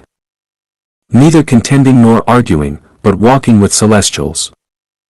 Behaving with the elegant demeanor of a celestial being, talking cheerfully and humorously. Here, we shall analyze each of the above natures of celestials. Following that which is predestined, being open, leaving everything to fate, and being free and unfettered. Following what is predestined is following one's luck and letting it come naturally. Being open is being bold and open-minded but not adhering to etiquette and customs.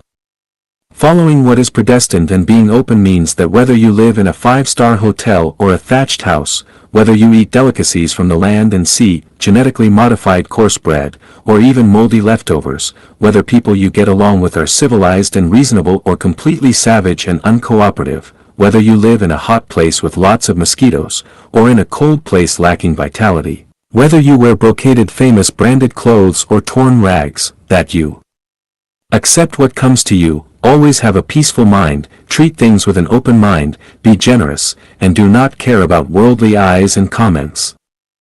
Leaving everything to fate means letting fate arrange everything. Being free and unfettered means being at ease and traveling leisurely. Leaving everything to fate and being free and unfettered means believing in Tao, in cause and effect, that what you give is equal to what you get, that everything is arranged justly by the Tao, leaving everything to the arrangement of destiny, not wanting to change anything, not wanting to obtain anything, and not wanting to achieve any purpose. When blessings are here, enjoy them, when disasters are here, bear them delightedly, neither resent nor blame anyone. Whether in good times or adversity, always remain natural and unrestrained, free, carefree, leisurely, contented, calm as water, and smiling at your situation. Point 2. Conducting yourself limitlessly, following the situations, and acting flexibly. Conducting yourself means going forward or stopping. No limits means no boundaries. Conducting yourself with no limits means that, grand aunt, as long as I am not hurting any other person, society, or nature, can make myself as comfortable as I choose, and that I, grandpa, under the same rules for proper behavior, can be as happy as I want to be. Following the situations means moving according to situations and changing according to their changes and not sticking to old systems, traditions, dogma, or the scriptures, and the master's preaching. Acting flexibly means managing oneself according to situations. Following situations and acting flexibly means having no fixed precepts or rules in your mind and that no rules and regulations are set in advance. Buddha has no set rules because they always conform to meeting situations. All affairs should be treated, handled, coped with, and ascertained flexibly. 3. Being amorous everywhere but never attaching importance to affection. Being merciful everywhere means that no matter whether dealing with people, animals, or nature, you must be merciful in words and actions, never reaching an impasse, never being merciless, but never saying never. Never attaching importance to affection means not falling into affection, not having too much affection for someone, something, an organization, a person, a party, a country, a system, or a religion. Attaching too much importance to affection will tie you to one of the aforementioned and make it impossible for you to be natural and unrestrained and therefore make it impossible for you to become immortal. 4. Possessing nothing yet being totally unfettered. Possessing nothing means owning nothing at all, not the sky, not the earth, no real estate, no power, no reputation, no relatives or lovers, no organization. Everything belongs to the greatest creator, everything belongs to nature, so I possess nothing. I am united with the greatest creator, with Tao, with all things, and even with death itself. Totally unfettered means having no one and nothing on your mind, that you can go wherever you want and do whatever you want without hesitation, worries, or fear, and that you can stay when you want to stay and leave when you want to leave with absolutely no worries. Because you have nothing, you do not worry about thieves, robbers, people borrowing money from you, being deceived, degraded, nor insulted, nor do you even worry about death. Because you have nothing, there is nothing to contend with and nothing to guard, whether the sky falls, the earth fractures, the sea floods the land, or the land sinks into the sea, you have no anxieties, no worries, life is like a bubble, and everything is as passing clouds. 5. Never doing anything while allowing all things to happen through Tao. Never doing anything while allowing all things to happen through Tao means surrendering your life to the greatest creator and leaving your life to the management of Tao with no ideals, wishes, plans, or pursuits, but trusting that nature will arrange everything, never having any special requirements or anything special to do. You work and rest each day as the sun rises and sets, because all active dharma are like dreams, illusions, bubbles, and shadows. Accomplish doing nothing and attending to non-affairs. If it is funny, play with it. If it is not, do not. If you meet water, then erect a bridge. If you meet a mountain, then open a road. If you meet neither water nor a mountain, then build neither. Do whatever you do with joy and happiness. Drink some tea, enjoy a chat, bask in the sun, or stroll leisurely.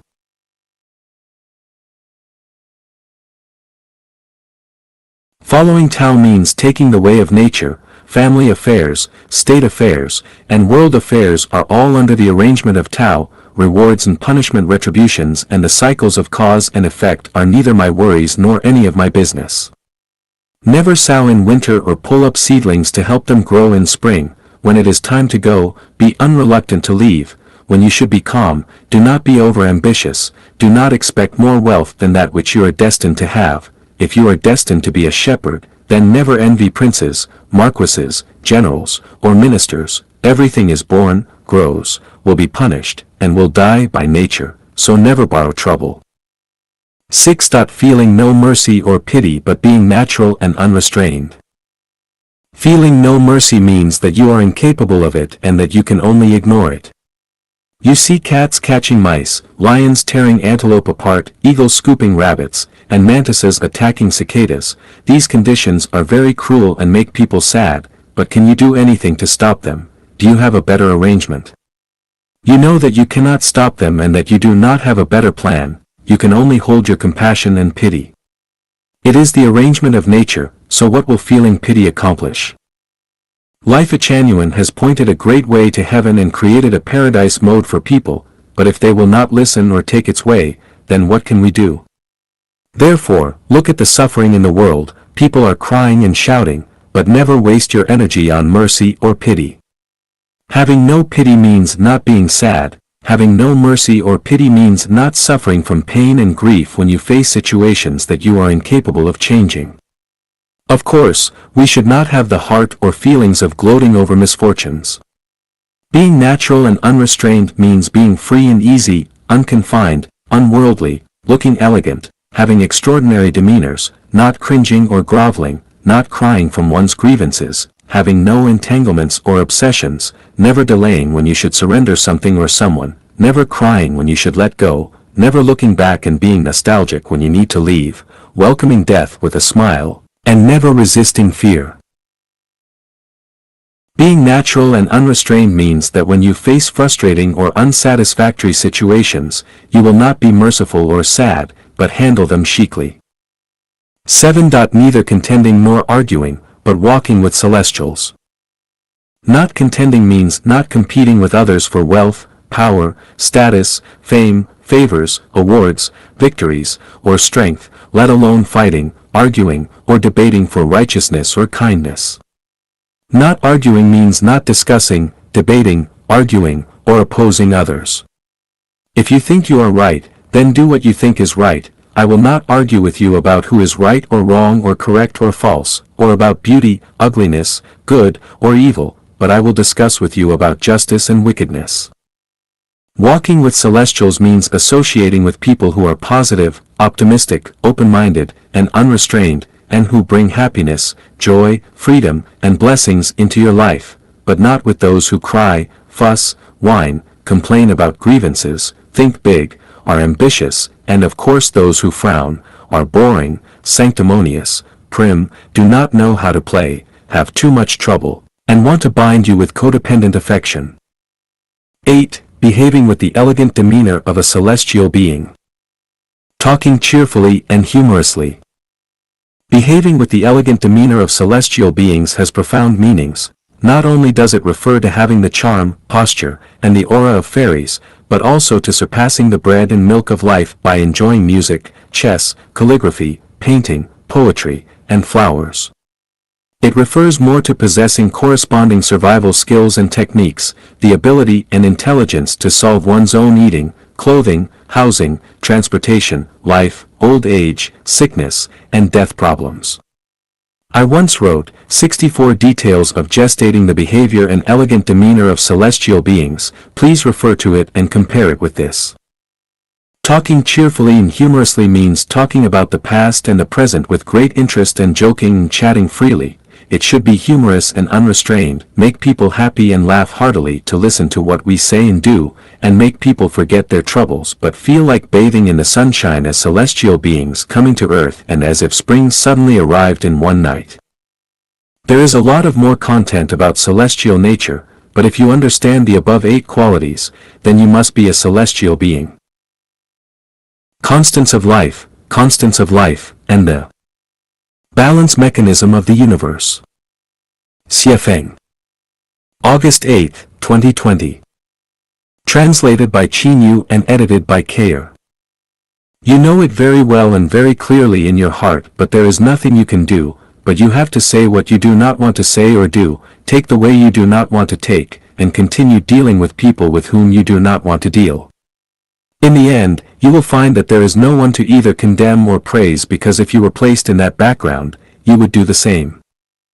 When you finally see that the messenger of the greatest creator is washing the toilet, that God is being nailed to a cross, that Buddha is weeping, that the emperor is the stupidest person around, that billionaires are starving to death, that the hottest and most powerful figures in the world are thrown into jail, that those who are proficient in history become obsequious for a bowl of rice, that very hard-working people are living in poverty, that ignorant and incompetent people are living well, and so on and so forth, then you will finally know that life and life have constants and that the universe has a balancing mechanism. Do not envy others, do not look down on anyone, let alone lament your fate and be ashamed of yourself, because everything is balanced by constants.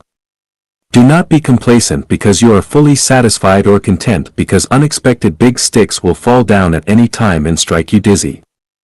Do not despair because of hardships either, because no one knows whether the God of happiness may come to you in the next second and your life will turn bright. I see that life's constant is working, and that is the adjustment of the universe's balancing mechanism which no force can contain. What are constants? They are quantifications, the laws of repeated operations, natural and invisible phenomena, and universal laws that exist throughout the universe. In mathematics, they include pi, the golden ratio, and the Pythagorean constant. In physics, they include standard atmospheric pressure at sea level, the gravitational constant, the mass of particles, and so forth. In chemistry, they include the molecular formula, molecular weights, melting and boiling points of everything, density, the refractive index, purity, and so forth. Since constants are universal phenomena, there is no doubt that life also has them. For example, physical death is a constant that can be changed by neither desire nor effort. The numbers of breaths and pulse beats, and the lengths of lives must also be constants, even the number of times that one can have sex must be a constant. It is like the facts that the numbers of bones, eyes, legs, and hairs on human bodies are certain. The most difficult things to determine are the constants of life. In terms of constants, how many blessings will a person enjoy, how many hardships will they endure, how much wealth will they have, will they be respected and loved by many people, how much good luck will they have in adventures with the opposite sex, how many children will they have, how many people will they meet and love, will they travel abroad, will they live in a villa, will they become officials, and how high will their ranks be, what kind of lives will they experience, and will they become a Buddha, a celestial, or whatever? These are all constants. Do you believe in life's constants? I do. Yesterday, I went to the Kamloops Hospital, which is more than 230 kilometers away. This is a large, high-end hospital where most people wore masks because doing so during this epidemic is said to reduce their risk of infection, but I did not wear one because I believe in life constants. My creed is, if you were supposed to die, then you would die even if you wore a mask that covered your entire body completely. If you were not supposed to die, then you would not die, even if you were immersed in a tank full of viruses and wanted to. What should happen will happen, you can run but you cannot hide. If it did not work this way, then pi would not be the constant of 3.141, 592, 653, 589, 793, 238, 462, 643, 383, 279, 502, 88, but maybe 3.2. Is this possible? Of course not. From this, I think of the balance mechanisms of the universe. Energy conservation is a common sense that we all understand. The sum of all positive and negative energy in the universe is always its equilibrium point, 0. Anything that reaches an extreme will always return to it, and the development and change of anything is never allowed to escape too far from it. We figured out this truth from the phenomena of human life. If you enjoy too much when you are young, then you will suffer when you are old. If you talk too much, then you will be shut up in the end. If you eat too much fish and meat and waste much on the dining room table, then one day you will be hungry or might even starve to death. Those who beat others will eventually be beaten, and those who hurt others will eventually be hurt.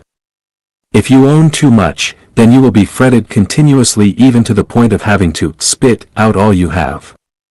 If you are too complacent, then you are bound to look bad in the end. In front of constants, gods, Buddhas, and celestial beings cannot escape from being constrained, let alone human beings. Saddam Hussein, the commander-in-chief of the Iraqi armed forces, never expected to be hanged when he flaunted his might. Do you think that you are more powerful than Saddam was? Is there a way to balance? Yes. That is, the way of the greatest creator, the way of nature. Is there a way to escape from being constrained by constants? Yes. That is, selfless dedicating and giving. Truth is the channel of God. Repaying. December 8, 2020. Translated by Chinyu and edited by Kayer. The more truth you know, the closer you are to God, the more falsehoods you know, the closer you are to Satan. To face the truth, is to face God. If you do not want to face the truth, you can only face Satan. Those who reveal and spread the truth are the sons and daughters of God. Truth is the channel of God. Repaying. December 8, 2020. Translated by Chinyu and edited by Kayer. The more truth you know, the closer you are to God, the more falsehoods you know, the closer you are to Satan. To face the truth, is to face God. If you do not want to face the truth, you can only face Satan. Those who reveal and spread the truth are the sons and daughters of God. Those who conceal and obliterate it are of Satan.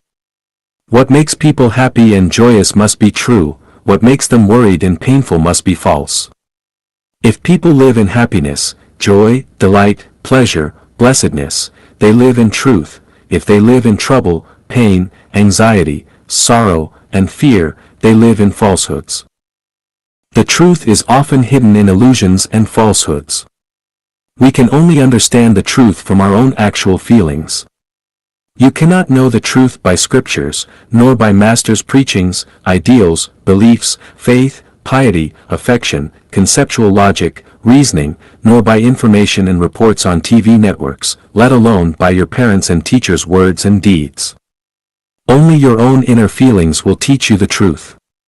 It is like durian and stinky tofu. Any description from the outside world is not its real taste. You can only know that by tasting it yourself. You should have a taste of the truth. The truth is not horrible. What is horrible is to be perplexed by the false. To make your life better and enter heaven, you must face the truth. The more you escape the truth, the more miserable your life will be and the more you will slide into an abyss. This world is completely shrouded in falsehoods. Everyone lives in them. The truth, spread by people in falsehoods, is also a kind of high-level falsehood. If you listen to and believe it, then you will be fooled by the devil. All concepts are shackles, barriers, and obstacles to finding the truth. The more concepts you learn from the human world and the more human-created truth you know, the further away you will be from the real truth. If you want to learn, just learn from all the things and phenomena in nature because only they can reveal the real truth to you.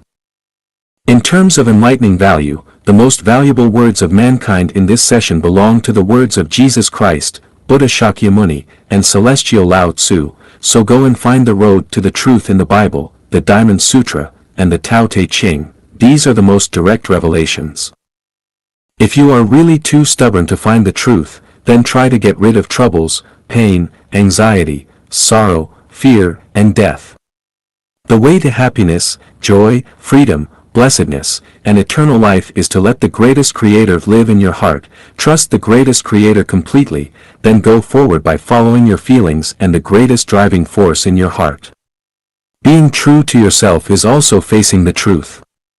Do not deceive yourself. Nothing about you has anything to do with others. If you think that everything about yourself is caused by others, then you must be living in falsehood and you have not yet found the real truth. 55. What kind of environment attracts what kind of creatures? Repaying. September 21, 2019. Translated by Chinyu and edited by Kayer. The front and rear yards of Repaying's international family headquarters in Canada are each more than 2,600 square meters. In 2017, they were both highly covered in debris and no birds visited either of them. In 2018, I started to clean both yards, but as our lawnmower was small, the thatch in the backyard was not cleaned up and birds continued to remain distant, but several Canadian geese and crows were attracted to the front yard. In 2019, I bought a larger mower and cleared both yards to be green and lush. Then in the spring, many unknown birds appeared, especially hummingbirds.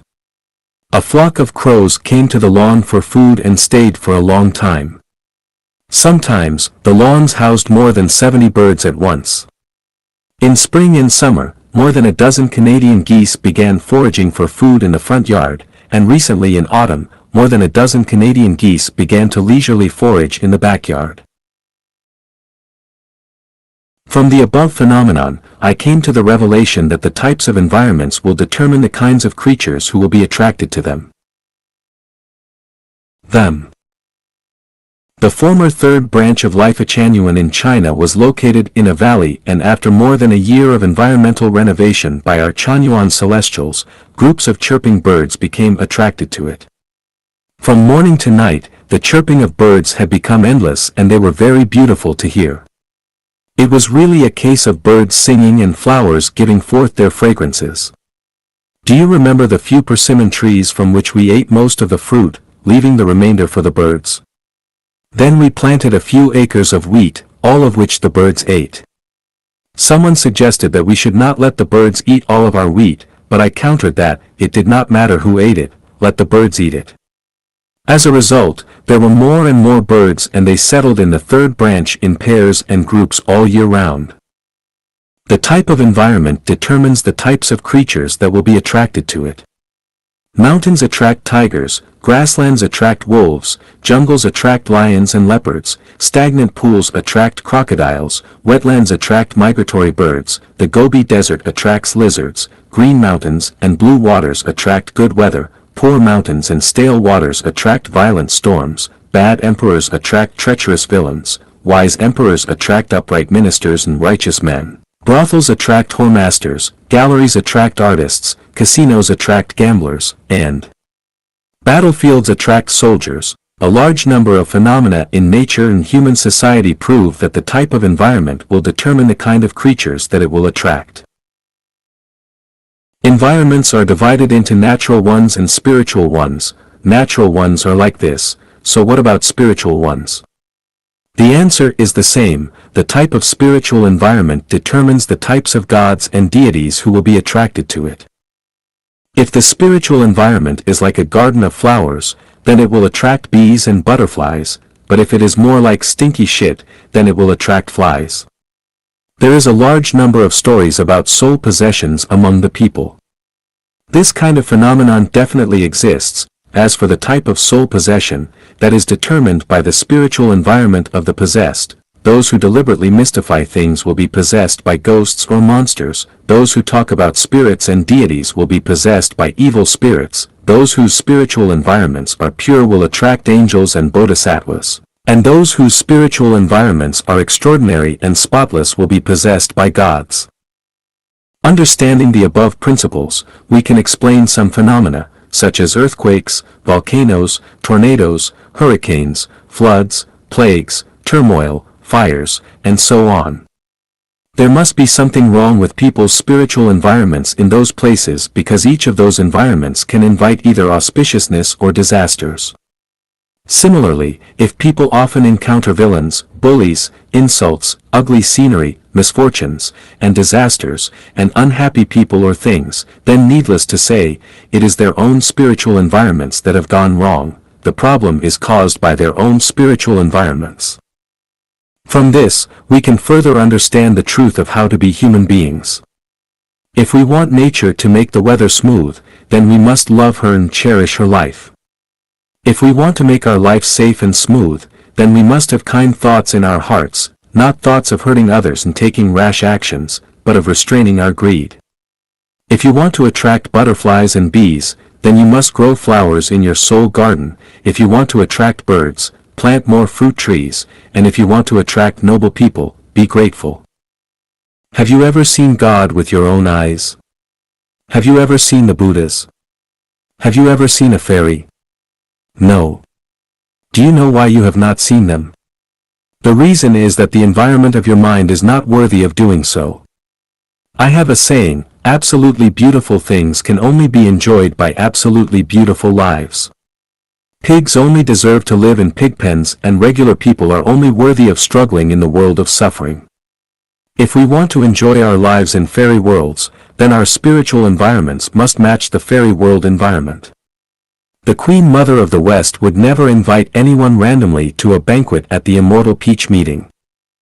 Understanding this, the type of environment determines the types of things, beings, and deities that will be attracted to it, and the main task of a person's life is to create their own beautiful natural and spiritual environments instead of devoting all their time and energy to study, work, and forming connections.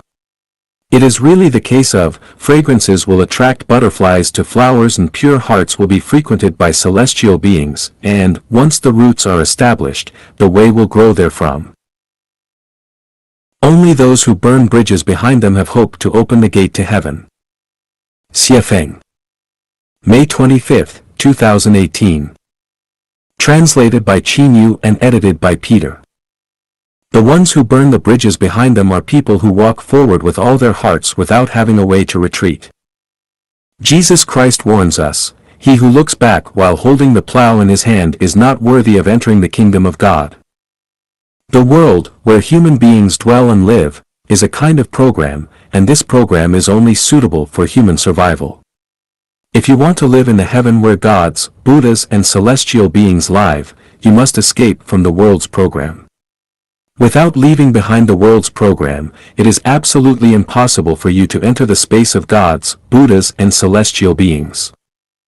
From the world to the realm of the gods, that is, the kingdom of heaven, people should not think and arrange everything with human thinking. If you think and plan with human thinking, you can only go round and round in the world, and never get out of the cave of silk and web which is the world's program. There are 36 8-diagram arrays in the world's program, and these 36 8-diagram arrays tightly restrain people in the space where they live. If one wants to escape from the 36 mazes, it is as difficult as to cut one's skin and open the flesh and break the heart, and it is almost as a rebirth from the ashes. Do you dare to burn the bridges behind you? If you dare not and don't want to, you should never fantasize that you can get out of the 36 8-diagram arrays, eliminate the cycle of reincarnation and enter the heavenly world of gods, Buddhas and celestial beings. When can one's potential be maximized? Answer: only when there is no retreat and tomorrow's food and shelter are still unavailable. If you have a plan to retreat, and you have food and shelter for tomorrow, then your potential will never be maximized. People are inert, and it is human nature to pursue ease. Once a person has a stable income and a comfortable environment, it is difficult for them to burn the bridges behind them and create a new world. People have anxiety, sorrow and fear, and it is precisely this kind of negative, tragic psychology that hinders one's full use of his potential. Not to mention giving up all your possessions to pursue your dreams, just the thinking of possessing nothing is enough to scare you away, let alone burning the bridges behind you. Once a person is born in the world, he is always struggling to possess knowledge, possess skills and techniques, possess marriage and family, possess children and grandchildren, possess beauty, possess real estate and vehicles, possess kinship, friendship, and love, possess money, possess rights, possess fame, and a stable job, etc. The tragic reality is that when people die, they possess nothing. Even if you own a grave, it will disappear in a short time. May I ask, where are our possessions? Are we still qualified to control what we once had? What if we ask a man in his teens or 20s, is life long? The answer must be that life is long and there is a lot of time to squander freely.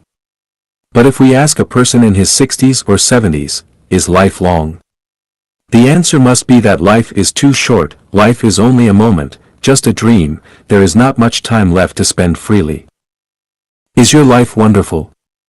If you have never burned the bridges behind you, don't say that your life is wonderful. Have we ever seen a donkey with a wonderful donkey life? Have we seen pigs and sheep with wonderful pig and sheep lives? Of course, as pigs or donkeys, some of them may say, my pig life is wonderful, and my donkey life is wonderful, but in the eyes of people, no matter how fat a pig is, how stubborn a donkey is, their life is not wonderful at all, it is just a tragedy. What about people? Have you ever been wonderful? You have never burned the bridges behind you, where does the wonder come from? If a person who confines his life to only a short period of 70 to 80 years, and finally goes to the end of his life in his waning years, with nostalgia, regrets and fears, is it not a tragedy? Don't comfort yourself anymore, life is a tragedy. Who dares to say that the pig's life is not a tragedy? Who dares to say that the life of a donkey is not a tragedy? So, dare you say that human life is not a tragedy?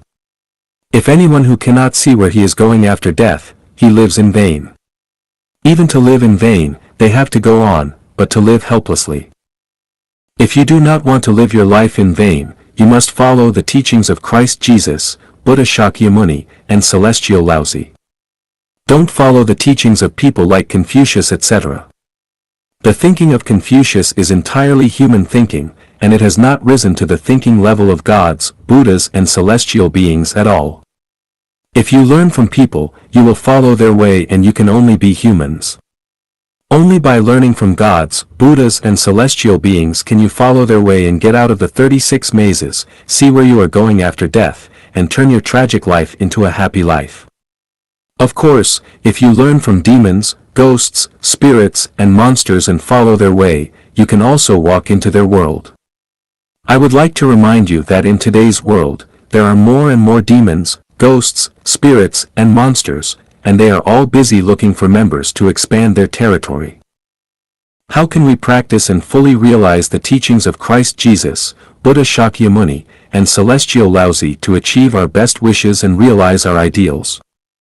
That is to burn the bridges behind us and don't look back while holding the plow in your hand. The Way of Nature. Xiefeng.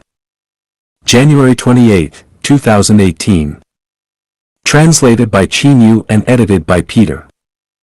The way of nature is the way of the greatest creator. The way of Tao is natural. Everything that conforms to nature belongs to Tao. The way of Tao is manifested by nature. The way to enter Tao is to be natural.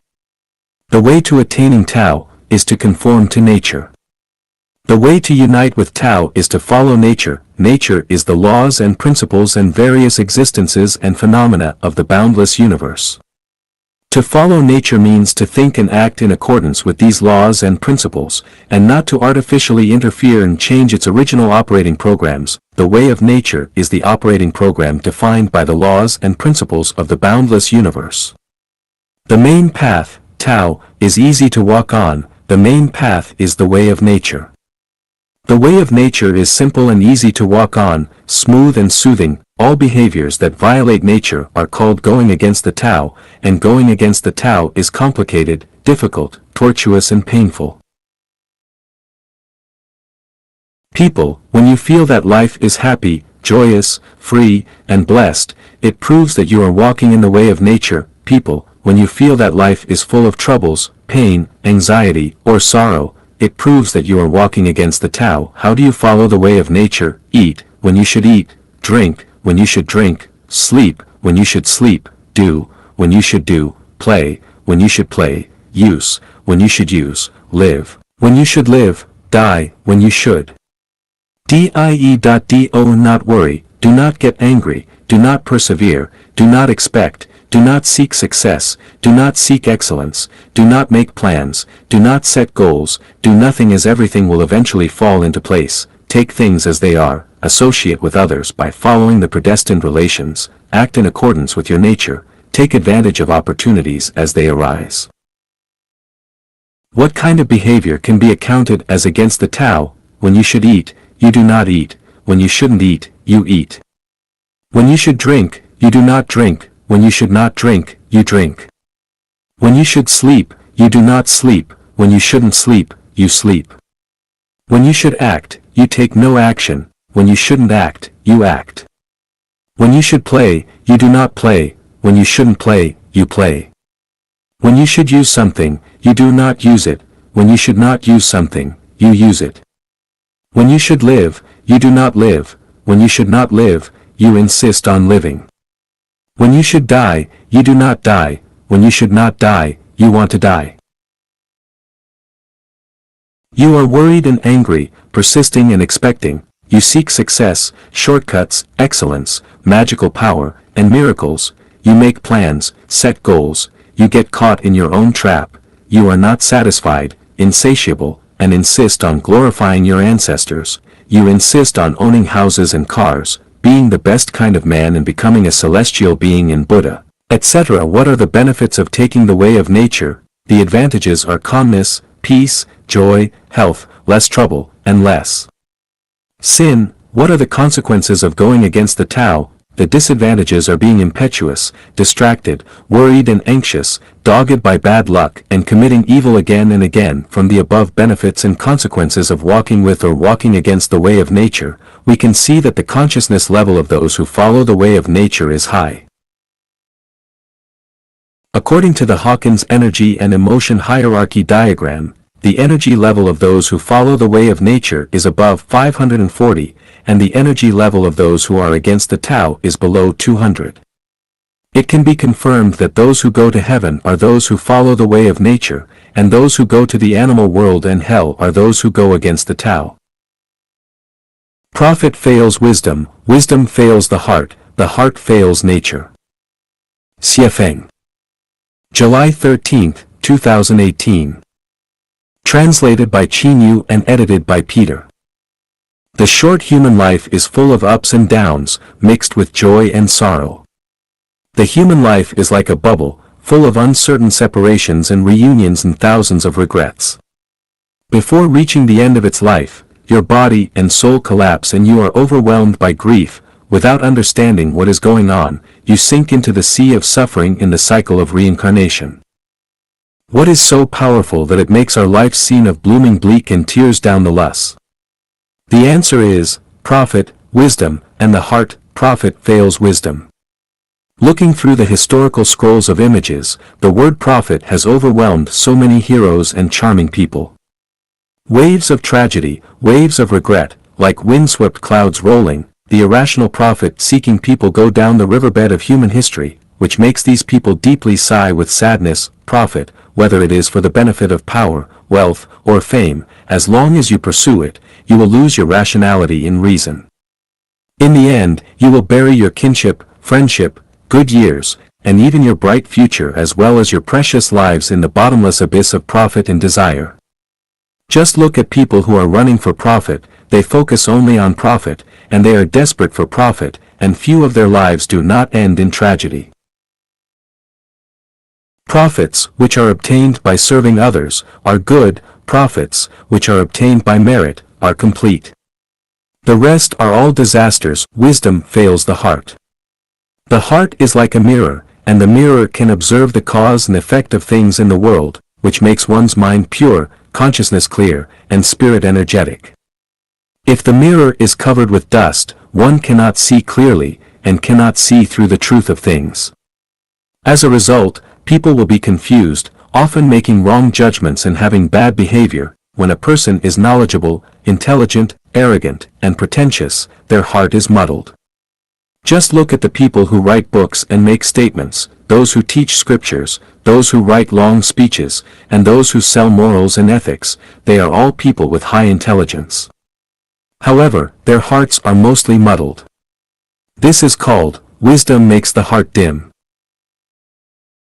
Believing and following the preaching and guidance of these dim-hearted people is like walking toward the desert and death. The heart fails people's nature. The heart is born for all things and all phenomena. Without the boundless universe, there would be no heart. When this phenomenon occurs, the mind will be born. When this phenomenon disappears, the mind will die. The mind changes with the condition. There are very few people who can change the condition with their heart. People have many things on their mind, and their hearts have many knots. The mind is a mirror. which only reflects objective reality. The mind is not the objective reality itself. Therefore, the mind is not reliable. When we rely on the illusion of the heart to make inductive judgments and then make decisions and put them into action, we are deceived by phenomena. Our hearts are constantly changing. If we know each other, we will intuitively understand each other, and we are very much in love. But if two hearts are apart, we are seemingly in harmony but in fact at variance, and we become strange bedfellows. Can we rely on our hearts? Who can be sure that his heart will never change? Your own heart will change. Can you believe that others' hearts will not change? What can be relied on is a person's nature. It's easy to change rivers and mountains, but hard to change a person's nature. Nature is the original appearance of things. The patriarch Bodhidharma clearly stated in his Bloodstream sermon that, if you want to find Buddha, you must perceive nature. Without the perception of nature, it's no use reciting Buddhist scriptures, fasting and keeping precepts. Without the perception of nature, even those who can explain the creed of the 12 classics can only say demonic words. If you have perceived nature, you don't need to read the Buddhist scriptures and chant the name of Buddha. It's no use learning much since it will dim your spiritual consciousness. Overlooking the world, it's crowded with people and vehicles, feasting and revelry, hustling and bustling and jostling each other. These are all illusions. When we were alive, we felt that everything was true, and when we died, everything fell into silence. Isn't it a tragedy to live a whole life, be busy for a whole life, but return to emptiness? Not knowing where you came from, and where you are going. Isn't it a tragedy? The Buddha Shakyamuni has already stated clearly, all active dharma are like dreams, illusions, bubbles, and shadows, like dew and lightning, thusly should you meditate upon them. However, once you have perceived nature, the situation is very different. Melting into nature is eternity, living in nature means reaching heaven. The realm of eight without is what I said the spiritual state of an immortal reached. But without the perception of nature, it is hard to enter the wonderful realm of eight without. The conclusion is, do not pursue profit, do not show wisdom, do not rely on your heart and allow your nature to bloom. Fear keeps us away from the truth. Xiefeng. August 15, 2018. Translated by Qin and edited by Peter. Fear refers to the intensely depressing emotional experience that people feel when they are facing a certain dangerous situation, which they tried to get rid of but were unable to do anything. When fear occurs, it is often accompanied by a series of physiological changes, such as rapid heartbeat or irregular heartbeat, shortness of breath or pauses, increased blood pressure, a pale face, trembling lips, dry mouth, cold sweats, weakness in the limbs, etc. The phenomenon of physiological dysfunction often causes or promotes the occurrence of physical diseases. On the other hand, fear can cause obstacles to people's perception, memory, and thinking process, can make people lose the ability to analyze and judge the current situation, and cause behavior disorders. Baidu Encyclopedia. Faced with sudden dangers and crises, it is normal for people to be afraid. But before the coming of risks and crises, people can fantasize about a certain dangerous situation which causes them to feel fear. This is abnormal. It is a kind of disease, a kind of mental illness. Fear not only causes physiological dysfunctions, malfunctions of thinking, and behavior disorders, but also takes people far away from the truth. The closer to the truth, the farther away from fear, the farther away from the truth, the closer to fear.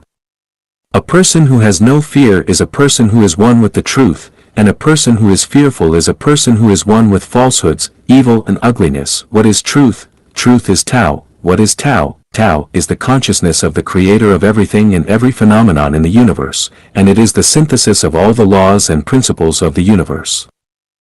Only by knowing the Tao and being one with the Tao can all kinds of fears be eliminated. If you stay away from the Tao, you will be afraid in your heart.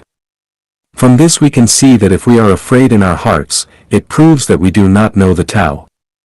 If we are constantly in fear, it proves that we do not understand the Tao at all, and do not understand the truth. Simply put, the more we fear, the closer we are to hell, the less we fear, the closer we are to heaven. Therefore, among the 8 without realms described in the Sutra of attaining the state of immortality, one of them is, without fear. If there is still fear, it means you have not attained the state of immortality yet. The lower the realm of life, the more fear there is, the higher the realm of life, the less fear there is. Hell is full of fear, heaven is full of joy. So, if we're in an environment where there's a lot of fear, it proves that this environment is very bad, almost like hell. If we live in an environment where there is little fear, it proves that it is an ideal environment, almost like paradise. It thus can be seen that a person who has many fears is close to hell, a person who has little fear is near heaven. What do we fear? Why should we fear? If we haven't done anything that hurts the world, why should we fear? If we haven't done anything stealthily, why should we fear? If we haven't done anything illegal, why should we fear? If we haven't hindered others living, why should we fear? We fear because we have been hiding something in our hearts that we fear because we have possessed too much, had too strong a desire for fame and fortune, and have been too ambitious that we fear because we are deeply entangled with secular ties. Have too much sin and too little merit, and are too selfish. We fear because we do not understand the laws of heaven, we do not know the facts, we cannot distinguish between good and evil, and we are far away from the truth that we fear because we gain things we shouldn't gain that we fear because we have no faith and do not understand the Tao. If we know a little about Tao, we should have no fear. Not to mention the deep connotation of Tao, just examine the 3 connotations of Tao and we should not allow fear to be generated. Point 1. As a man sows, so shall he reap. Divine punishments, though slow, are always sure. Good will be rewarded with good, and evil with evil. If the reward is not forthcoming, it is because the time has not yet come. When the time comes, one will get one's due reward. 2. The sum of the positive and negative energies of the universe is 0, and what you pay and what you receive are always equal. Point 3. Everything in the universe runs in the Tao, and governments and everyone in the world also run in the Tao. The Tao is fair. It is up to the greatest creator to judge who is right or wrong, and it is up to Tao to assess our merits and faults. What should come will come, what should go will go. If we understand the above 3 points, will we still fear? If you still fear, then I tell you, you have done too many bad things. Then it's unreasonable if you do not fear. If you do not fear, who should fear? Of course, you should fear. Those who live in hell live in fear all the time. Examining our own lives, if we have always adhered to truth, goodness, beauty, love, faith, sincerity, diligence, and harmony, we need not fear. If we have been giving selflessly, we have not taken advantage of others, have not harmed nature, society, others, or other lives, why should we fear? If we have not violated the law and discipline, have not humiliated our ancestors, have not blasphemed God and Buddha, and have not blasphemed the spirits and deities, why should we fear? If we haven't blocked the way of others, haven't disturbed others' preaching, haven't judged others, haven't derogated others, haven't got in the way of others living, why should we fear? If we haven't been extravagant and wasteful, and we have treated everything with kindness and love, why should we fear? Do we not believe that there are divinities watching over us? Do we not believe that our words and deeds, every action, every thought, are all being monitored and judged by the arrangements of Tao? If we think that the Tao will also do wrong to good people, it can only show that we do not understand the law of heaven, the law of Tao at all. If we are tortured and punished, the problem is not in external factors, but in ourselves. Then, fear is useless, complaining and resentment are even more useless. No one can escape the reward or punishment of a victim. Finally, what I want to tell you is that people with fear have no relationship with health, joy, freedom, happiness, and heaven. The Bridge to the Celestial Islands. Repaying. October 5, 2018. Translated by Chinyu and edited by Peter. It is said that the core of truth is in one sentence. while falsehoods are spread through millions of books. For 18 years, I have devoted myself to studying, preaching, and solving mysteries. Today, I can encompass the vast truth into 3 words: faith, love, and nature. That is to say, as long as you can exhibit faith, love, and nature to the extreme, you can reach the celestial islands, reach heaven. Or it can be said that we can achieve our greatest desires and realize our best ideals without reading extensively, researching and exploring, struggling and working hard, practicing abstinence from meat and saying prayers, as long as we completely believe, love, and let our nature blossom. Faith is a state of consciousness and mentality that has no doubts about the truth, things, or people. The first and most important thing to do in a person's life is to solve the problem of faith. Once the problem of faith is solved, the road of life is filled with happiness and freedom, and the road of life is filled with flowers and fragrances, and your life will be in order, and you can see in one encompassing vision how tiny all the mountains are. What to believe? You can believe in anything. As long as you believe, you grasp the core, the key, and you can fulfill your wishes. You can believe in the greatest creator, the ancestor of Buddha, believe in Tao, Jesus, Shakyamuni, Lao Tzu. You can believe in the king of devils, ghosts, the emperor, the president, the master, money, power, fame, profit, and carnal pleasure. You can believe in your parents, your children, your husband, your wife, your boss, your friends. You can believe in atheism, theism, creation theory, evolution theory, communism, capitalism, planning theory, and market theory. You can believe in the sun, the moon, the water, the mountains, the tortoises, and the caterpillars. You can believe in yourself, believe in everything whimsical, believe in lies, believe in strange conversations. In short, whatever you believe in, you can achieve something. As long as you firmly believe and have no doubts, your wishes will be fulfilled, and this is where the secret of magical powers also lies. For example, if you firmly believe that you can become a dragon, you can do it, and if you firmly believe that you can turn a stone into gold, you can definitely do it. Once you believe it, do not doubt it. Believing with doubts is not believing. When we doubt our beliefs, then our minds will become overcast with clouds and wind, flying sand and rocks. Even chickens and dogs will become restless around us. For example, between husband and wife, if the husband does not believe in the wife, or the wife does not believe in the husband, then the couple will become strange bedfellows, each having their own axe to grind, and they will be uneasy, will start quarreling and fighting, and start living a life of misery. Since you believe something, do not use your own standards to test, judge, and examine what you believe. For example, if you believe that your boss is a real gentleman, then do not be displeased because your boss farted or molested a woman. For example, if you believe in the greatest creator, do not have doubts because you have encountered setbacks or hardships. Love is the most beautiful state in heaven and in the world. It is a state that combines truth, goodness, beauty, faith, sincerity, peace, and joy. Look at the blooming flowers. Love is in the blooming flowers. When a person becomes filled with love, he is the most sacred, most pure, most beautiful, and most radiant life in the universe.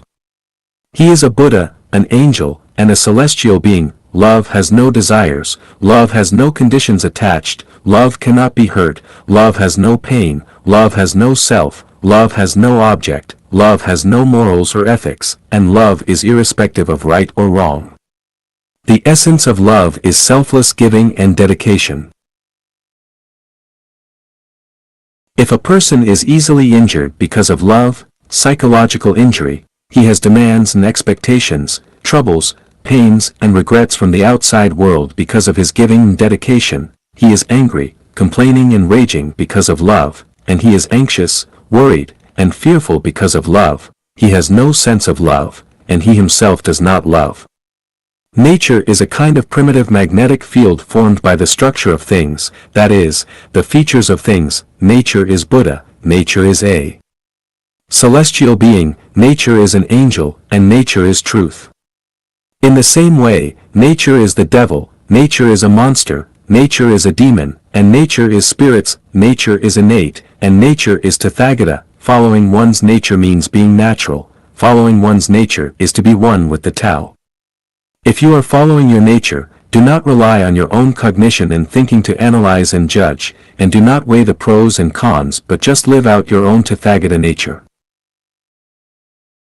The world's vast and voluminous scriptures, wisdom, knowledge, and preaching about self-improvement and self-refinement can be summed up in these three words: faith, love, and nature.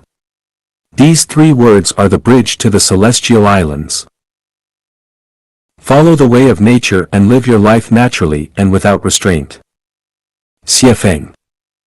October 10, 2018.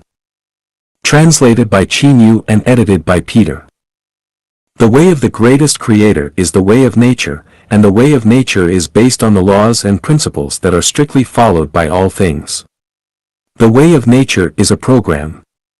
Following this program is in line with the way of nature.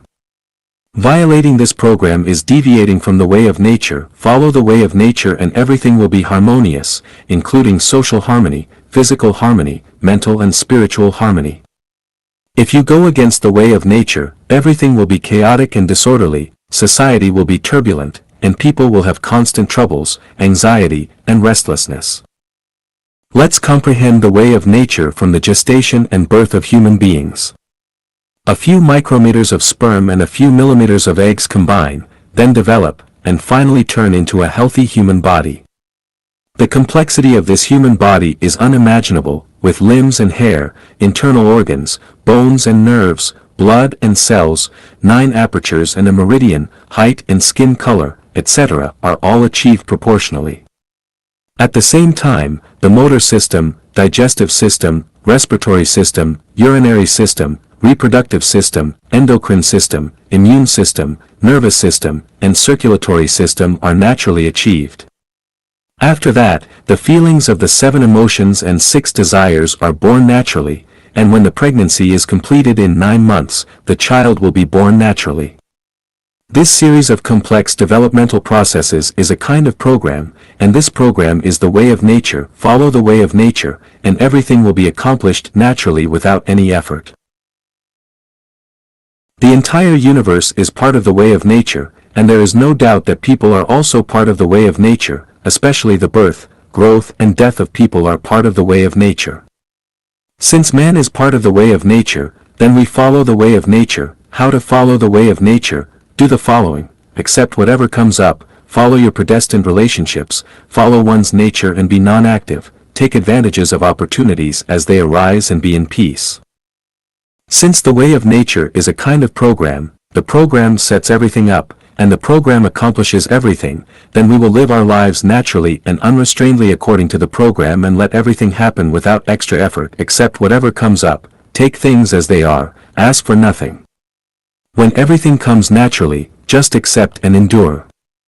If there is a thatched house, then live in the thatched house. If there is a villa, then live in the villa. If there is a luxurious palace, then live in the luxurious palace. If there is an airplane, take the plane. If there is a car, drive the car. If you have a bicycle, ride the bicycle. If you must walk, then set out on foot. If you are to be a president, be a president. If you need to be a beggar with peace of mind. Never envy anything, never ask for anything deliberately. There are thousands of people with thousands of faces and hearts. Never imitate others, never follow in others' footsteps, never listen to others' demands, never listen to success lectures and demagogy, never let power, status, reputation, beauty, money, house, car, awards, etc. guide you. Just be yourself, only be yourself, follow your predestined ties, follow your predestined relationships with people. When a good relationship comes naturally, follow it and associate with it, but not to fawn, cling to, or deliberately pursue. Follow the predestined relationships with affairs. Whenever something happens, just do it, no matter what it is, as long as you like it, as long as it suits your hobbies and expertise, devote your time and energy to it and do it happily. Follow your fate, accept whatever your destiny is happily. If you are destined to be 1.6 meters tall, do not be worried and envious of 1.8 meters. If you are destined to live by singing, then sing to your heart's content and never envy scientists or shepherds. If you are destined to have yellow skin and black eyes, never envy white skin and blue eyes. Follow your predestined relationships with places. Wherever you go, it is your home, and you will love all the places where you go. If you were born in Africa, never yearn for Europe. If you live in the countryside, never envy the city. If you live well somewhere, never deliberately move to another place or even think about emigrating abroad. Follow one's nature, be non-active. A bird will definitely fly, a flower will definitely bloom, an earthworm must be in the soil, a thief will definitely steal, a spider will definitely make a web, a hen will definitely lay eggs. With all lives, their living environment and their way of survival are determined by their nature. Asking tigers to eat grass, asking lambs to eat meat, asking fish to live on the grassland, and asking cattle and sheep to survive in water, all are against their nature.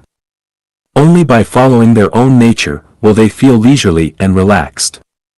If you have a diamond cutter, you can do the work of mending porcelain wares.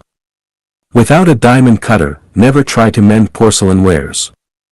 Follow your nature and let it fully bloom. Do not suppress yourself, and do not force yourself to achieve any goal or accomplish something. If you like to play in the mud, you can play in the mud as much as you can, and there is no need to force yourself to become a sculptor.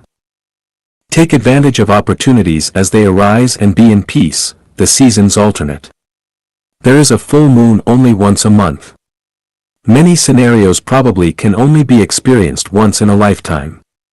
Therefore, it is said, opportunity knocks but once. When opportunities come, take the chance, and take advantage of these opportunities fully. Do not miss the opportunity. Spring is the time to sow, and autumn is the time to harvest. Neither should be missed. When good things come, grab them quickly. When an opportunity comes, take the opportunity to do the things that should be done. Take advantage of the sunshine to dry your hay, strike the iron while it is still hot. If the opportunity to become an official has come, hurry up and take the chance to become an official. When the chance to make a fortune comes, make haste. When the opportunity to accumulate merit has come, accumulate quickly. When the peach flower is about to bloom, hurry up and take the peach blossom for luck. When confidants come, take the opportunity to get together for a few drinks and get drunk. When the gods, Buddhas and celestials are here, my goodness, how can you miss such a golden opportunity that only comes once in a lifetime? If no opportunity comes, it does not matter. Overlook the tides ebb and flow and flowers blooming and fading. Keep a calm mind. Even if you are a genius, if you do not have a chance, let it be buried. Life is short, but life is long. If the opportunity does not come today, wait for tomorrow. If it does not come this year, wait for next year. If it does not come this life, wait for the next life. Anyway, there will be opportunities. Do not be anxious or impatient. Follow the way of nature and life will always be cool and comfortable. You will no longer have worries and sorrows, anxiety, and fears. Enjoy life no matter where you are or what you are doing. Remember, it's not that you can achieve anything that you want to achieve, not that you can do whatever you want. Everything has been set and arranged in the program of the way of nature, and the path of conforming to the way of nature is the path of Buddhas and celestial beings. It can also be said that if a person can truly follow the way of nature completely and thoroughly, he is already a Buddha and a celestial being. An analysis of the mysteries of the way of nature. Xiefeng. September 18, 2021. Chanyuan celestials follow the way of the greatest creator, that is, the way of nature. So what is the way of nature? The way of nature has the following 8 mysteries. Pregnancy has a time limit, and the delivery time is set. The implication is that everything has a time limit and cannot be surpassed. Once it is surpassed, it is against the way of nature. Application: don't be in a hurry. If you have a wish in your heart, it is the equivalent of you being pregnant. When the wish will be delivered is related to the size of the wish. If your wish is just to have a cup of coffee, it can be realized in a few minutes or a few hours. If your wish is to own a luxurious villa, it may take several years or even decades to give birth. If your wish is to reach the kingdom of heaven, you need to wait for the time of delivery all your life. Sow in spring, cultivate in summer, harvest in autumn, store in winter. The meaning is to keep the timing sequence and don't mess with the order. If the timing sequence is wrong and the order is reversed, it violates the way of nature. Application: different age groups should do the things fitting of their age group. For example, childhood is a time for playing, and the teenage years are for learning. If you study in childhood, you will violate the way of nature, and if you begin laboring as teenagers, you violate the way of nature. Rubbing ropes against wooden boards will cut into them, and dripping water onto stones will wear them down. The meaning is that as long as you focus on something, there will be a moment when things will turn around and you will become suddenly enlightened. Application: concentrate on exploring a certain phenomenon or doing a certain thing, don't be distracted, but wholly devoted. In this way, you will make gains. Reap melon from melon seeds and reap beans from bean seeds. The meaning is that you will reap what you sow. If you sow beauty, you will reap beauty. If you sow ugliness, you will reap ugliness. Application: plant what you need in the future. If you want to go to hell, plant evil. If you want to go to heaven, plant goodness. Merits and demerits must be examined, rewards and punishments must be executed. It means that nothing, no words, or deeds, can escape the eyes of heaven, and rewards or punishments will definitely come in due course. Application: always think of a pair of eyes above your head staring at you, so you must walk on a tightrope when doing things and when speaking, being neither cowardly nor tough. Channels form where water flows, melons' pedicels fall when their fruit ripens. It means that you must have calmness and patience when doing things, and you should not rush for success. As long as you work hard, what you want will come true, and it will come naturally. Application: don't force anything. If you work hard enough, you will achieve it naturally. If you don't work hard enough, what you want will come to a premature end, and you will come out empty-handed. Follow one's nature. This is the way to Tao. It means that our nature is a gift from the greatest creator. If it is a cat, just catch the mouse. If it is a mouse, just dig holes and steal grain. If it is tuberose, just bloom and spread the fragrance. If it is a cow or sheep, eat grass. This is the arrangement of Tao. Doing so is in keeping with the Tao, which is the way of nature. Application: when people ask me whether they should choose A or B, whether they should go east or west, my answer is always, listen to your inner voice and follow your innermost drive. Why? Because the loudest voice and driving force in your heart is the Tao, which is your nature. If you do this, you will become one with the Tao. Tao will manage the birth, growth, punishment, and destruction of everything. It means that when people come to this world, their role has already been determined in the cosmic life script. If the script determines that you are a thief, then you will never become a professor. If the script determines that you are a villain, then it is absolutely impossible for you to be a good person. The Chanyuan celestials I am looking for must be innate, and they cannot be cultivated by education, just like no matter how we cultivate and guide cucumbers, cucumbers will never turn into tomatoes. In the process of human beings playing the role in the cosmic life script, when your turning point comes, you can't hide from it, and it's useless for you to ask for help. If you are destined to be a big villain, that's the arrangement of Tao, you cannot refuse it even if you pray to gods and Buddhas for help. There are various factors and personnel arrangements that lead you to the path of being a great villain. Similarly, the same is true for wanting to become a saint. This is called Tao arranges the growth. There are countless people who have been punished in the world. Who is punishing people? On the surface, people are punishing people, accidental events are punishing people, and natural disasters are punishing people. In fact, Tao is punishing people. The root cause lies in the natural law of, you reap what you sow. If the Tao wants you to grow, no one can destroy you, if the Tao wants to punish you, no one can save you. Application: since it is up to the Tao to arrange your birth, don't try to change it, neither try to change others nor yourself. Since it is up to the Tao to arrange your growth, don't worry, and don't bother to find relationships and backers. What comes will come naturally, and what goes will go naturally. Since it is up to the Tao to arrange punishment, don't hide, and don't complain. Since it is up to the Tao to arrange destruction, just smile and go with the wind. After understanding the secrets of the way of nature, and looking at various phenomena in today's society, we will come to know that all bad phenomena are the results of violating the way of nature. Everyone can take stock and analyze their past and current situation. You will definitely find that your hardships and rough experiences are the result of you being against the way of nature. I perceive the functioning of Tao through gaming and entertainment. Xiefeng. June 14, 2023. Edited by Qinyu.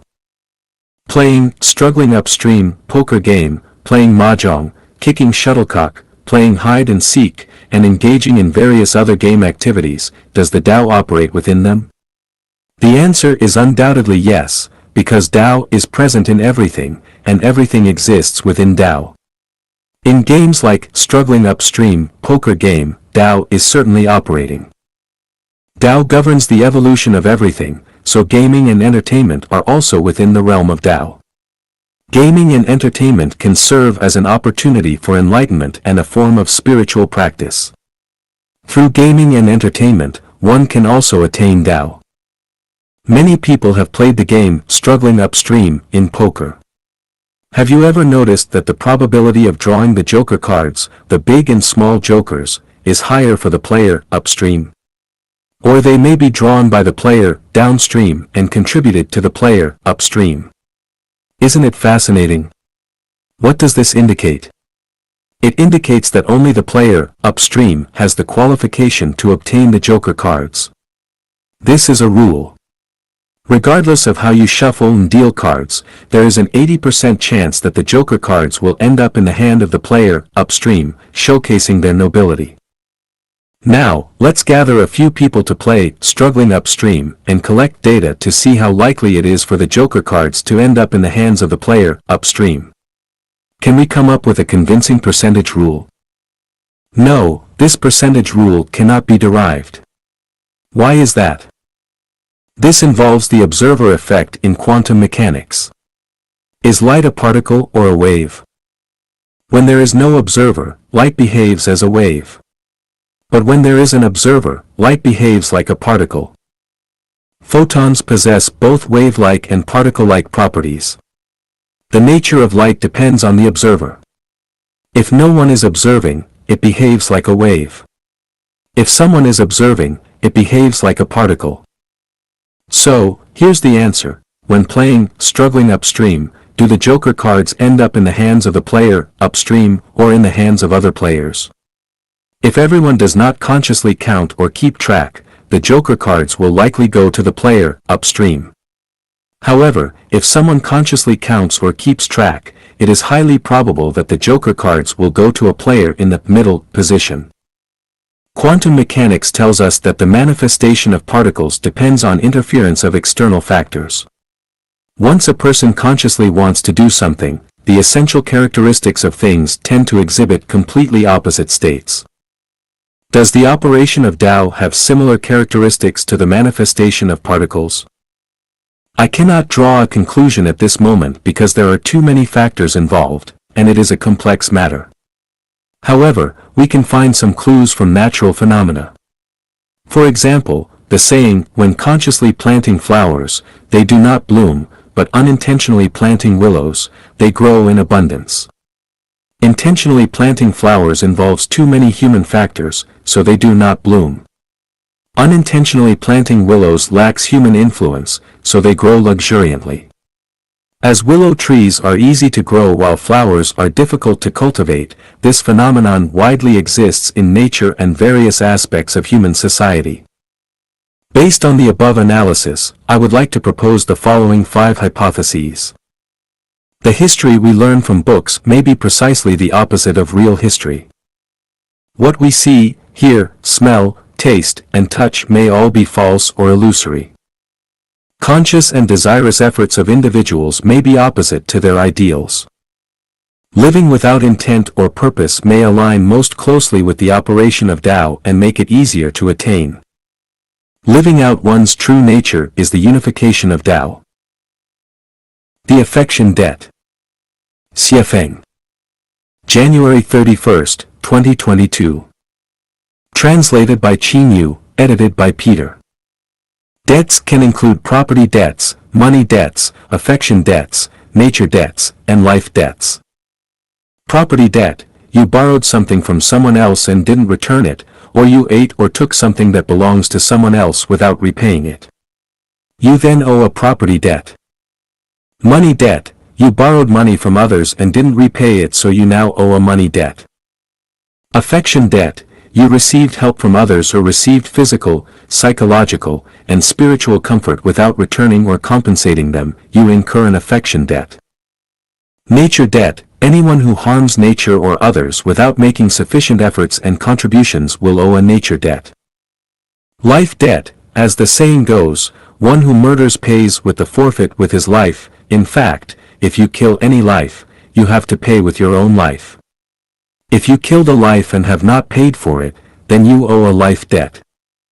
What we need to be vigilant about and keep in mind is that as long as the above-mentioned debts are not repaid, we will inevitably enter reincarnation, and there is absolutely no hope of going to heaven. This article focuses on affection debts. Affection debts are divided into debts of favor and love debts. The debt of favor means that others have helped you, but you have not correspondingly helped them, so you owe a debt of favor. Therefore, everyone should carefully recall who has helped them. If you have received help from others but have not returned the corresponding help, you should quickly find a way and an opportunity to help them. There is a value in life. Genuine, do not offer help if someone does not ask for it. If you helped someone without him asking for it, you are actually hurting him, because he thus owes you a debt of favor, and you will make him become a pig in the next life. It is cruel to make him transform into a pig, dog, cow, or sheep to pay you back in the next life. Love debts are mainly the debts owed by men and women who are in love. People need comfort in their spirits and souls, and also need comfort in their physiology. When people get physical and receive psychological and spiritual comfort from the other side without giving the corresponding consolation to that other side, then they owe a debt of love. There is a predestined relationship in a love debt, and that predestined relationship is also a debt. Once you feel that you still have feelings for someone, and feel that you are in debt to someone, or you can't forget him or her because of the deep affection, that means you owe a love debt. One of the core components of self-improvement and self-cultivation is to strive to repay the debts of property, money, affection, nature, and life. The most effective way to repay them is to do formless almsgiving, which especially works well for paying off life debts. I hope that on this New Year's Eve, everyone will have a clear mind, give more, and take less, and after entering the Lunar New Year, repay all kinds of debts and end all kinds of worldly ties, and go to heaven freely and unrestrainedly. Clear thinking leads to a smooth life and a promising future. Xiefeng. February 1, 2022. Edited by Qin Yu. I mainly study the books without words. The natural phenomena and social changes are books without words, and people are also books without words. Reading people is like reading books without words. After studying many individuals, I've noticed a pattern: the clearer and more organized one's thinking, the smoother their life tends to be. Conversely, a disorganized mind leads to a difficult life. A core factor for an unsatisfactory life is a confused thought process. If one's thinking is muddled, their life is bound to be turbulent. From this, we understand that to make our life smoother, our first step should not be to pursue external success, but rather to adjust our thinking. Once our thoughts become clear, a smooth life will naturally follow. To predict someone's future, don't focus on their wealth, status, or facial features and physiognomy based on the 8 characters, Ba Zi. Instead, pay attention to the clarity of their thinking. If their thoughts are unclear, their future will likely be chaotic. If their thoughts fluctuate between clarity and confusion, their future will be a mix of success and failure. However, if someone's thinking is consistently clear, even reaching a state of profound understanding, their life will not only be smooth but will also lead them to a heavenly realm. The direction a nation or a country is headed can be determined by the clarity of the thinking of its citizens, especially that of its leadership. If the thinking is unclear, without a doubt, the future of that nation or country will be in turmoil. On the contrary, if the thinking is clear, the future will be bright, leading to prosperity and success. If you don't believe my viewpoint, you can randomly select an elderly person and observe whether their life has been smooth or not. If it has been, then check the clarity of their thinking. Without a doubt, it will be clear and organized. Take the case of a high-ranking official who has been steadily advancing in their career for over a decade. Suddenly, they commit a crime and are imprisoned, and their assets are confiscated. They experience a major setback. Is this a result of clear thinking or confusion? Undoubtedly, it is due to unclear thinking, as they believed that being in a position of power allowed them to act with impunity. Their lack of clear thinking led to this outcome. When someone writes an article, if it lacks focus, is rambling, has disjointed arguments, and is full of loopholes, without a doubt, their thinking is unclear, and their life will certainly not be smooth. Anyone who follows such an individual, no matter how many people he attracts, will ultimately suffer. Similarly, look at a person's living environment. If their bedroom, yard, and surroundings are dirty and messy, with garbage scattered everywhere, clothes and bedding left in disarray, and dishes piled up in the sink, there is no need for further analysis.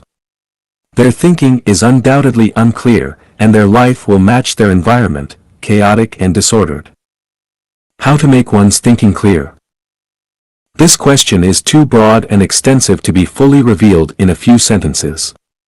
It involves one's past merits, faith, worldview, values, and outlooks on life and life. However, one point worth considering is to read more books, travel more, observe more, and engage in deeper contemplation. Extend the scope of your thoughts as far as possible into the distant future.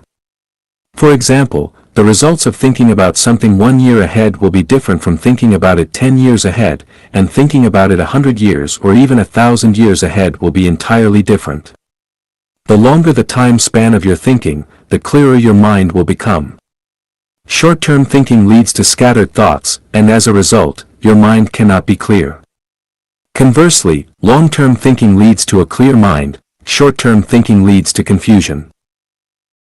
Chatting about the difference between foresight and short-sightedness. Feng. February 2, 2022. Edited by Chinyu.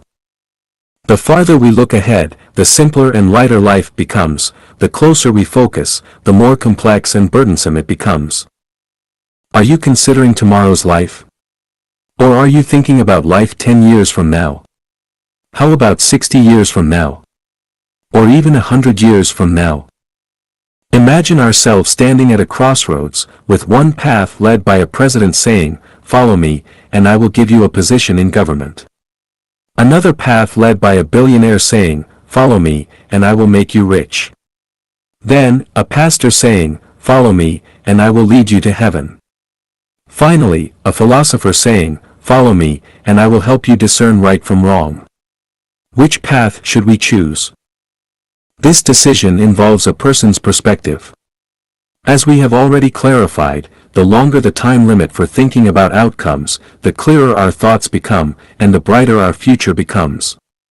Conversely, the shorter the time limit for thinking, the more confused we are about the future. At the same time, we know that tigers will never grow wings. We should never fantasize about having all the advantages. Thus, when making choices, we know that following the president will only secure tomorrow's benefits, following the billionaire will secure benefits 10 years from now, following the pastor will secure benefits after death, and following the philosopher will ensure that we live a clear and straightforward life. Now, who are you ready to follow? Is there anyone thinking, I'll follow the president first, maybe I can gain a position, make money, go to heaven, and live a clear life. If you think that way, it proves that your thinking is unclear, and the issue of foresight and short-sightedness does not even arise. You are a muddled individual, a patient with schizophrenia, living in a fantasy world because such a thing is almost impossible. The vast majority of people in humanity lack foresight. They drift with the wind, pursuing immediate benefits, saying, whoever offers me the most money, I'll follow them, or I'll follow whoever can provide me with comfort, excitement, and pleasure. Or, I'll follow whoever can give me a government position, or I'll follow whoever has the highest reputation. These are all short-sighted behaviors. It's similar to many parents helping their children choose a college and major based solely on which one will best secure a job with a higher salary after graduation, a very short-sighted approach. Foresight means knowing the future outcome of a certain phenomenon. The longer the time span of knowing the result, the more foresight one has. For example, some people see a child's appearance, behavior, and way of speaking and conclude that the child will become an outstanding talent 20 years later. Others see a teenager shoveling manure while reading a book and predict that this person will undoubtedly become a future leader. Some people witness an official accepting a bribe and predict that this person will end up in prison 10 years later, and so on. These are all instances of foresight. Short-sightedness, on the other hand, means prioritizing immediate benefits without considering the future consequences.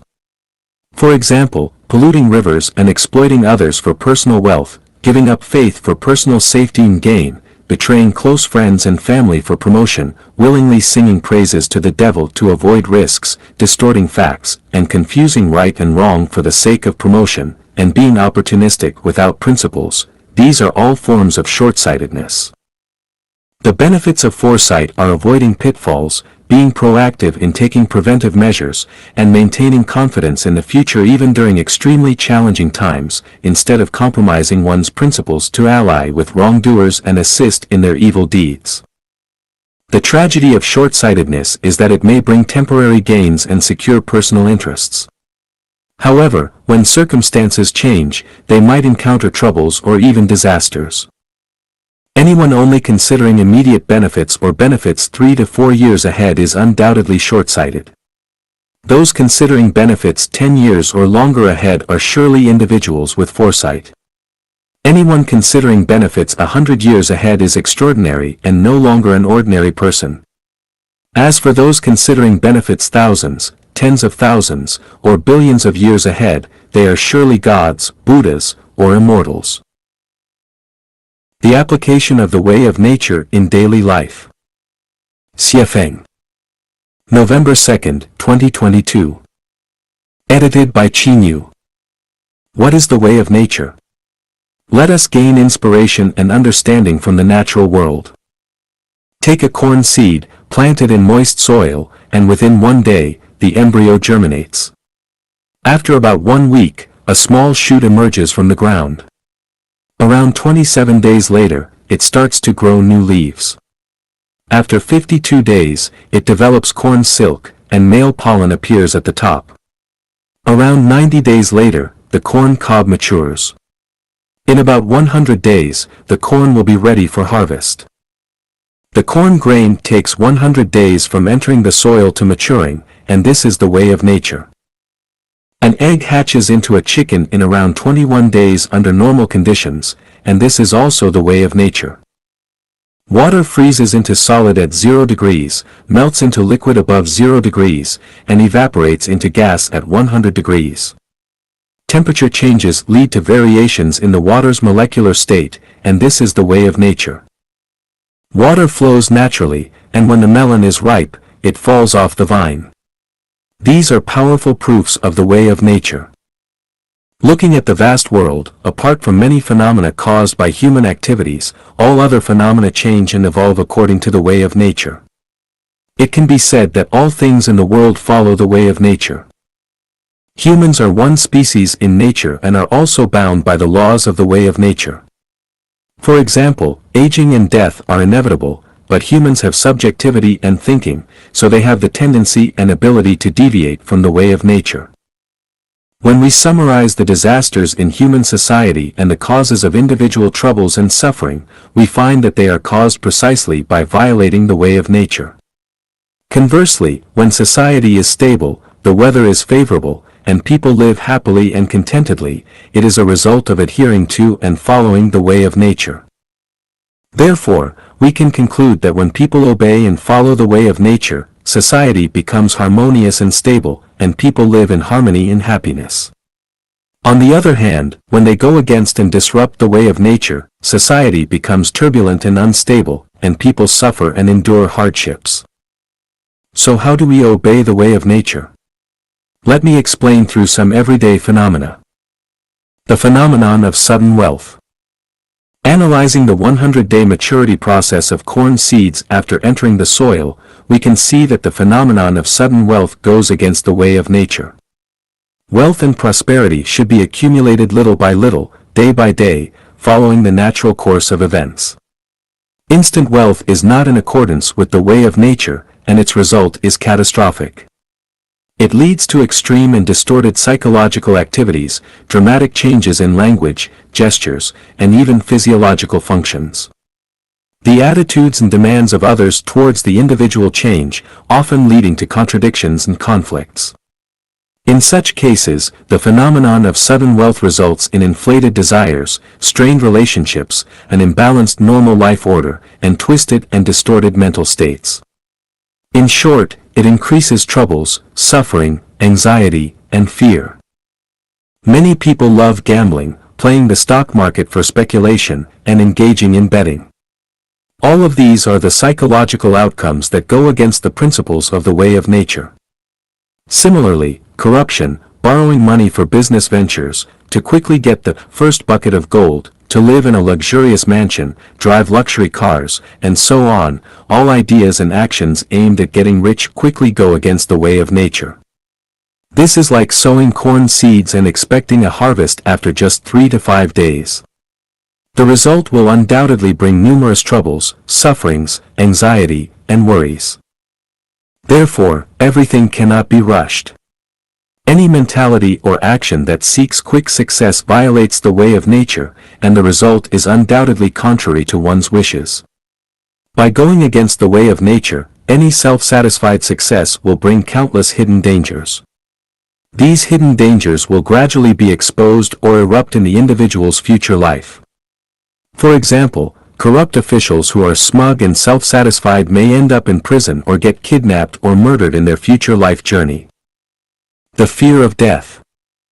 99% of people have a fear of death, which is a very irrational mentality. Death is the most natural and just thing, as everything in the world ultimately leads to death. Even the heaven and the earth will have a day of extinction. How could humans be an exception? To eliminate the fear of death, one must understand the principles of the way of nature. Once understood, one can face death calmly without disturbance. Death is not an accidental event, it is an inevitable trend that cannot be avoided. Therefore, the best mentality is to embrace death with a smile. Whether in fear or smiling, death is inevitable. Fear makes people timid and fearful, while smiling makes people live a relaxed, free, and enjoyable life. Why not embrace death with a smile and live a life full of romance? In fact, those who understand the mysteries of life and time are the least afraid of death because death opens another door for the journey of life. Perhaps the scenery after death is even more fascinating and pleasant. Thus, those who understand the way of nature and walk on its path will never fear death. If one still fears death, it means they are on a path that deviates from the way of nature. The phenomenon of poverty. Have you noticed that the more impoverished and backward a place is, the more likely it is to suffer from natural disasters and human-made calamities? Similarly, impoverished people tend to have narrow, conservative, stubborn, short-sighted, selfish, and harmful thinking patterns. There seems to be a hidden spell that says, the more they have, the more they are given, and the less they have, the more they stay impoverished. I used to be puzzled by why places in poverty are more prone to disasters and why impoverished people tend to be conservative, stubborn, and harmful. After repeatedly studying the book without words, I finally discovered that the root cause lies in violating the way of nature. When we observe birds, whether eagles or sparrows, migratory or resident birds, they are always busy surviving. However, impoverished regions and individuals living in poverty are not as busy as birds. This indicates that they are not walking on the path of the way of nature.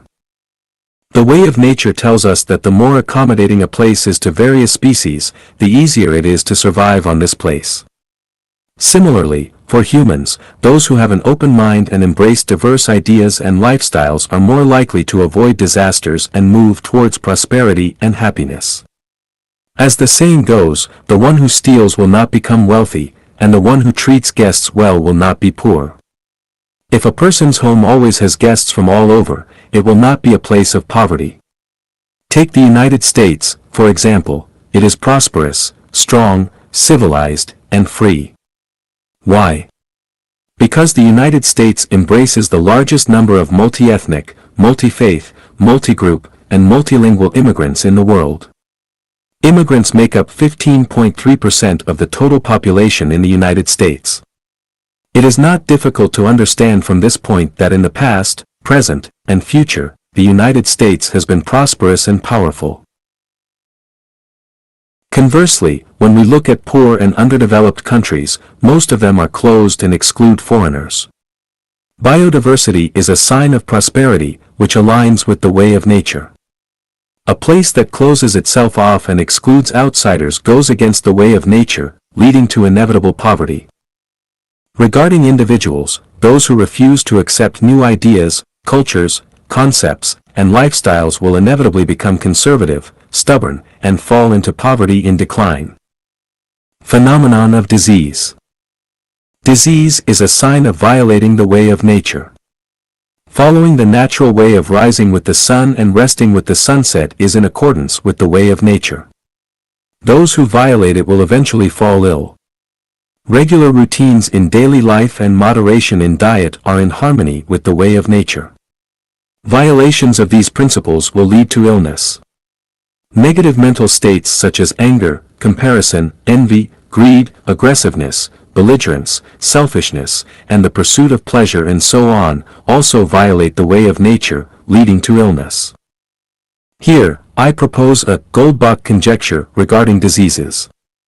I encourage readers to gather, summarize, analyze, and reason to verify it. The conjecture is, anyone who has a disease must have violated the way of nature, and anyone without a disease must be following the way of nature.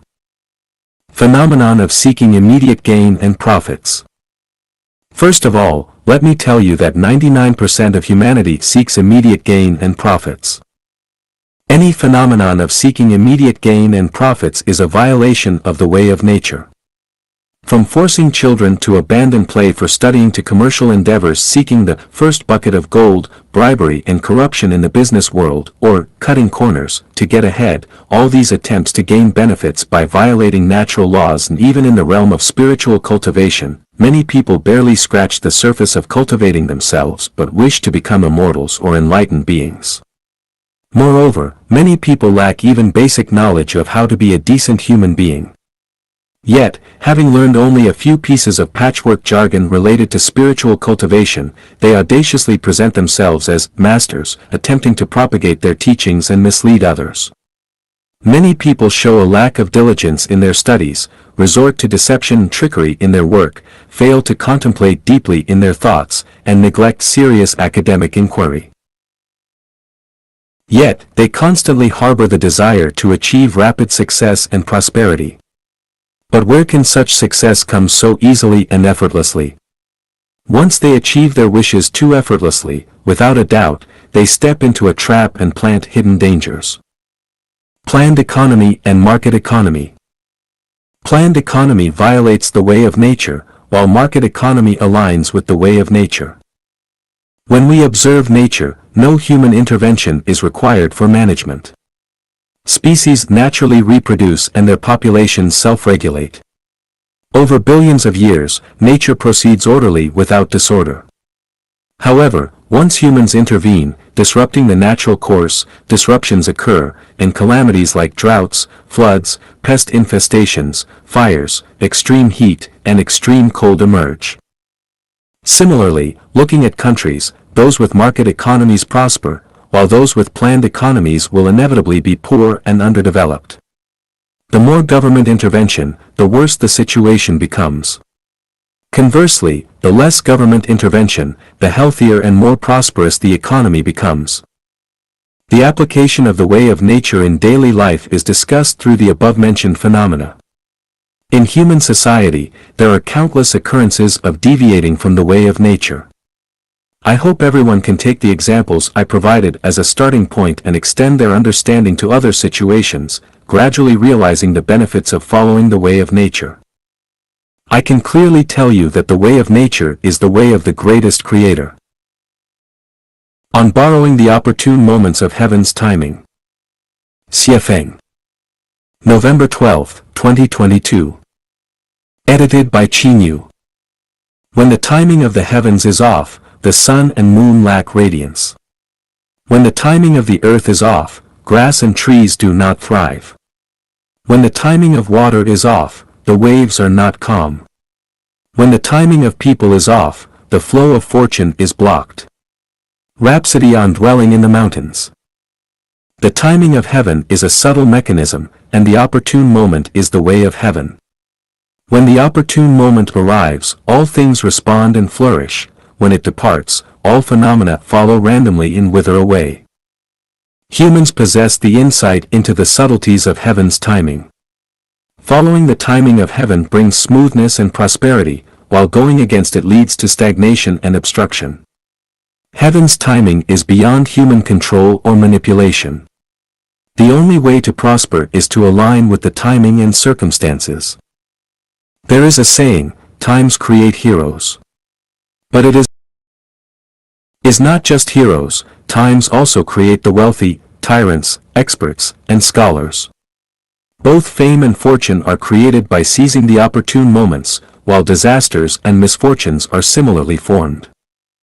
Ignorant and foolish people do not understand the timing of heaven, and those who go against it will face hardships.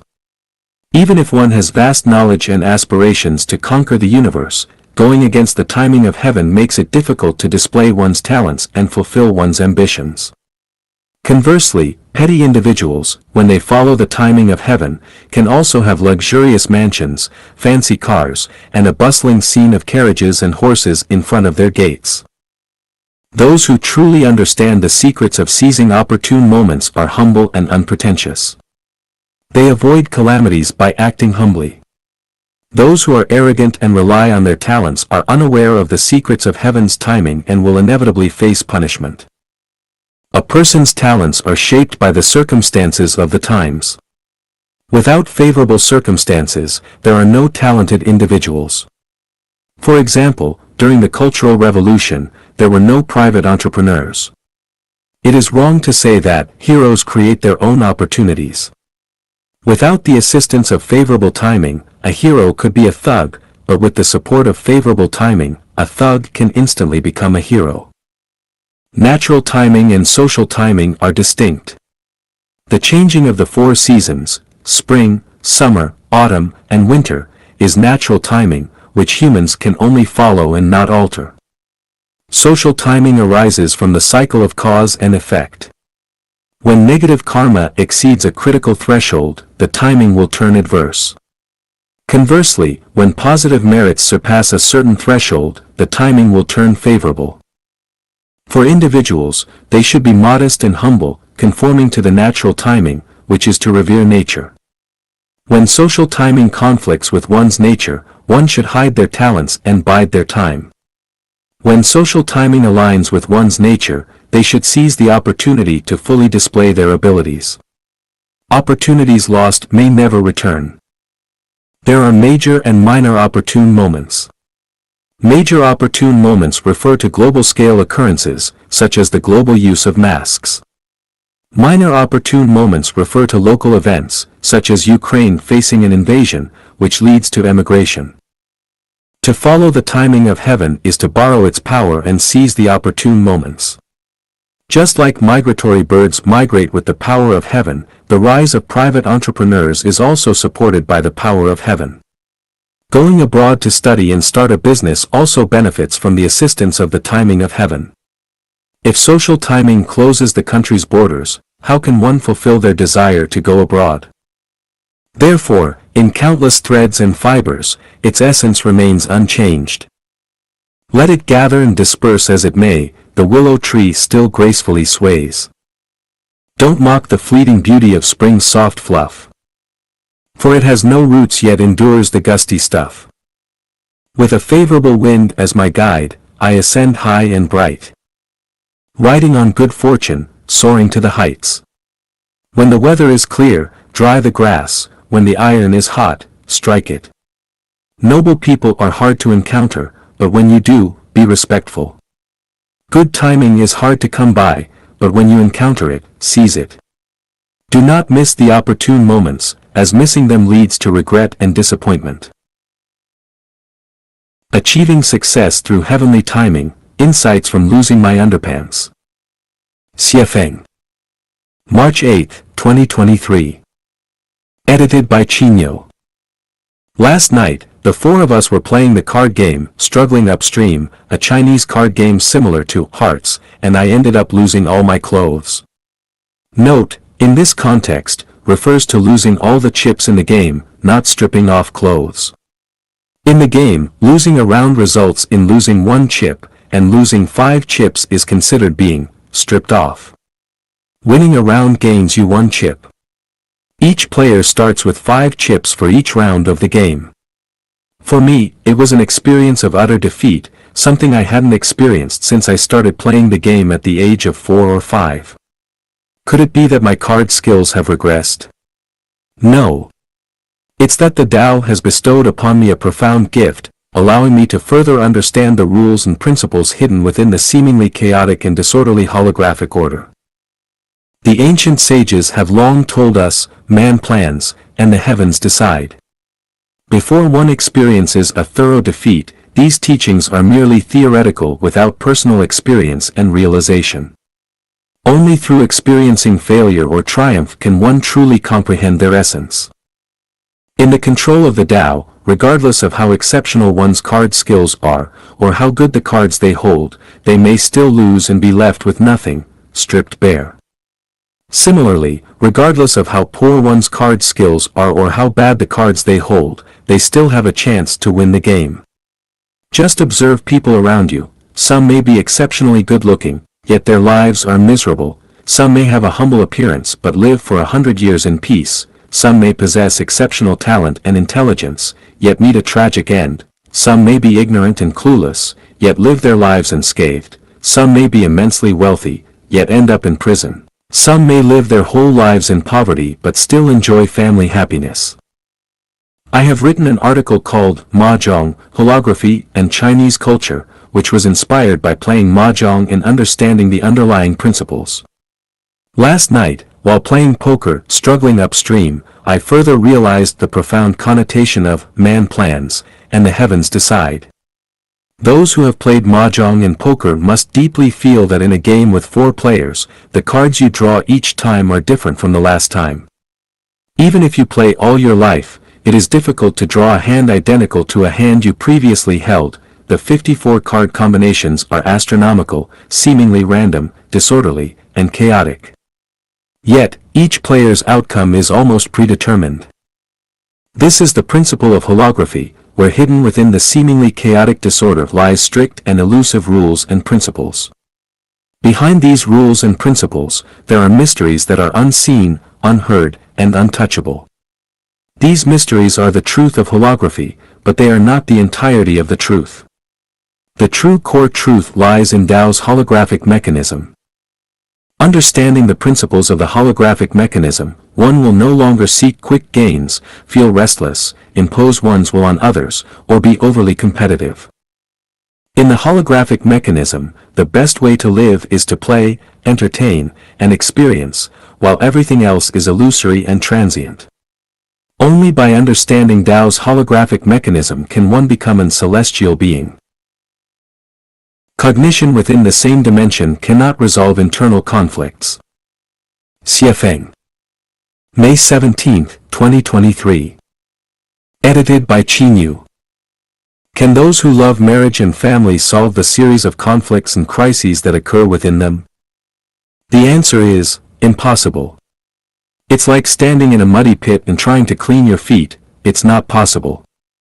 Just as a mouse cannot solve the crisis of being caught by a cat with its level of cognition, and just as a patriot cannot build a world of great harmony. It's as futile as a fish trying to fly to a forest to settle in and sing. Farmers cannot solve their own contradictions and crises, and likewise, workers and intellectuals cannot solve their own contradictions and crises. Similarly, a nation, a country, a political party, and a religion cannot resolve their own contradictions and crises because cognition within the same dimension cannot solve conflicts within that dimension. Humanity itself cannot solve its own contradictions and crises because human cognitive ability is limited by time and space. It always tends to focus on one thing at the expense of others. When one contradiction is resolved, it will sow the seeds of another 8 contradictions, and when one crisis is resolved, it will give rise to 8 more crises. People coming from other places can easily discover the deficiencies and shortcomings of the local area.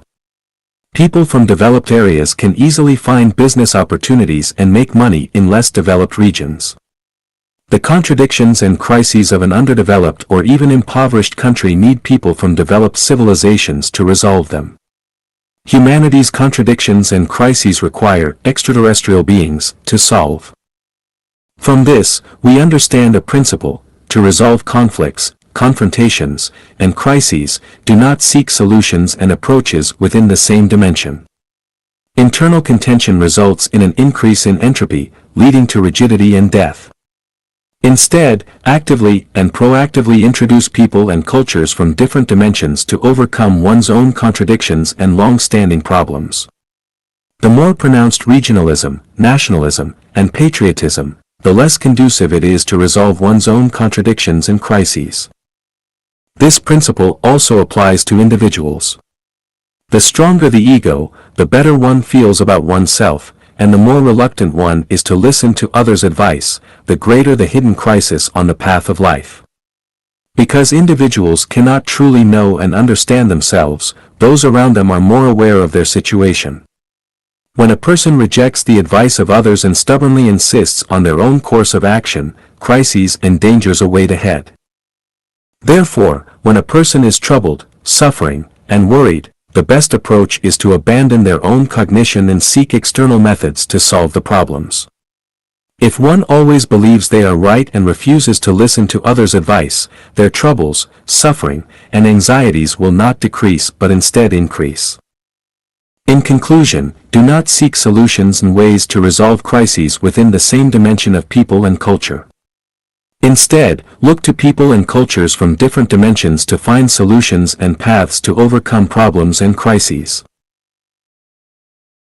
If a problem seems unsolvable, explore beyond its boundaries. Feng.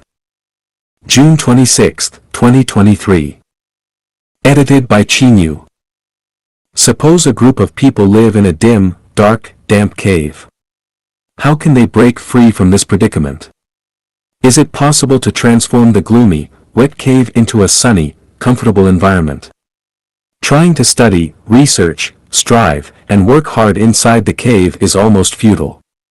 The best way is not to contemplate within the cave but to step out of it.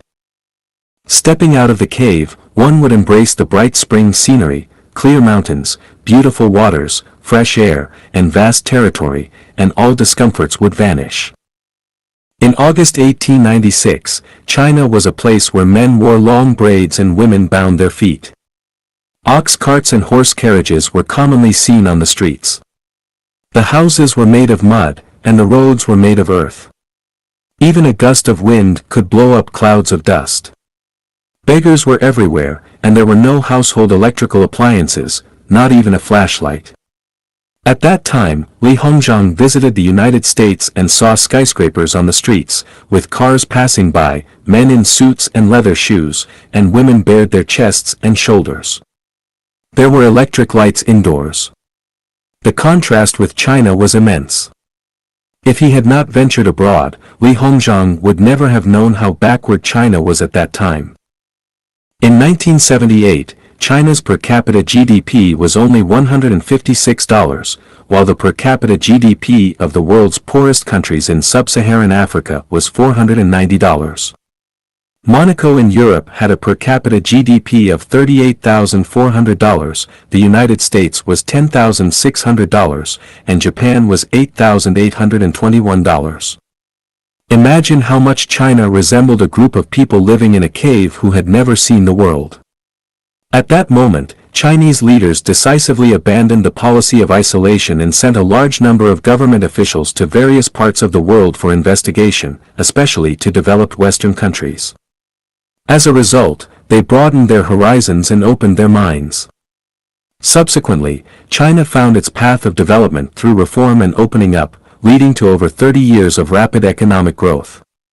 If they had not explored development outside but continued to study development ideas inside the cave, it would have been difficult to maintain a per capita GDP of $156. How long does it take to register a company? I don't know which country has the fastest company registration process, but I registered a company in a certain country in less than 10 minutes. There was no need to bribe officials, nor did I need to find acquaintances. I selected the company name, signed, paid, and received a complete set of company documents, all within the said time. Throughout human history on Earth for thousands of years, how many people have lived happily, joyfully, freely, and blessedly? Are there any? There are very few. More people live in distress, pain, conflict, struggle, oppression, anxiety, and fear. Why has this issue concerning all of humanity remained unresolved for thousands of years? Take a look at all the so-called great figures and thinkers throughout human history, observe their thoughts and actions. Look at the discussions on the internet today, especially those of so-called masters, including high-ranking officials in the United Nations and presidents and leaders of various countries. They are all contemplating and pondering within the cave. Why don't they go outside to take a look? By stepping out of the earth and observing the stars and oceans of the thousand-year world planet, and following their way of life, all the problems facing humanity will be easily solved. By walking out of the earth and exploring the thousand-year world among the vast sea of stars, following their way of life, wouldn't all the problems faced by humanity suddenly become clear and easily solvable? If a problem cannot be solved in Christianity, look for answers in Buddhism. If Buddhism cannot solve a problem, look for answers in Islam. If Islam cannot solve a problem, look for answers in Taoism. If Taoism cannot solve a problem, go to the frontiers of science for answers. If science cannot solve a problem, look for answers in theology and metaphysics. In short, do not seek solutions and paths within your own cave of knowledge and cognition. Instead, step outside your own cognitive circle and seek answers outside. For some problems, it is much more difficult for those within the circle to find a solution than ascending to the sky. But by stepping out, one will find that others had already solved them hundreds or even thousands of years ago. I once wrote an article called, "When you think you're right, you're already wrong." If we do not step out of our own circle of knowledge and cognition, closing ourselves off in our own cave, then we will follow in the footsteps of past mistakes. Even after 10,000 years, humanity will still be trapped in the sea of suffering and unable to extricate itself. Isolationism, closing our eyes and ears, blocking information, shouting slogans, and paying no attention to external affairs will inevitably lead to ignorance, backwardness, barbarism, and ultimately, extinction. My view of the way of nature. Xiefeng. December 4, 2023. Translation edited by Chinyo. I emphasize that Life Genuine follows the way of nature because it is synonymous with the way of the greatest creator. Nature equals the greatest creator, and the greatest creator equals nature. Nature embodies all the laws and principles of the universe. Everything in the universe exists and evolves within these laws and principles. In this sense, nature is Tao, and Tao is nature. Tao is the spirit of the greatest creator, the consciousness of the greatest creator. Therefore, we know that the greatest creator, Tao, and nature are one. The greatest creator equals Tao equals nature, nature equals Tao equals the greatest creator. Everything perceived by the eyes, ears, nose, tongue, body, and mind is a manifestation of nature. Every phenomenon, every event in nature, is part of its evolutionary process, from the fluttering of a butterfly's wings to the violent eruption of a volcano, from a person sneezing to the explosion of a star. Everything happens within the embrace of nature, so we should follow the way of nature. In fact, whether we follow the way of nature or not, the reality is that we are already within the way of nature. Everything in the universe is within the way of nature. No life, no phenomenon, no event can escape the palm of the way of nature. Understanding both the essence and the reason behind things, having a clear mind and bright eyes, brings us endless benefits. Firstly, our journey of life will become simple, light, joyful, and pleasant, rather than complex, heavy, troubled, and painful. Secondly, we will avoid reefs, pitfalls, obstacles, and deception, making our journey of life smooth and safe. Finally, by following the way of nature, we can reach a better space. I'll give some examples to illustrate. In life genuine, there is no idol worship, just a love for nature. Life genuine does not celebrate festivals related to gods, Buddhas, celestial beings, and saints, nor does it celebrate festivals related to countries, nations, great people, or individuals, only natural festivals, such as the Mid-Autumn Festival and the Spring Festival. In life genuine, there are no temples, monasteries, shrines, or churches. We just integrate into nature.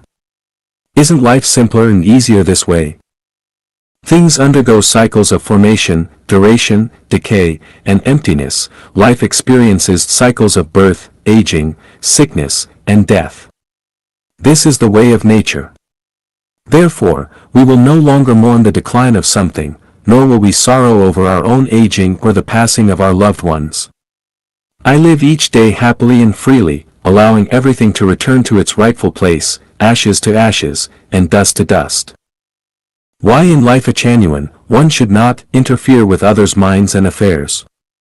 Because everyone is within the way of nature, everyone has their own unique life trajectory and destiny. Interfering with others' minds and affairs not only annoys people but also disrupts and influences nature's arrangement for them. Therefore, watching someone go to heaven without jealousy or interference, watching someone go to hell without intervention or interference. Great as the sun, beautiful as peony flowers, have never interfered with anyone's destiny for millions of years, so small as you and me should not impose influence on others. Life genuine does not advocate the cultivation of supernatural powers, gong, magic and techniques, because as humans, the way of nature has already arranged everything for us. All the skills needed for survival are provided, even the thresholds of hearing and sight are set to protect us. Otherwise, if we could hear plants growing, hear people talking 3 kilometers away, see ghosts around us and gods in the sky, we would not survive. Therefore, as humans, longing for and seeking supernatural powers, gong, magic, and techniques are contrary to the way of nature, and it goes against the way of nature. Understanding the way of nature, we can be as calm as water and tranquil and serene. Born in poverty? Well, that's okay. Born into wealth? Well, that's fine too. Stay in a 5-star hotel? Feels great. Stay in a thatched cottage? Wow! Beautiful. In short, adapt to circumstances and remain calm. A mouse is a mouse, a cat is a cat. This is the arrangement of the way of nature, so there is no insistence on others, nor on oneself, no insistence on cabbage having the value of radishes, no insistence on wolves turning into herbivores, no insistence on children becoming rich and famous, no disdain for parents not leaving a substantial inheritance, no insistence on others acting according to one's own intentions, nor insistence on oneself becoming a certain type of person. act according to one's own inner preferences, become the person that the universe needs according to the arrangement of nature, play the role that one should. After walking the way of nature, I discovered that selfish desires and attachment to the self are contradictory to the way of nature. Consequently, selfish desires and attachment to the self vanished. Without them, I eventually realized that I belonged to a heavenly life, having transcended the ordinary. It turns out that selflessness leads to self, and selflessness leads to fulfillment, is the highest and most profound secret of cultivation. Only by reaching the state of having nothing can one discover that they possess everything. After understanding the way of nature and adhering to it, looking back at everything in nature, observing everything happening in human society, and witnessing the aspirations and actions of people around us, it's full of humor, very funny, while for yourself, like driving with a GPS navigation map installed, regardless of how complicated the roads or how challenging the city may be, you will eventually reach your destination. Uncertainty Principle in Quantum Mechanics and Human Destiny. Repaying. December 5, 2023. Translation edited by Chino. In my article, All Our Efforts and Contributions Accumulate Virtue for Ourselves, I elaborated on a principle that suggests, according to the conservation of energy theorem, the sum of positive and negative energies in the universe is zero. This phenomenon, like, as you sow, so shall you reap, can be deduced to speculate on a person's future scenarios based on factors such as their psychological activities, words, behaviors, expressions, attitudes, and postures. In other words, a person's life trajectory and destiny can be predicted. However, some have questioned this, arguing that microscopic particles exhibit random Brownian motion, and the uncertainty principle of quantum mechanics tells us that human destiny cannot be predicted. The skepticism is very valuable. Now, let's analyze and explore whether the uncertainty principle of quantum mechanics can be applied to predicting destiny. Before delving into this, let's first understand what Brownian motion, quantum mechanics, and the uncertainty principle of quantum mechanics mean. Describing scientific concepts in academic language can be challenging for the public, so I prefer simplifying complex scientific concepts for better understanding. Brownian motion refers to the random movement of particles. Most people who have studied in school have observed the erratic movement of molecules. Under a microscope, all molecules move aimlessly, colliding with each other randomly, creating a chaotic motion. What is quantum? Again, avoiding scientific jargon, let's understand quantum like this. Traditionally, energy is continuous and cannot be measured in discrete units like 1, 2, or 3. For instance, when we measure the length of an object, we can be precise to, say, 1.259264819 meters. However, many objects in the objective world can only be measured in whole units, not in decimal points. For example, if you count the number of sheep in a pen, you can't say there are 13.483256 sheep, you can only say there are 13 or 14 sheep, not 0.483256 sheep. When scientists discovered that light exhibits both particle and wave properties, thus having wave-particle duality, Max Planck found that the flow of electromagnetic energy is not continuous but occurs in discrete packets. He coined the term quantum to measure this energy packet. When sunlight shines on a metal plate, photons can knock electrons out of the metal plate, creating a flow of electrons, which forms an electric current. This phenomenon is known as the photoelectric effect.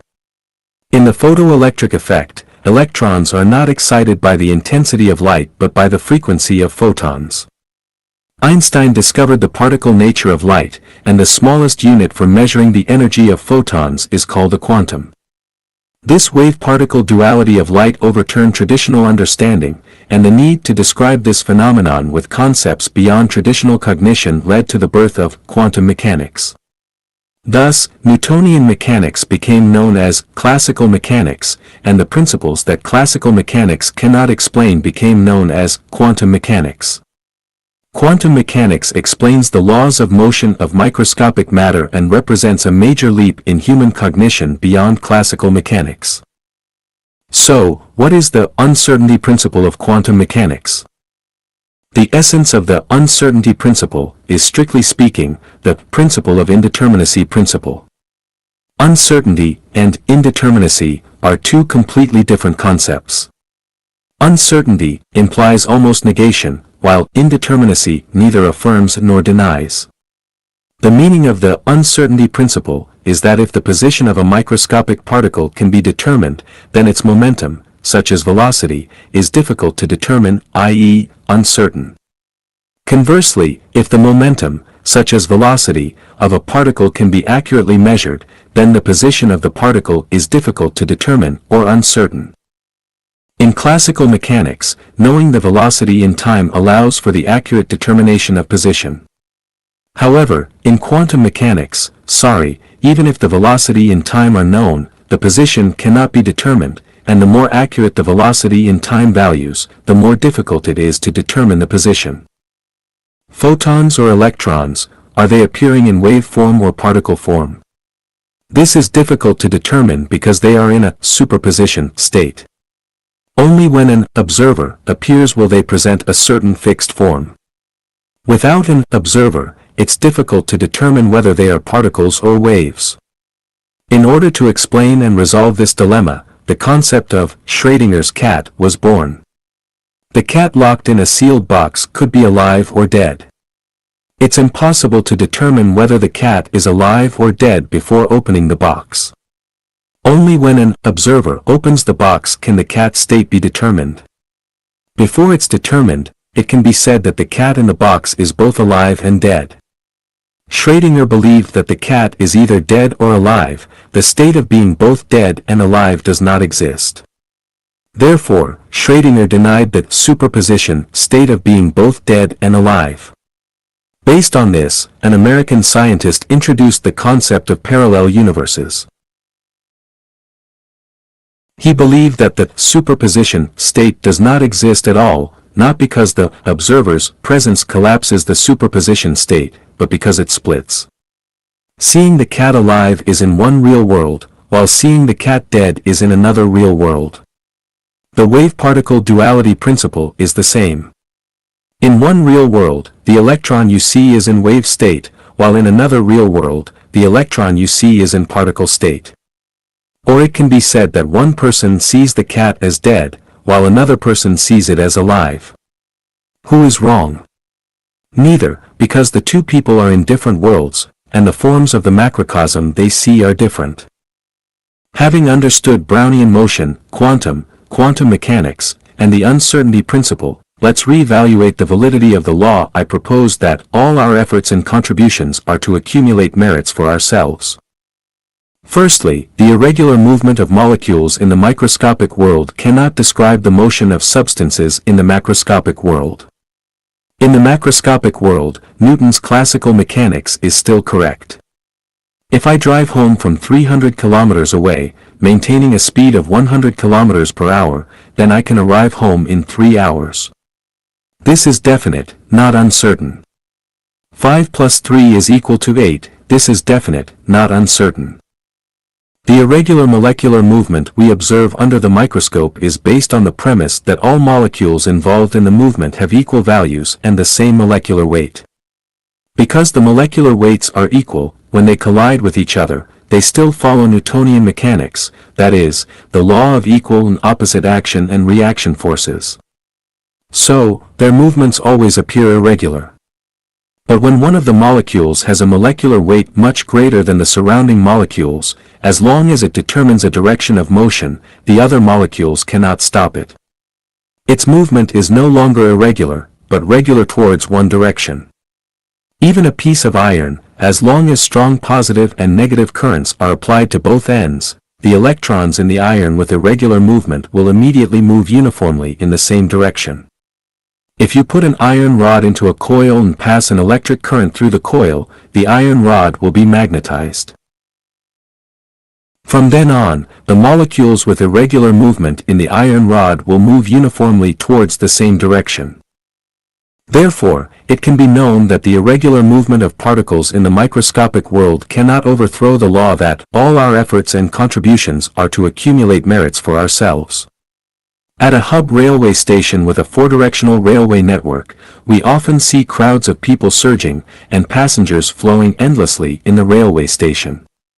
On the surface, these people seem to be moving irregularly, but in fact, each person is walking towards their destination amidst the collision of the crowd. Secondly, let's look at quantum. Perhaps many people equate quantum with molecules, atoms, electrons, protons, neutrinos, and so on. Molecules, atoms, electrons, etc., are all particles, a kind of substance, while quantum is a unit of measurement of energy for a particle. It is not matter. Therefore, it is wrong to use quantum to measure or compare human thoughts, which is a conceptual error. The uncertainty principle of quantum mechanics only applies to the movement forms of particles in the microscopic world. Although the human body is composed of electrons, which exhibit wave-particle duality, it's essential to recognize that graphite and diamond, both consisting of carbon atoms, have vastly different properties. Therefore, we cannot infer the characteristics of diamond based on those of graphite. In other words, we cannot treat the lead core of a pencil as if it were a diamond. The future of every individual can be predicted and determined. When we look at the vast crowd in human society, it resembles the irregular movement of molecules under a microscope. For those who lack faith, have no definite life view, values, worldview, direction, or destination, their future is determined, that is, continuous reincarnation. In times of peace, if someone commits murder, then his future is essentially determined, either going to prison or receiving the death penalty. If someone frequents the casino every day, although the roulette wheel in the casino appears to be a random event, what can be determined is that eventually, those who participate in gambling will lose everything they have. If an official frequently accepts bribes, it can be determined that he will eventually be imprisoned. If someone is lazy and very selfish, it can be determined that they will lack clothing and suffer from poverty. When I plant a watermelon seed, it can be determined that watermelon seedlings will grow, watermelon vines will grow, and eventually, watermelons will be harvested.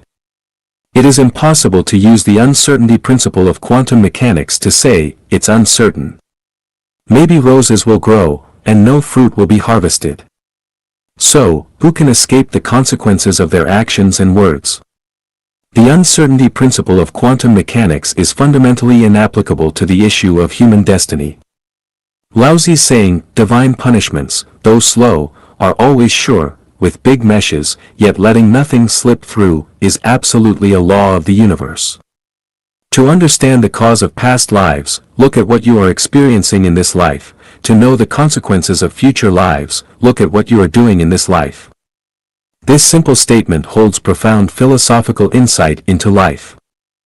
Now let's look at the future of Chanyuan celestials. Before becoming Chanyuan celestials, they can be said to be moving irregularly, but when I guide everyone onto the Tao of the greatest creator and the way of life a Chanyuan towards the celestial islands continent, it's like magnetizing the iron rod. I continuously infuse spiritual and mental energy, so all electrons in the magnetized iron rod move uniformly towards one direction, and the ultimate result of the movement must be reaching the celestial islands continent. I shout loudly in the crowd, who's going to South Africa? Those who want to go to South Africa, follow me. So, some people say, I want to go to South Africa. So, I start processing visas for South Africa, buying tickets to South Africa, packing necessary luggage, and pre-booking hotel rooms in South Africa for everyone.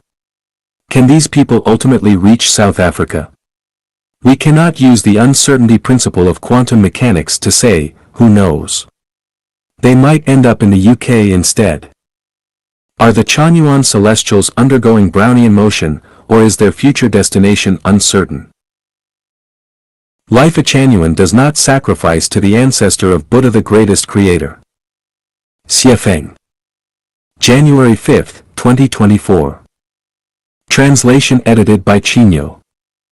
If I cut off your finger and solemnly offer it to you as a sacrifice, would you accept my offering? Everything in the world belongs to the greatest creator. All life in nature is part of the greatest creator. Offering back what belongs to the greatest creator is akin to cutting off his toes and presenting them to him. Would the greatest creator be willing to accept that? Offering life as a sacrifice to the ancestor of Buddha, the greatest creator, is not reverence for the greatest creator. Instead, it is blasphemy against him. At some point in history, humans sacrificed other humans to spirits, burning them alive as offerings. That was an ignorant and cruel sacrifice. Modern society has gradually entered a civilized era, so sacrificing living humans is no longer practiced. However, when we slaughter cattle, sheep, chickens, and ducks as offerings to the spirits, the form has changed but the essence remains the same. This practice is not acceptable. The ancestor of Buddha, the greatest creator, would never accept expressions of reverence, respect, and love from us through killing lives. To express reverence, respect, and love for him, we should do so by revering and protecting nature and all life, not through sacrificial offerings. Who enjoys receiving sacrifices from people the most? The answer is, demons and monsters. If you don't understand this truth, just take a look at Journey to the West. In Journey to the West, demons and monsters most enjoy people expressing fear, terror, and begging for mercy through sacrifices, and the best offerings are virgin boys and girls. Life Genuine does not judge a person's character based on their sexual activities. Xiefeng. January 5, 2024. Translation edited by Chinyo. Personal freedom is a universal value, and individuals have the right to decide how to use their own bodies. In matters of sexual activity, as long as it is consensual and does not harm others or society, it is considered a personal matter and a personal freedom. Life Genuine does not assess a person's character based on their sexual activities.